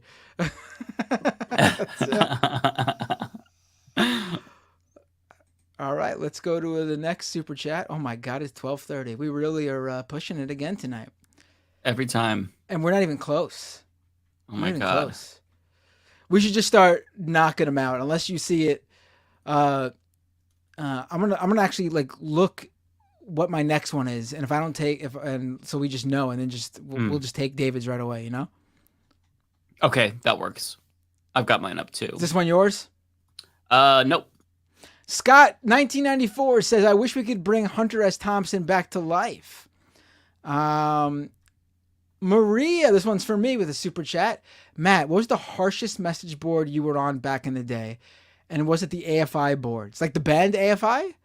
No, I'm trying to think. Probably the Bridge 9 boards. They're a hardcore music label out of Boston. But they had a really alive message board community that were just shit posting nonstop. It was a mix of every community, Something Awful, 4chan, mainstream weirdos that you'd see on Twitter, I guess, Irony Bros, and just all sorts of randomness. That was probably the. I probably dipped back in and out of ones even worse than that, but my regular go-to, the harshest, was probably Bridge 9. I don't know if anyone knows what I'm talking about, but there you go. I am lost. Daredevil. That's for me. In solidarity of Ole, I vote we give her all of Binder's super chats. Also, Matt, you're Golem. He was crust punk. Golem was also really. I'll take it. Fine. He was corrupt. He was a creep. But he was very good looking. So Lance just jumped into the chat. You're still going. Wow. Jump back on, Lance. Yeah, jump back in. I will go to the bitter end until every buck is extracted from the audience. I'm going to have to jump off relatively soon. All right, let's go to the Prof with a super chat. Is this yours? No. David's probably. 3 hours, nothing compared to most Bollywood films. Well, how many Bollywood films go 4 hours? Because we're about to hit the 4-hour mark. The Prof. Plovius with a super chat. Is this for you? Nope. Oh, it's for me. Kowalski is going to dispense some prairie justice. Ooh, ominous. Let's go to Naderville with a super chat. Is this for you? Nope. Oh, no, it's for me. If you are incapable of introspection and growing, are you really even a leftist? Absolutely, Naderville. It's a major part of being on the left. Listen, I get it could be hard, but trust me, take the hit to your ego. It's worth it because you'll come out a better person and people will respect you more. Let's go back to the super chats here. This one's not for me. Bougie Brooklyn Boutique. Is that for you or nope? Invite Walter Masterson on as a guest host. We should. That's a good. That'd be awesome. A guest to have on. Yep. Yeah. This one's for you. I think Evan gave it to you before, so it might be for you. This is not. This is for David. All right, Evan Christensen. Go ahead. You want to read it? Sure. I heard his name Vosh suggested once, but Ole shut it down emphatically, and he has been clipped out of context by so many peeps. Vosh, guest, please. Okay, stop talking negatively about Ole, or you will be banned. I don't care if you're giving money. but you very clearly have a problem with Ole, so you have a problem with me. I don't remember her shutting that down at all. But yeah, stop shit talking Ole, or you will be banned. Just warning. Let's go to Trans Girl 420 with the $4.20 super chat. You guys need more transgender Egyptian hosts. Winky face. Hey, Trans Girl, if you're talking about yourself, then feel free to reach out to us and pitch yourself as a guest. Happy to have. Yeah, do you stream or something? I would love to. If you're someone, if you're like, I want to make this clear to people. I don't think people understand, like, because I do this on my own show. If you're someone who's putting yourself out there as a content creator, a journalist, a live streamer, a YouTube, whatever, in this space, and you want to come on, you have something to say, a topic you want to bring up, whatever your specialty is. I don't care how many subscribers, followers, whatever you have. Feel free to reach out and pitch yourself. Absolutely. It's I want to really talk uplift about. like smaller creators too. I don't want to just bring on like big people, for views. Like I think there are so many talented people that just they need that platform, that boost. It's hard to make it on YouTube in these days. So I would love to bring on smaller creators. By the way, I'm trying to find Celeste's. She said that she had a super chat for David, but we skipped it. I'm trying to find it now, but if I can't find it, Celeste, you want to look through it, and I'll keep going with the super chats? Yeah, go ahead. All right, I'm just gonna read them, whether they're for you or me or whoever. That's fine. Yeah. Smackha with a super chat. Y'all should invite Hugo, Pink, or Second Thoughts. I don't know those people. I'm going to make a note of them right now. Oh, it's Ugopnik. I'm sorry. And Second Thoughts. I'm putting them down now. All right, cool. I'll look them up. What is it? Ugop? It's Ugopnik. I thought they misspelled Pink, and it was Hugo Pink, but it's not. It's Ugopnik. Or Second Thoughts. Shami Zengupta with a super chat. Anna lied on Adam and Sitch about what Lance thinks about abortion rights. She adopted his positions verbatim as hers. I'll have to check that out. I did not see it, so I'll have to check it out. Celeste, I'm not finding your chat. Can you just put it in the regular chat, and then we'll read what you set off? Because for some reason, it's not showing up. Yeah, really weird. Celeste, we're not seeing your super chat. To be safe, can you send that same super chat as a super chat once again to both Mike and myself to make sure we get it and see it? Just want to be clear. No, we love Celeste. We never do her I'm dirty. joking. I'm joking. Jerry Sakumara with a super chat. Sakumura. I'm sorry if I said it wrong. Sorry about traumatizing last week with the bear. Oh, the bear from right. I think I remember what you're talking about. Oh, okay, right. You want to read this one because this one's clearly for you. Oh, sure. Pinkerbell with $2. Happy birthday. I'm like, Pinkerbell, thank you so much. I really appreciate you. Let's go to Oh, I messed up. My dogs are goth. Ooh, this one's for you too, Mike. Oh, happy birthday, Mike. Thank you so much. Hope it was a great day. My birthday is on Saturday. Well, hey, happy birthday. We're both Cancers, I believe. So, yeah, happy birthday to you. And I'm seeing your doggies in your pic. Love it. Very cute. Will with a $10 super sticker. I don't know what super sticker you gave. You didn't give it to me, so I can't see it. Maybe David or Mike, did you get this super sticker? I'll read the next one. Will. I don't see it. I believe that's David. There you go. So we can't see it. Pluvius with the super chat. Gonna go full anime. Presdol, Ole, Vice President, Rebecca, former I'm losing you here. Dole? I don't know what you're saying here.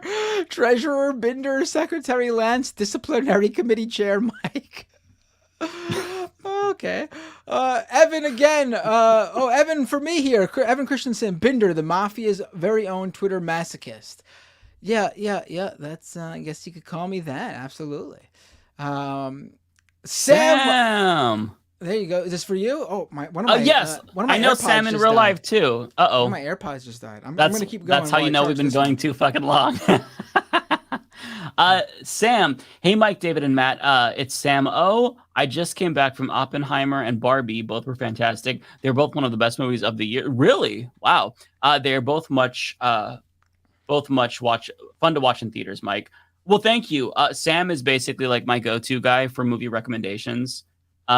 So if he says it's good, then I do trust him. I trust his opinion more than the reviewers because he knows my tastes very well. So thank you, Sam. I will check it. I probably, honestly, you know me, I'm not going to see it in theaters, but I will watch them both if you say that they're good. Here's the question I have: is Barbie for kids? Would the Barbie movie be appropriate for a 4-year-old and an 8-year-old?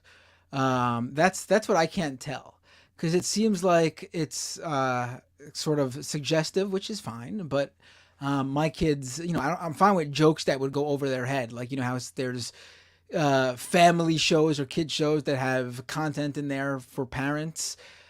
Pee-wee Herman, Pee-wee's Playhouse was great at doing that. SpongeBob does that sometimes too. That's fine. I'm talking about I can't quite tell with Barbie what they're going for. But let me know. Scott 1994 became a YouTube member on my channel. Thank you so much, Scott. Really appreciate it. Brian B with a super sticker. This one is for me. It's the pear writing out cool in the air. Thank you so much, Brian. Let's go to Will. Is this for you, Mike? I believe this is David's. Then I'll read it. Any thoughts on Dr. West? I can't do this in 4 hours. Any thoughts on Dr. Cornel West? Listen, I've long been a fan of Cornel West. I respect him for what he's put out previously. There's been some areas I disagree. I do think there's some suspect sort of funding or connections he's had recently, which might be skewing some of his positions. I give him props for dropping the People's Party and doing the Green Party. I actually think he would be much better with a Democratic primary run. He could be doing what what no one else could be doing. That's actually pushing Biden on certain issues, because he actually does have that base support from the left, and he would have my support. But as a Green Party candidate, it's harder to support him. But prefer that over People's Party. All right, let's go to. Right? I don't know what you're talking about, Matt. I love the People's Party. No, I'm just kidding. There it is. Celeste. There you go. I guess I guess she thought we were further than we were. Yes. Okay, there we go. What's your favorite? What is your favorite food at all of y'all? That's a broad question. Chicken gyro from the Afghani halal food truck by my house. I'm gonna say the Impossible plant-based spicy chicken nuggets. I had those last weekend. Well, maybe that's not my favorite food, but favorite as of late. And I can't do spice very well. It tore up my stomach, but it was worth it because it was very good. Overall, generic question or generic answer: pizza. Because who doesn't love pizza, Oh, here's I can give you another one that more broadly that people will get me in a lot of trouble with people. The McRib. I fucking love it. Shami Sengupta with a super chat. Does the left want to be cohesive or have common cause? I got no idea what the left wants. Yes, I got no idea. I know what I want as a leftist. I got no idea what the left wants. Honestly, trying to get the left to all agree on something is like herding cats.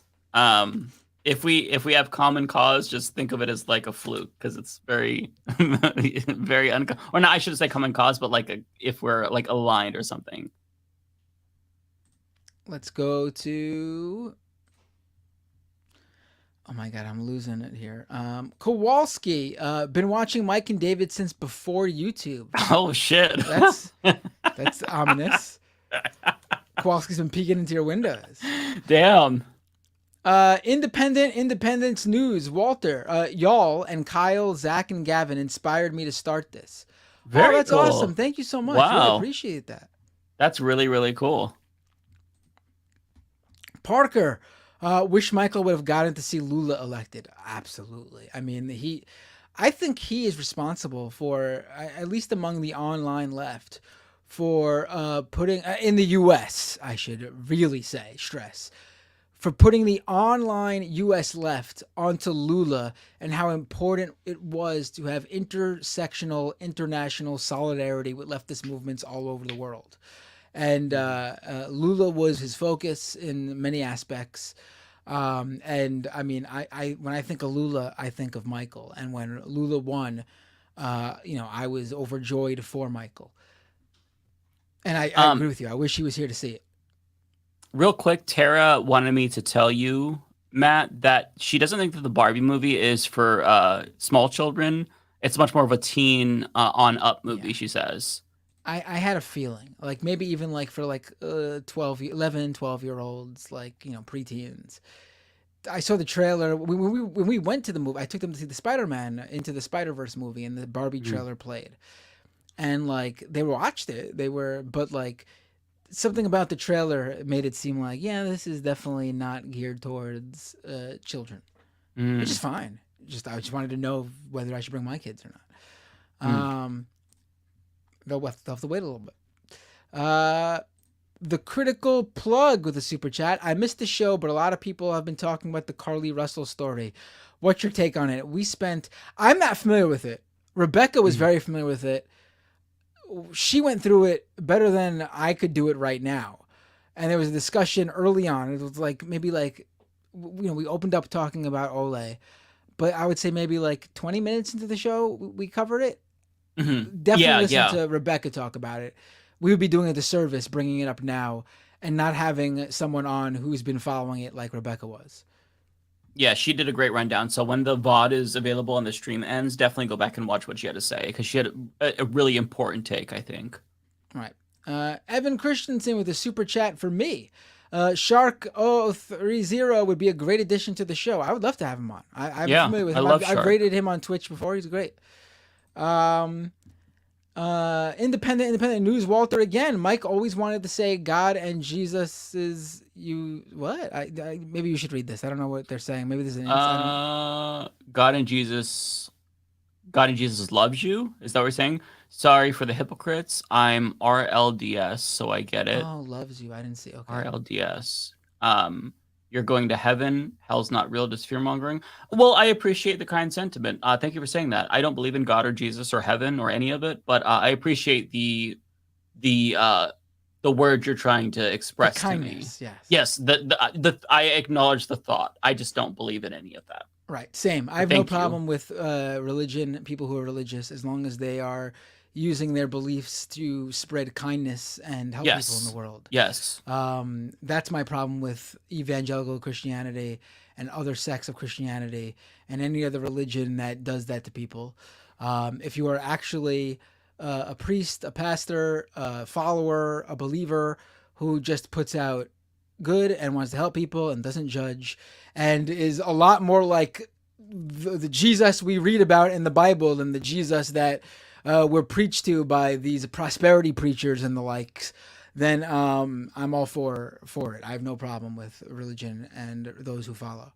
Yeah, I was raised in evangelicals, and it ruined my childhood. So that's why when I talk about religion, I'm really talking about like the fundies, the people in my life that I don't like, and any of the other ones like that. So if you're a good person, then I have no beef with you. I was raised a Catholic.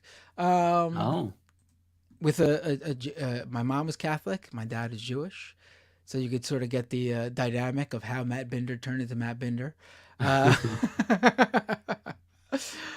New York Italian Catholic meets a New York Jew, and here I am today. That's how it happened. Good origin story. Good old 420 with a super chat. You should have Soul Bunny on. She was on a recent stream with Ole and Benny. She was great. Would love to have Soul Bunny. I was on that stream. Yeah, she's a sweetheart. That was the first time that I met her, and we always say this before, but at some point we're gonna have on like every single leftist. It's just a matter of like one by one. Like there's a lot of weeks in the year, so it's at some point we'll have all these people on. Right.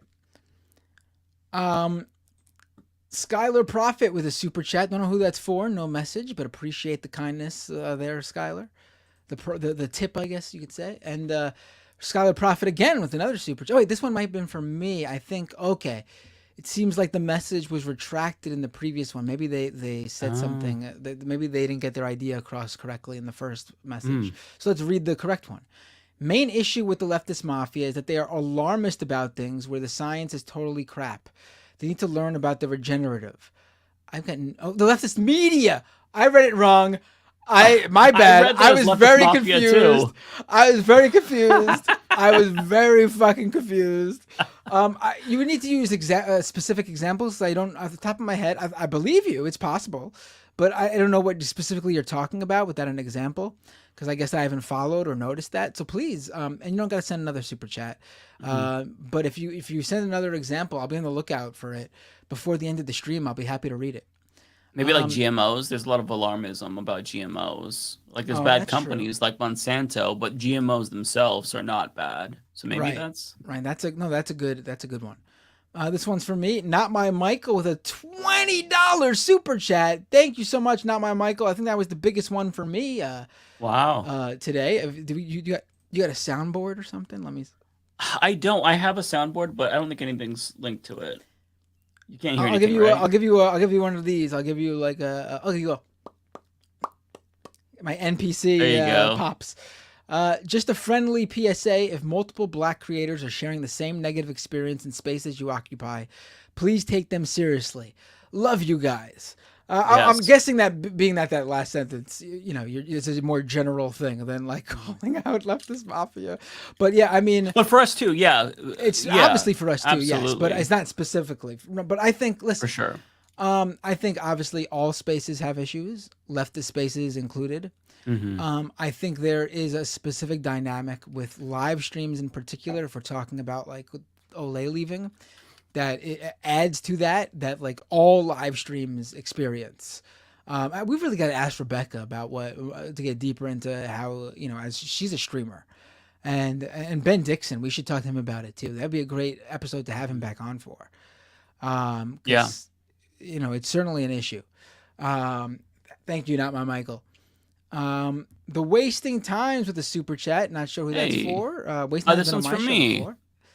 Yeah, nice to see Wasting Times. Are you still playing Tears of the Kingdom? I didn't. I finished it on July 4th, and I absolutely loved it. I won't give any spoilers, but I found all 100% of the shrines. I explored like 95% of the depths. I got all but like 2 hearts, full stamina.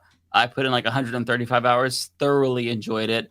I have since moved on to Dave the Diver, and I just checked out the demo for Final Fantasy 16 and really, really dug it. So that's probably going to be my next like big adventure. But it's love Tears of the Kingdom. It might be my favorite game of all time. Like that's how much I loved it.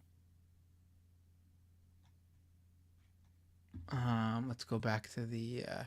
This one's for me. A85 Ramos will be in New York next week. Oh, welcome. Binder, any recommendations from Manhattan? Never been and excited to see the big city. On small budget, by the way. I'll be honest. It's been a while since I've been out on the town in Manhattan. Like I've been there, obviously, to grab lunch and stuff like that. But in terms of like visiting and for that, it's been a while since COVID that I've done anything like that. Manhattan specifically too, because so much of like the stuff I was into was moved into the outer boroughs. But food wise, I give you recommendations. If you like Indian food, check out Brick Lane Curry House. There's great dessert bars, which Chickalicious is a really interesting one. I'm quickly Googling some things to see. Chickalicious. Jeff, definitely check that one out. Chickalicious or Milk Bar is another good one if you like different types of ice cream. If you made it out to Flushing, Queens, I could give you some great because Main Street Flushing, the biggest Chinatown and also Koreatown next door in the U.S., I think actually is there, and I'm very familiar with those parts. But for Manhattan, God, God, I'm drawing blanks. I feel like I could give you better recommends, but I'm also not sure what's still there because so much has changed. But I think I gave you a dinner. I gave you a dessert. There you go. you got a whole day's worth. Super Jet Guy. This is for you, Mike. Oh, I don't see it in mine, but I will read it. Hi, Mike. Couldn't make. Oh, hey, Super Jet Guy. I recognize you now. Couldn't make your private members Zoom this month, but I would like to apologize for some Voshites being cringe towards Ole. Well, thank you for that. I haven't seen them say anything negative about Ole. Is that who it was specifically? I didn't even know that. I don't know. I honestly don't know. I haven't seen this. When we were talking about criticism towards Ole, we were specifically talking about like in this, like, you know, in our channel. General in live chat. Right. A combination of trolls, people passing through, because like we said, big channels with thousands of viewers. Mm-hmm. It gets pushed on the YouTube algorithm. People see it. They see a show called Leftist Mafia. They're going to jump in if they're trolls. But then also combination of that with people in this space who, you know, just could do better and should do better. Right. Yeah, Vosh's community has been really, really kind and polite to me. I really like the community. So I haven't seen anything towards that. I hope that that's not the case, but I honestly can't speak to it, so I don't want to speak. In my chat, someone just said, see the Ginnimer said, Vosh himself seems to love Ole's work. Yeah, Vosh will often play full-blown other lefty creators' videos on his very popular live streams and give them like boosts. Like he first time he did that for me for one of my videos, I got like in like a day boost of like 2,000-3,000 subscribers in just that. Oh day. wow! Yeah. Wow. Yeah, I've had nothing but really like positive interactions with Vosh, and yeah, I whenever I have a chance to watch his content, usually he is very like he's on point. He's super edgy, but that's just kind of like, you know, that's his personality. But yeah, I like Vosh.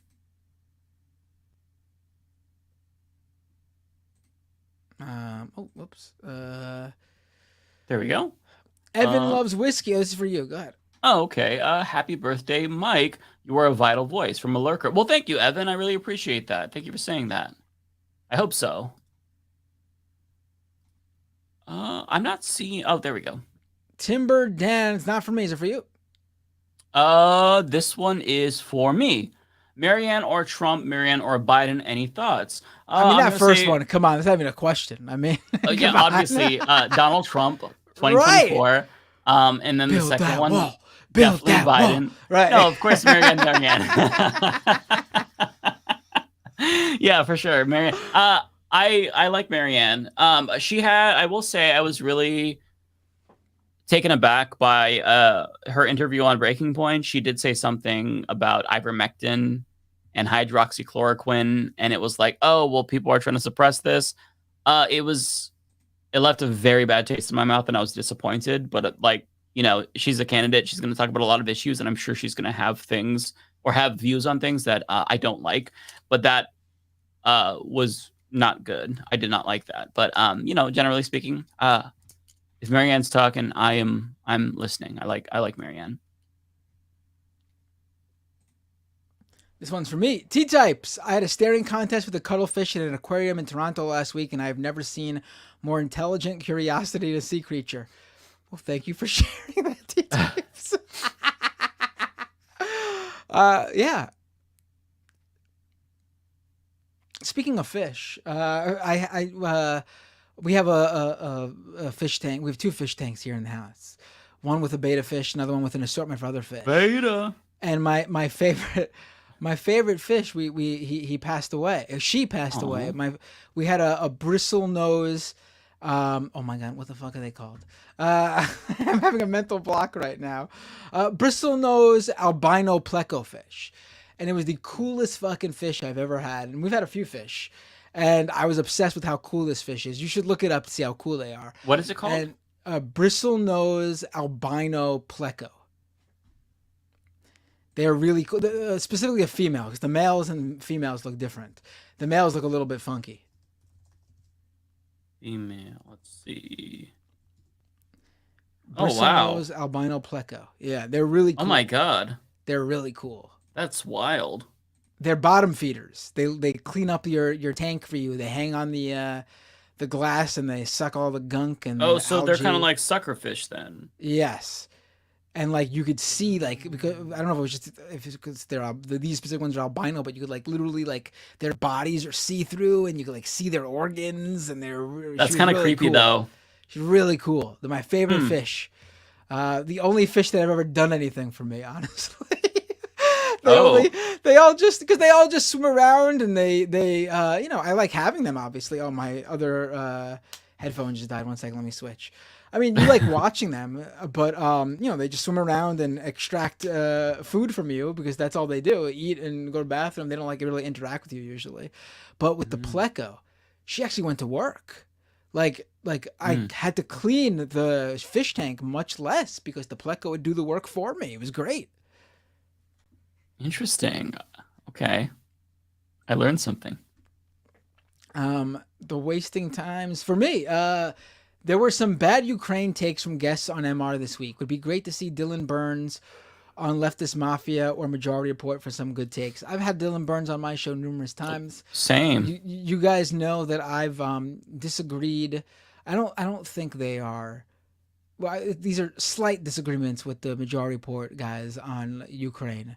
They're not like the contrarian. I don't know what the guest said, but there are some slight disagreements. It is what it is. I don't think they are. I understand their concerns. I just disagree with them. But Dylan Burns for sure should be on this show. We should get him on. He's great. I'm sorry, I'm still dealing with some hiccups here. Oh, you're good.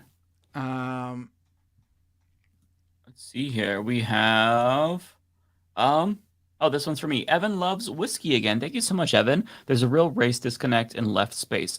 There is.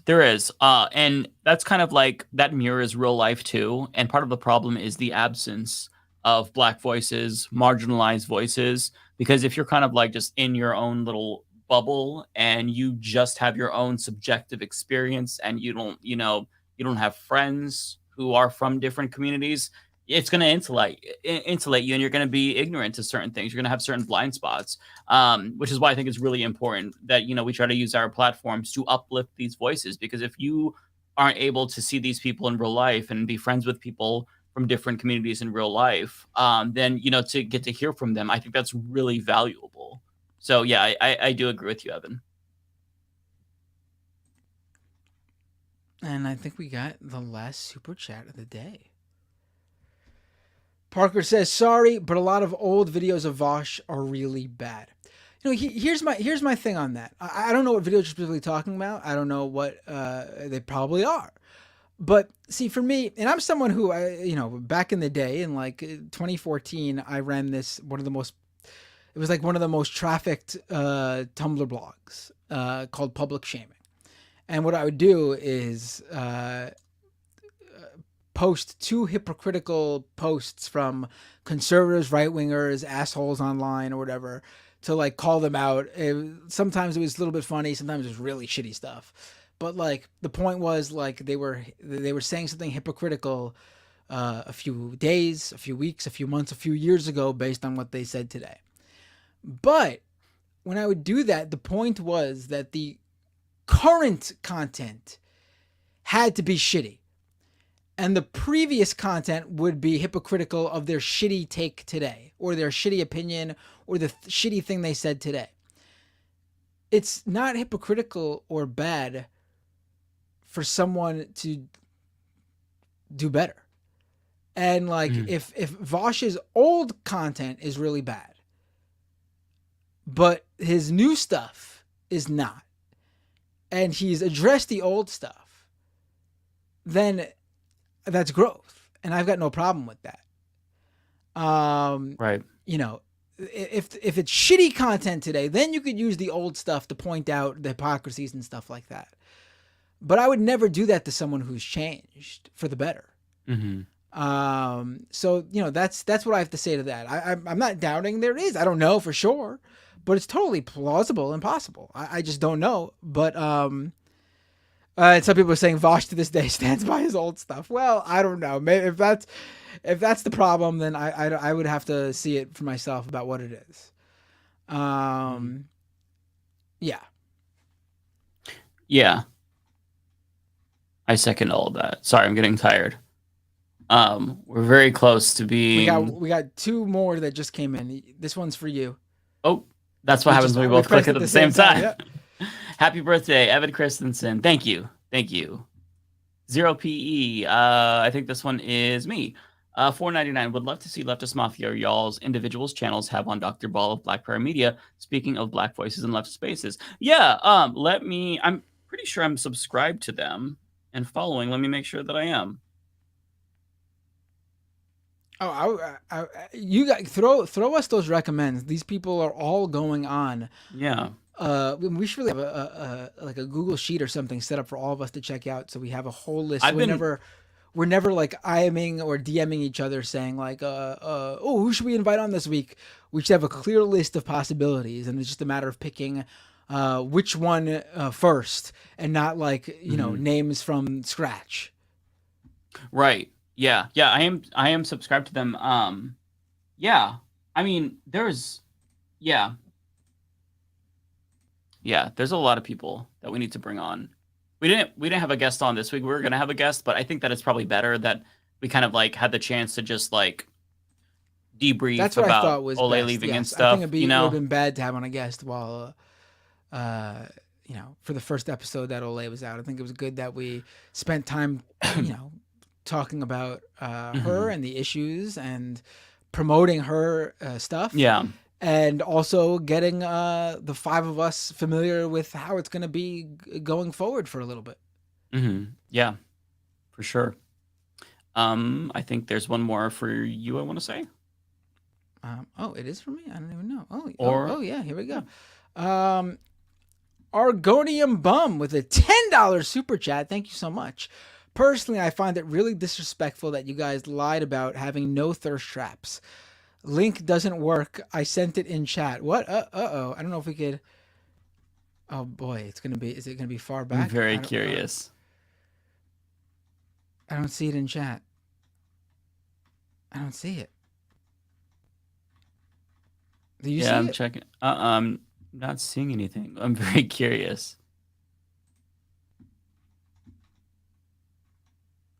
What chat? I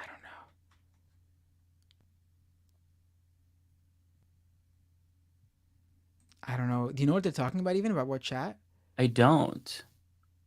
Yeah, maybe YouTube auto blocks links. Yeah, I don't think you could post. Oh, yeah. Yeah, that's true. Actually, I'm pretty sure I have links auto blocked on mine, because if not, then you get like spam channels who like will drop it with a space between the YouTube and .com or whatever you're sending. Drop it with a space somewhere so it breaks the clickable link, but we can just copy and paste. Yeah, I'm very curious.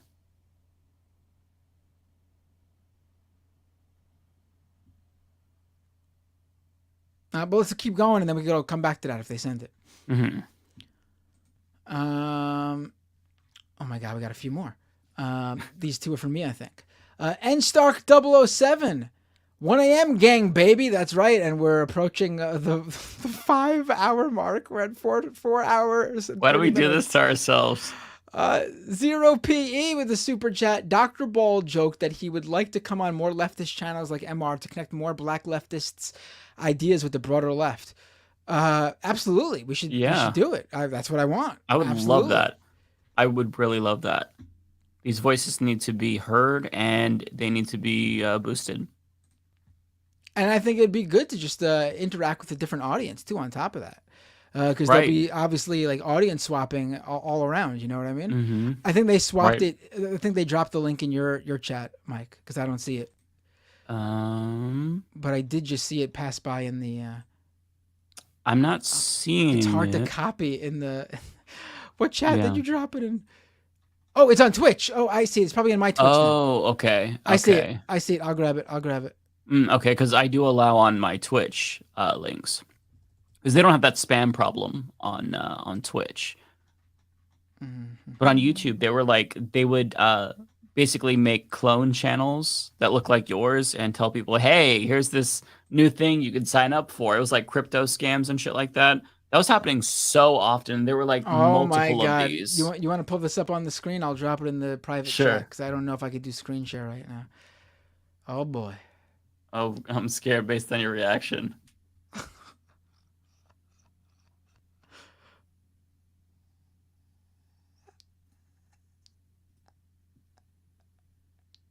Oh my God. Okay, give me 1 sec.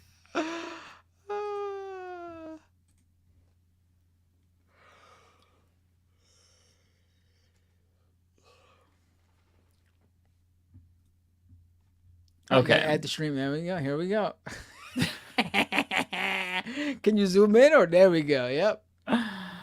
I forgot about that very real photo I posted on my Twitter. Yeah, Totally why forgot didn't about we it. think of this? Right, that's me, folks. 100% me. No Photoshop, no AI. I promise you.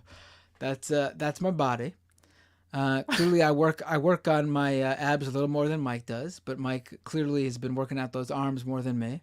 I love how, like, if my neck attached to that body were able to turn that way, I would be dead, basically. Like, it would sever the spinal cord. I mean, your arms there. Geez, those are them Hulk Hogan 34-inch pythons right there. Jesus Yeah. Christ. Yeah. And me, I got them. I got like a 10-pack there with those washboard abs. That's like your dude is 0% or like -5% body fat. Like, damn. Right. Yeah, I'm that's me. That's me. That's what I look like. Okay, I'll take this up. We've been staring at naked dudes on the screen, or half naked dudes, for too long. It's just us. That's us. So what do you mean? You have a problem with how we look like? We should also say that picture was actually taken together. Me and Mike often just hang out with our shirts off, flexing next to each other. It's what we do for fun. You know, that's leftist solidarity. It's like, hey, Matt, you got some free time? You want to flex? Yeah, okay. Right. Right. That's why they call us the Flexist. Mafia. You know, we're getting tired because, like, we're just at this point, we're like droning on and rambling, and our jokes are like, what's below like dad tier? Oh my God. Oh, okay. Someone just dropped. Oh, one more. Two more, actually. Two more. Is this for me? One of them's for you, I think. Oh, yeah. One's for me, one's for you. This one's from me. Aaron Marks with $10. Thank you so much, Aaron. Longtime viewer, Mike, and love Leftist Mafia. I work in endangered language revitalization, and I'd love to see you guys have U.S. and Canadian Indigenous creators and voices on the show. That would be incredible, actually. I don't know any Canadian Indigenous creators, so hopefully Lance will hook us up with that if he knows any. But yeah, I'd love to have U.S. Indigenous creators for sure. Yeah, absolutely. Like, I mean, the goal of the show is to uplift all of these types of marginalized voices, let them share their stories, get the stories out there. Yeah, absolutely. Yeah. And thank you. And Tunbosin for me, super chat. Tell chat to shut the F up about the dumb video essayists for streamer drama. Everyone in the space has so good and bad. Like bad egg roll, nah, he trash. Wait, who you talking about? Bad Empanada?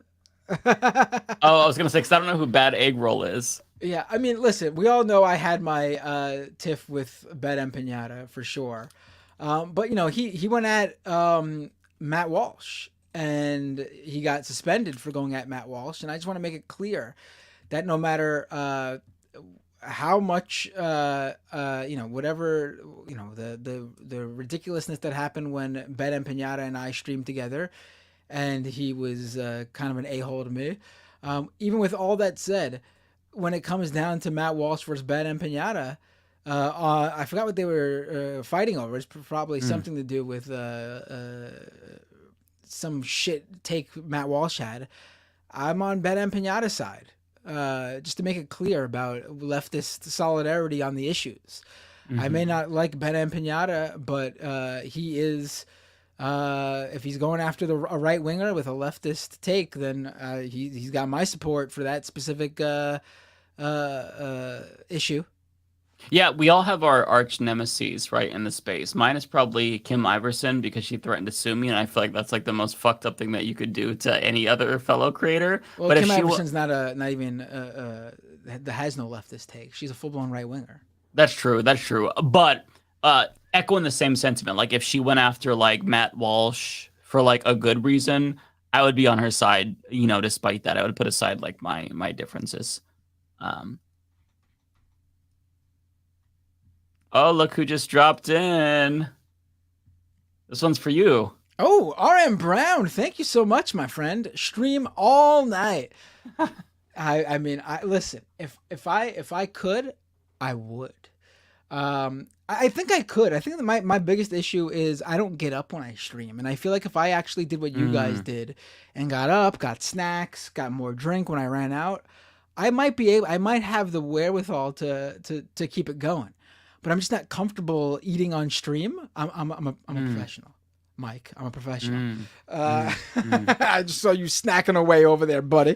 No, I'm joking. I got no problem with it. I'm not used to it. I definitely should get up and get myself comfortable when doing these streams because I probably would go longer. Sponsored by Pure Protein. Very delicious, by the way. I really should just fucking have full-on meals in here, and I could probably stream 24/7, honestly. I see Hassan, like I'll be tuning into Hassan sometimes, and he'll be just like fucking scarfing down shit, and I'm like, I don't even think anything of it. So I think maybe sometimes we overthink it. Yeah. One more. Or no, okay, there's one more. Two more. I got two more here.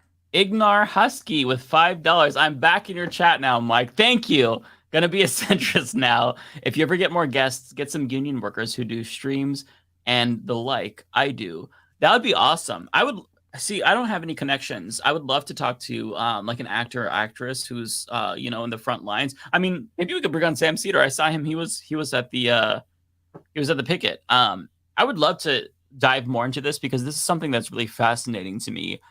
Because the actors strike and the writer strike has really opened my eyes because I just assumed that these were very like well-to-do, wealthy people. I had no idea how bad it was, for writers. Did you really? You really thought that? Yeah, I had no idea. I assumed that like if you're writing, like if you make it on a big show, you're recently set. You thought that or like years ago?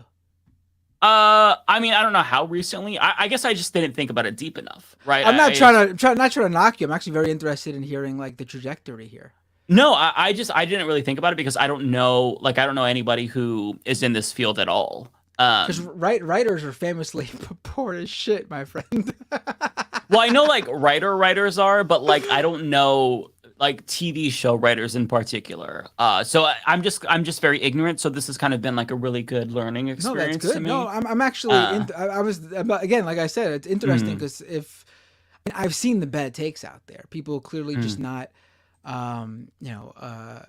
Familiar with what happens and how this works, and that's fine. It's good to learn, right? And it's just interesting to see how people I get why you would think that for I guess like actors maybe, but I hope a lot of people are finding out now that. A lot of actors do not make a lot of money. That was the most mind-blowing thing about people who, not necessarily like the A-listers, right? Obviously, but the people who are there and they play minor roles. Like the Orange is the New Black lady, what she said. I forgive me for not knowing her name.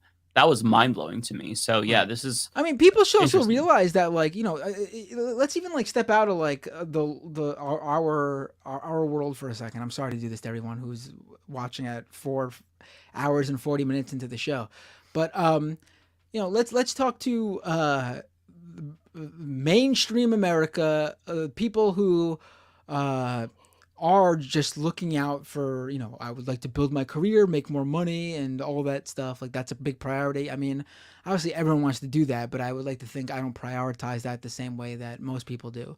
But like, think about non-owners, the non-managers who make the most money. And you'll automatically think of pro athletes and actors, and right, like A-lists, like top tier actors, right? Tens of millions of dollars. Both of those groups have unions.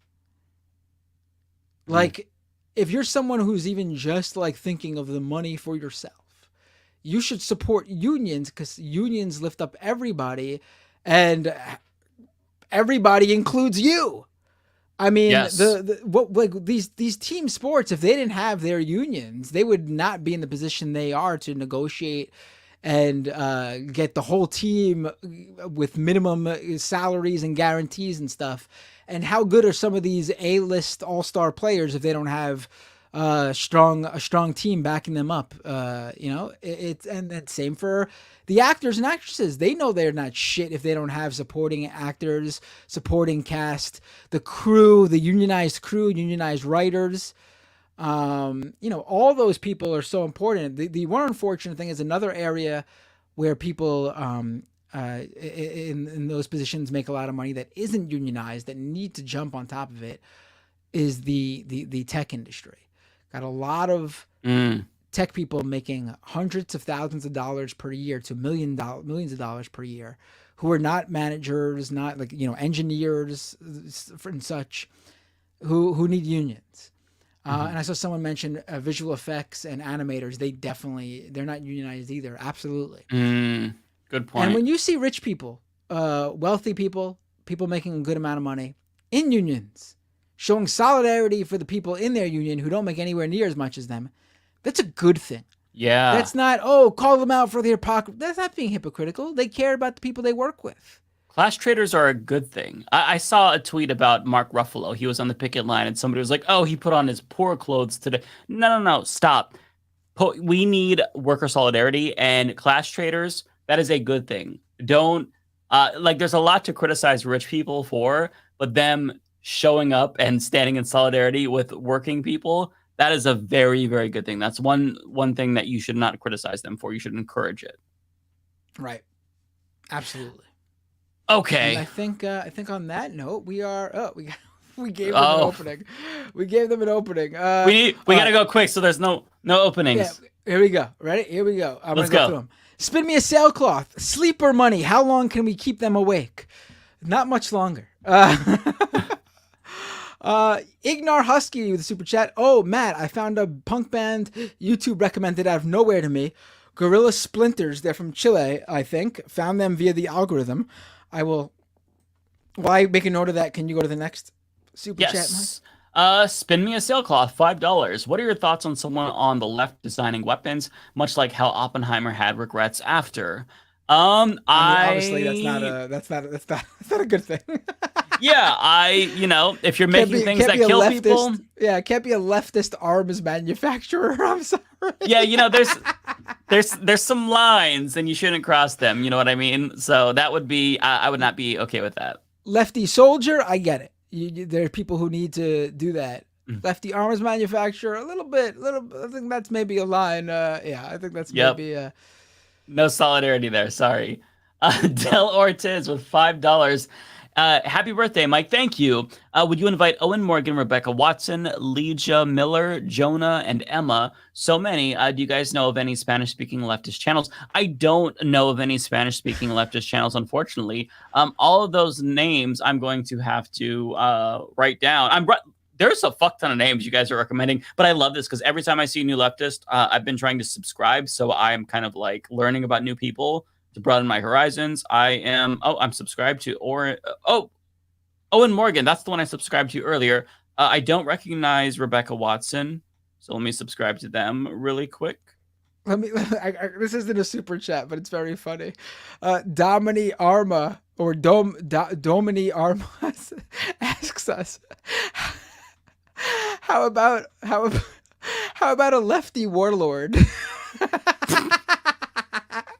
Listen. Well, do they support Medicare for all? Listen. Coney's early stuff was good, and then he took it a step too far. Joan. I did find Jonah. And then Prigozhin, what's his name again? The Wagner Group. Listen, before Wagner Group got into the neo-Nazi stuff, they had some lefty ideals. I think, You all are tired. You're as tired as all of us. Okay, I could tell. Here's another one here. Adam Conover would be the perfect guest for both writers and actors.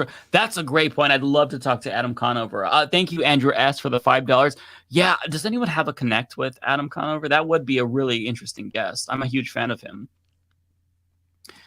Let's see here. We got this. We take it. This take it. I wish it was earlier in the show. This is really funny.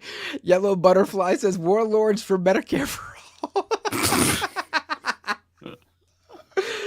We're at the delirium stage in the podcast where we're approaching 5 hours and our brains are mush and we're not even saying anything coherent at this point. I love it. He appeared in your Twitch chat. Oh, that's right, Tara. Fuck, I don't know if I have to connect though. I'll have to see if he's following me. Adam Conover rated me when I was playing Sekiro. I forgot about that. Yeah, I don't think he's following me. I don't know, but I'll try to see if I can find an in with him. That'd be a great guest. Okay. These next two are for you so far. Oh, are they? Oh. I don't even see them. Wait. I see them now. Joe Hall with a super chat. Love my union. Love my brown shorts too. Oh, we talking UPS here? Hell yeah. Big fan of the UPS. Big fan of the USPS. FedEx can suck it. Yes. Delay all of our packages. We have solidarity. Strike. Shut it down. Do it. I'm with you. Okay. This one's for you also. You're out punishing us. I love it. Tunbo with the super chat. Stall. But I think that's it. I think that is it, my friends. Oh, wait. Let me double check over here. Oh, okay. On Twitch, I got one. Master Cat PDX resubscribe with Prime. Subscriber for 6 months. 6 months, my eyes, says Master Cat PDX. Thank you so much. YouTube.com/MattBinder. If you're not subscribed to me already, just subscribe so you catch my stuff, get notifications when I stream. Twitch.tv/MattBinder. I multi-stream there too. Follow me on Twitter, Blue Sky, Mastodon, Thread. Search Matt Binder, you'll find me. Yeah, I think that's all for me. Oh, and if you want, Patreon.com/MattBinder. Subscribe to become a financial supporter of the show to help my show grow and continue. Always check out Lance of the Surfs at the twitch.tv/the Surfs TV, I think it is, right? David Dole, search Rational National. This motherfucker is filibustering. Rebecca Azor, what's her channel again? She dropped it. She has her own channel, but also check out the Benjamin Dixon channel. Right. She has her show on his network. Also, please subscribe to Illuminati. She is making amazing content every single week. Ole and Friends bi-weekly.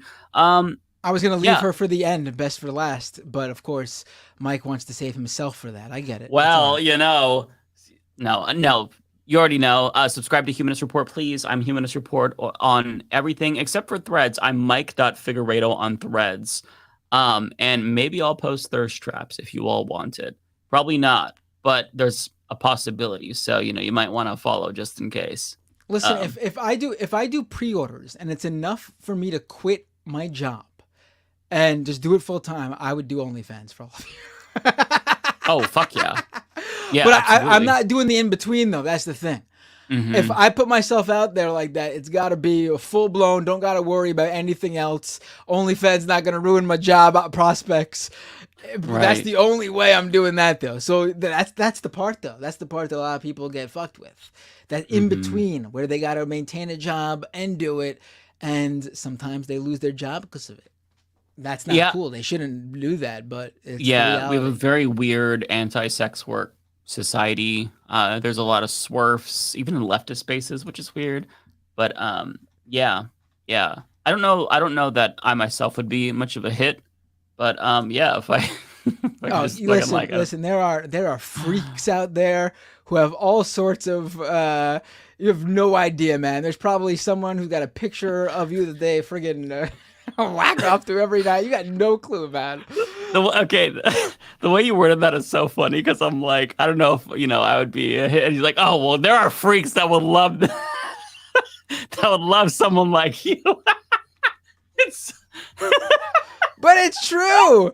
Listen, there are without a doubt retired. fucking freaks of nature out there who are into anything and everything. Pull up the grossest person on the planet, and I can guarantee you that person can find at least a few thousand people to subscribe to their OnlyFans. Oh, I'm sure. Like yeah.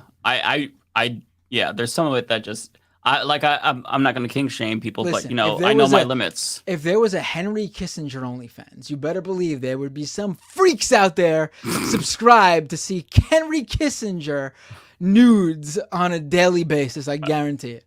Friggin' weirdos out there. You know what? I'm not gonna be that cynical, Matt. I'm gonna say he would have 0. I'm just gonna. You are wrong as can be, my friend. I don't want to believe that. I don't want to believe You are we live in a wrong as society can where be. a single person would subscribe to a Henry Kissinger OnlyFans. You got no clue, man. You got no idea. But with that being said, have a great night, everybody. Great note to end on. Who we rating on Twitch? Who's on? Who I don't you have see Twitch on? pulled up. I don't have Twitch pulled up. Let me. Oh, you're not on Twitch?